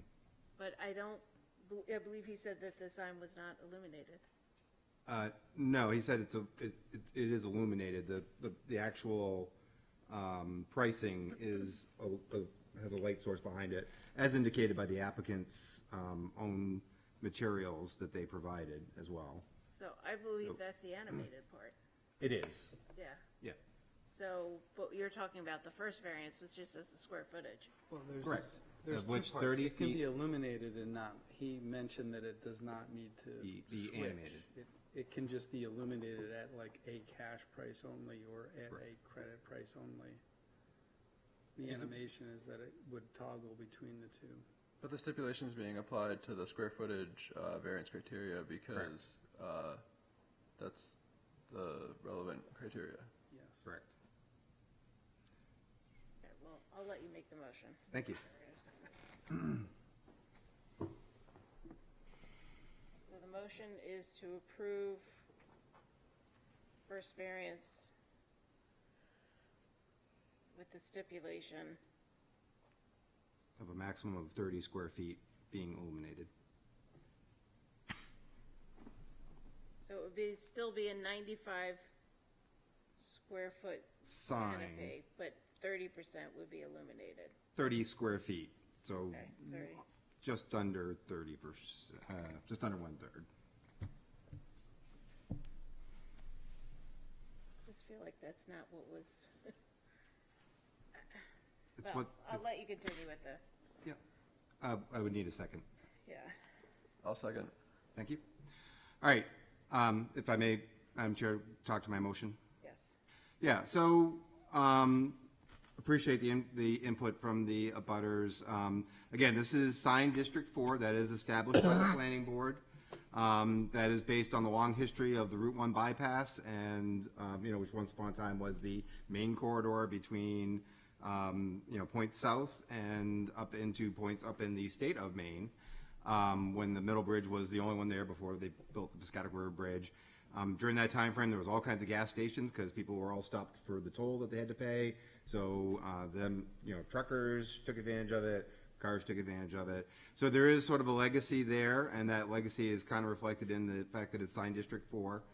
To change it to any other signed district would be something that the planning board and the city council would need to do, but we are judging this against what signed District 4 allows. So as the applicant indicated, they would be allowed by right a 100 square foot, and he said 75 by my reading of the ordinance, 100 square feet, assuming that that not violate the total amount of square footage, which I'm presuming you guys calculated he has at least 95 square feet. So I'm assuming 100 square foot freestanding sign that could be entirely illuminated, as the applicant indicated, and could be placed anywhere on the property, and most likely to be effective in the way that the applicant is looking for, would be placed further down along the property, and most likely closer to the where the actual neighborhoods are starting, as opposed to where the applicant is proposing to put this canopy sign, which is, again, through the stipulation that I have indicated, would be a maximum of 30 square feet that would be illuminated. The applicant has requested that illumination to be in the form of a pricing sign that we'll determine later whether or not that will be animated. So with that, I mean, I do think that although the canopy sign is normally limited to less than that, I do think the applicant has made some strong arguments, at least for this parcel. We'll see what happens with the parcel across the Route 1 bypass. That the sort of the configuration, the historical configuration of what was set up there, really the trucks are kind of coming in, they're sort of aligning right along the sides. The setback from the road where you could put a freestanding sign are limited in the numbers of ways that they could potentially do that. So I do think that it's reasonable with sort of a balance here between the business owner's right to try and effectively demonstrate the product that they are legally allowed to sell that is recognized in the business district. They are an allowed use. I think this is a good balance overall of what the applicant is proposing. So going more specifically to our criteria, the first two criteria, granting the variance would not be contrary to the public interest. Granting the variance would observe the spirit of the ordinance. And again, this has to do with specifically this parcel being in sign district 4 and what's allowed in sign district 4, and the fact that it is a business that's allowed there are the general characteristics of the overall area. And again, the Route 1 bypass corridor does have a long history of having these types of uses on it. Understand that there's some residential butting up against it. It's kind of the way that things developed over the course of time. But this has a long-standing business. It has been there. What's being requested here does not change the fundamental characteristics of especially the Route 1 bypass corridor. As the applicant has indicated, there are other signs further down the road that are of varying heights and varying sizes, illuminations, in general more illuminated and taller than what is being asked for here. The freestanding sign could be, again, up to 20 feet high. So that would be even taller than what the applicant is proposing here, and again, could be fully illuminated. So I think it is consistent with overall with what is done along the business corridor that has been established through this portion of the city. Grant the variance would do substantial justice. Again, the applicant's request here is the general public purposes of saying, well, you can't have big canopy signs in particular is in general, the thought is a freestanding sign could probably demonstrate most of what you're looking for information. Canopy signs are generally up against, a lot of times are, thought of as being something that's right up against a building, maybe on top of an entryway, like the hotel that we have, the Residence Inn, I think that was called the canopy sign. In this case here, it is a somewhat taller canopy, although the applicant has still indicated that it is below the maximum height that they could have for their for a freestanding sign, and is dictated by the fact that the longstanding use for this particular property of providing fueling services, specifically for trucks, which requires a certain clearance on there, and there's an existing structure there as well. So again, that balancing test, I think, weighs in balance of the applicant. Granting the variance would not diminish the values of surrounding properties, and so again, that's looking at what we're allowing for relief here relative to the sign district and what's allowed in the sign district, and relative to overall characteristics. And again, while with any signage, there's always, and any street light, any sort of light source, there's always pros and cons of its placement anywhere. I think what the applicant is asking for here is sufficiently, especially with the stipulation of the maximum of 30 square feet, is sufficiently simple enough that it is not going to negatively impact property values in a general sense. So I think it meets that criteria. And then lastly is what are unique characteristics about this property. And again, I think it's a historic development as sort of a truck stop. The fact that, as I think the applicant made a pretty good argument that with the trucks coming in and sort of the positioning, trying to position a freestanding sign would not only be, I think, negative to some of the surrounding neighboring properties, but also would be negatively impactful to the abilities for vehicles taking advantage of the applicant's existing structure that's been there for many, many years and has operated successfully that way from being able to use that sign effectively. It's an existing structure. It is reasonable in the sense that they are asking for the minimum amount of illumination that is a reasonable expectation for a gas function, where knowing and understanding the price for any gas station, really, and the applicants kind of said, hey, ours is really, really important to us. So with that, and not touching the question of whether or not it should be animated, I believe the first variance should be approved with that stipulation. Anything from the second? Yeah, I'll just add, I do empathize with the neighbors, although it sounds like a lot of their concerns are less about the size of the signage than the issue of lights, or other existing conditions such as the trucks idling, or the other illumination such as like spotlights or floodlights, which is different than this type of illumination. These type of LED lights project more straightforward, and they don't have the same effect from being viewed from an angle. And then the additional thing that's unique about this long and narrow property is it's separated by the Route 1 bypass off-ramp, which gives it a little bit of a buffer. But again, I do empathize with the neighbors.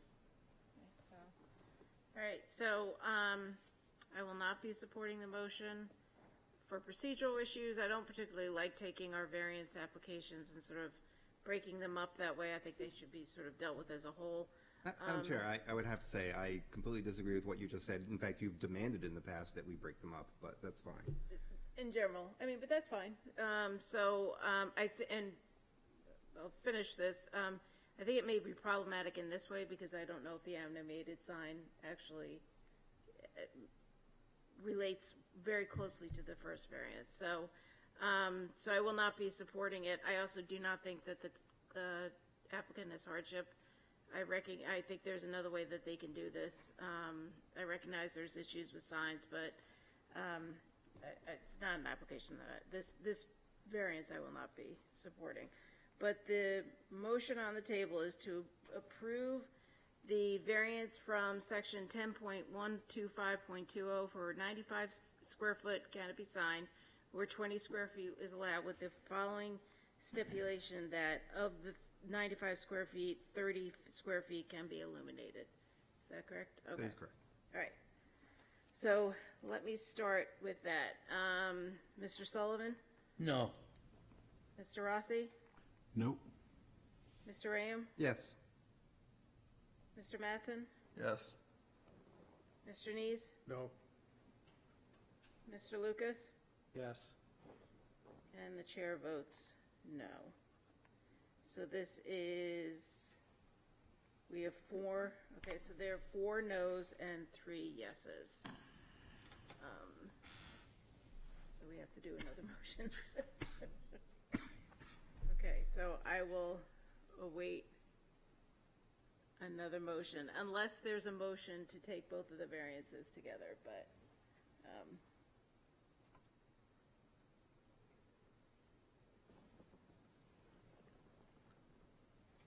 everybody looks exhausted, but, so another motion to deny that variance request, or perhaps take the variance requests 1 and 2 together?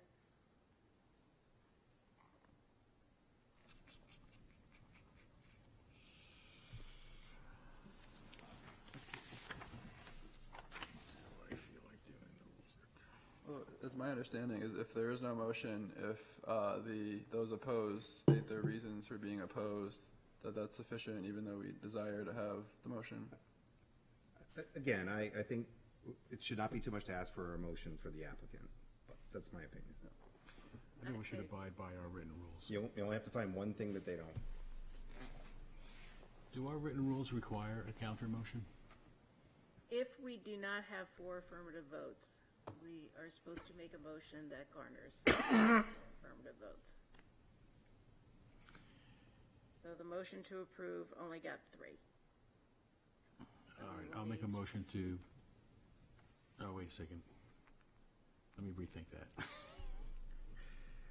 What I was going to say isn't correct, so I have to think about it. Okay. My preference as chair would be to have a motion specifically related to the first variance, rather than both variances. Yeah. Even though I don't like it, but. Again, in practical terms, if we deny the first variance, the second variance essentially goes away at that point as well. But, whatever. Mr. Nees, do I see your hand going up?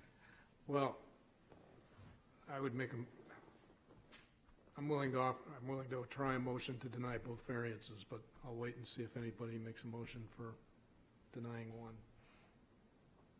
Doesn't it appear that there is one on the floor, so. Take the bull by the horns.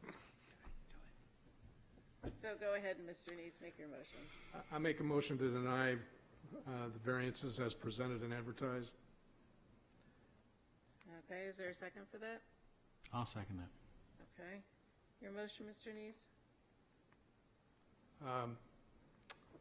Give me a second to try and make my words make sense here. I think that granting the variance is contrary to the public interest because of the residential neighborhood near this property. I think granting a variance for an animated sign that is larger than required that allowed by the ordinance will affect the health and safety of the neighbors. It will certainly affect their property. I also don't think it's consistent with the spirit of the ordinance. The ordinance goes through great detail on signs. I personally think that there are good reasons for those details, and I haven't seen a strong argument in this case why they should be changed. I am not entirely convinced that granting the variance will diminish the values of surrounding properties. We did hear arguments that it would, that how can it not, but I am not including that as one of my criteria here because we don't really have any definitive specification of that. It's unclear to me that literal enforcement of the ordinance would result in an unnecessary hardship. I'm not sure the property really has special conditions that distinguish it from other properties in the area. It is a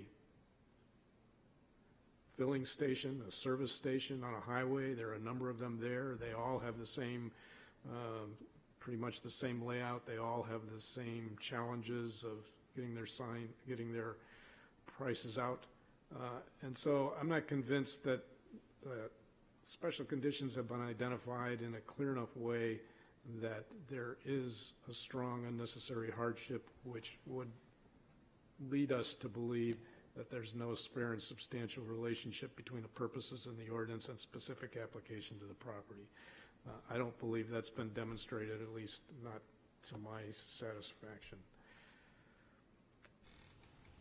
Okay. So I think, if I remember what I said, I think I said it was contrary to the public interest, violates the spirit of the ordinance, and did not meet the hardship criteria. Okay.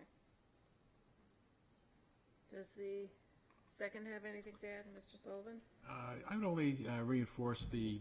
Oh, I'm sorry, Mr. Rossi. She identified Mr. Sullivan as the second. Oh, I think it was me. Unless. Guys all Actually, I sound- wasn't second, although. Okay, let me carry through with it then.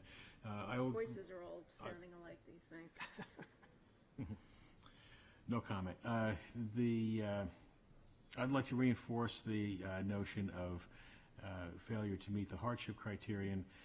As Mr. Neese pointed out, there are a number of filling stations on both sides of the Route 1 bypass.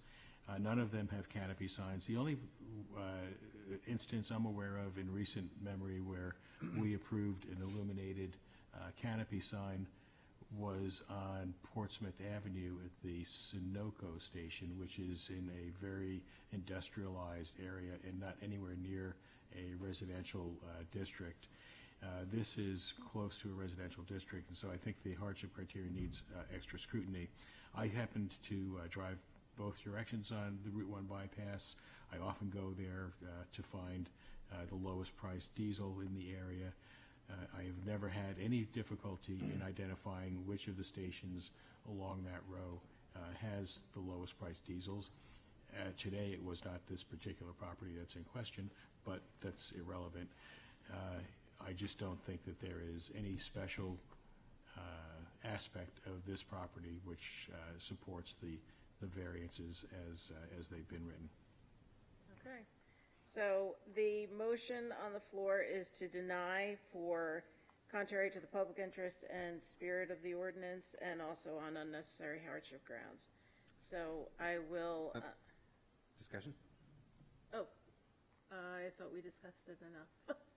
But go ahead. Very briefly, I'm actually going to support the motion primarily because of the second variance, which I do think should be denied. Okay. Good clarification. Okay.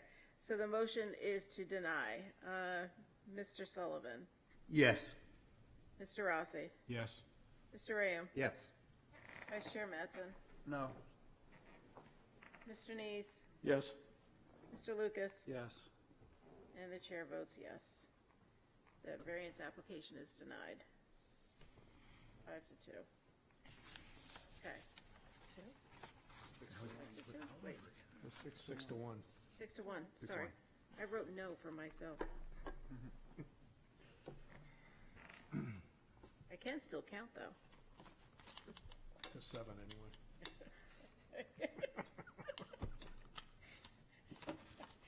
Okay, we're getting a little punch drunk up here.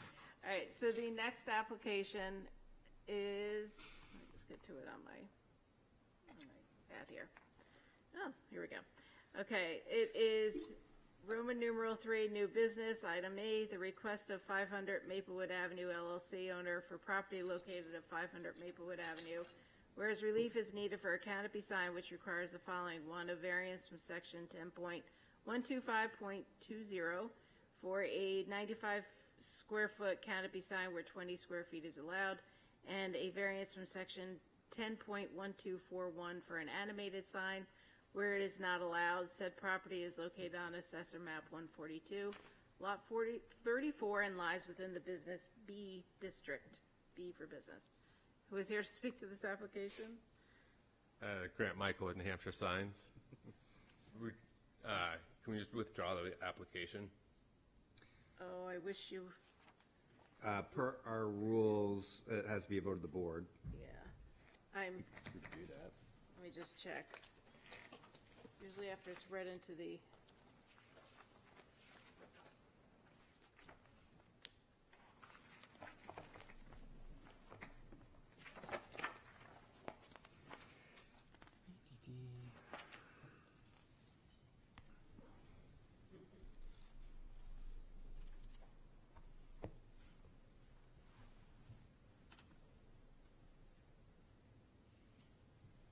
oh, okay, here it is. On page 6, miscellaneous of our rules, under 2, during the meeting, an application may only be withdrawn by the applicant or the applicant's representative after the case has been read into the record, but prior to the board opening the public hearing. If the application is withdrawn, the applicant will be allowed to resubmit the application, which will then be considered a new application to be heard for the first time. So according to our rules, you may request withdrawal. Thank you. And doesn't seem like we have to vote on it, it just, I'm sorry, what did you just say, Madam Chair? I apologize, I'm just trying to follow. gotta be quicker, Mr. Bailey. Miscellaneous 2, I think is what you said. Oh, okay, you're under section 7. Yes, Yeah. let me just make sure I have it. Yes, it's on, oh wait, do I have the right one? Yes, page 7. Yeah. Yep, okay. Yeah. All right. You are correct. Your request is approved, thank you. Oh, thank you. Request is withdrawn. I mean, your request approve to. the withdrawal. Your request to withdraw is approved, is, yeah. Is accepted. We got it, yeah. Accepted. It's a 12:45 at night, so. So, Thank you. am I allowed to ask a question or no? No. Okay. If you wanted to put a question in your application portal, I'll answer it tomorrow. Okay, thank you. Yep. Okay. Now we're onto some chickens. Yes. The Next order of business, and the final one of the night, is item G, the request of Prescott Family Revocable Trust owner for property located at 306 South Street, whereas relief is needed to build a chicken coop and have chickens, which requires the following. 1, special exception from section 10.440, use number 17.20, to allow the keeping of farm animals where it is allowed by special exception. Said property is located on Assessor Map 253, Lot 3, and lies within the Single Residence B and Historic Districts. Who is here to speak to this application? Hi, I'm Matt Prescott. Okay, thank you for your patience. You may present. Well, first of all, this is my first zoning board meeting, and I got to say I've got a new appreciation for everything you guys do. I had no idea y'all were staying till midnight. So I'll keep this very brief since we're almost at tomorrow. But my area of expertise is actually in chicken well-being. I've spent 20 years working in the field of animal protection, primarily for the Humane Society, and primarily on chicken-related initiatives. So I've got a breadth of experience about keeping chickens. We're requesting a special exception under Article 4, Section 17.20 to keep a small flock of 8 laying hens in our backyard, primarily as pets. As outlined in the application, we believe the request meets the board standards. There's no hazard to the public or neighboring property. There's no detriment to property values or neighborhood character. The coop will sit more than 100 feet back from the road, well within setback requirements, 10 feet from every property line.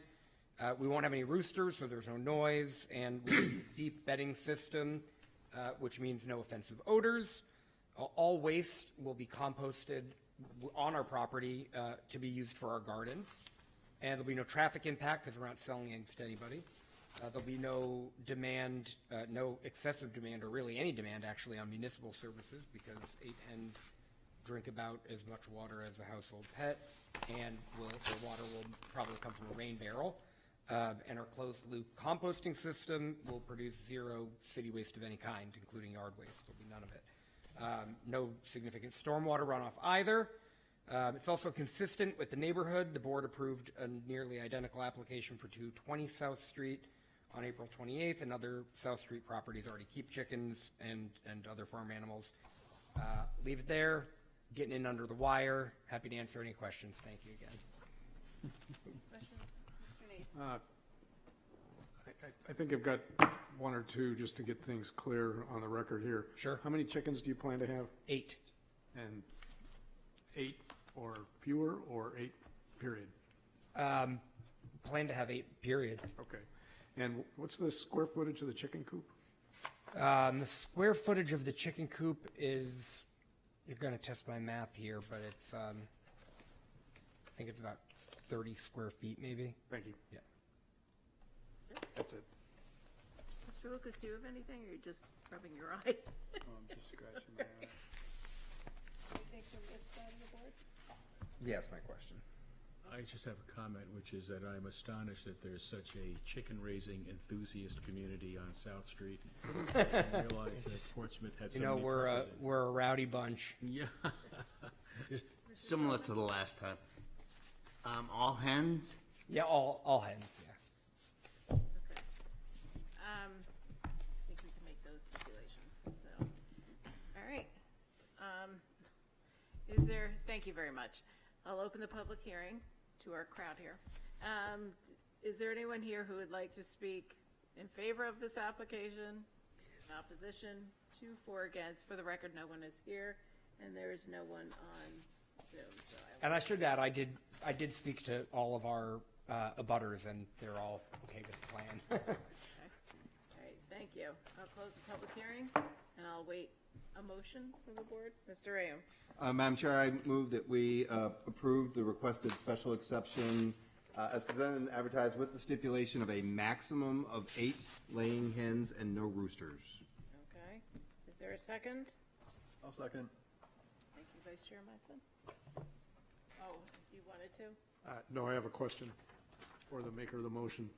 Okay. Staff memo made reference to Yeah. something about not needing a building permit. Did you want to include that in your motion? I mean, you weren't recommending it as a stipulation, were you? What were you recommending with that? I did highlight it. So that comes from the variances are usually vested with the issuance of a building permit, where a building permit is not required. Some mention of whether you want to make it a stipulation or a part of the motion that you recognize that it's automatically vested because there's no All building right, permit. I will amend my motion to have the stipulation mentioned, and then just the motion will also read, the special exception is vested without the issuance of a building permit as is not needed for the construction of the chicken coop. I agree. Okay, thank you. So just going through our criteria, this is provided as a special exception in this particular zone. It's not a variance, so we've seen some other neighborhoods where it would be a variance, higher bar, special exception, somewhat lower bar. No hazard to the public or adjacent property on account of potential fire explosion or release of toxic materials. As the applicant has indicated, there's really no threat of any of those, animal manures, all that is adequately addressed. No detriment to property values in the vicinity or changing the essential characteristics of any area. So again, this is allowed through a special exception. There's the scale of buildings, the coop is relatively small. Other structures, parking areas, access ways, odor, smoke, gas, dust, other pollutants, noise, glare, heat. Noise would be the only one that could potentially be an issue, but our stipulation that says no roosters. Roosters are usually the most offensive chicken-type creatures in terms of noise. And then no creation of a traffic safety hazard or a substantial increase in the level of traffic congestion. Again, the keeping of chickens would have nothing to do with that. No excessive demand on municipal services, including but not limited to water, sewer, waste disposal, police and fire protection, and schools. So again, water and sewer could maybe waste disposal, but all of those, stipulation of maximum of 8 hens. All those are very, very minor compared to all the other demands that are routine to a residential use. And then lastly, no significant increase in stormwater runoff onto adjacent property or streets. The size and location of the proposed coop would not result in that. So with that, I recommend approval. Nothing to add. Okay, I don't think I need to restate that very thorough motion, so I'll just call for a vote. The motion is to approve. Mr. Lucas? Yes. Mr. Nees? Yes. Mr. Mattson? Yes. Vice Chair Mattson? Mr. Rayam? Yes. Mr. Rossi? Yes. Mr. Sullivan? Yes. And the chair votes yes. You're approved by 7. Thank you very much. Thank you for your patience. All right. Now, what if I want to add a remote home office in the chicken coop? Wait, do you live on the property? I know where you can get an office. That would have been funny at 9 o'clock. All right, so my favorite motion of the night, motion to adjourn. Do So I have moved. a motion? And So second? moved. All right, all in favor? Aye. Aye. Nay.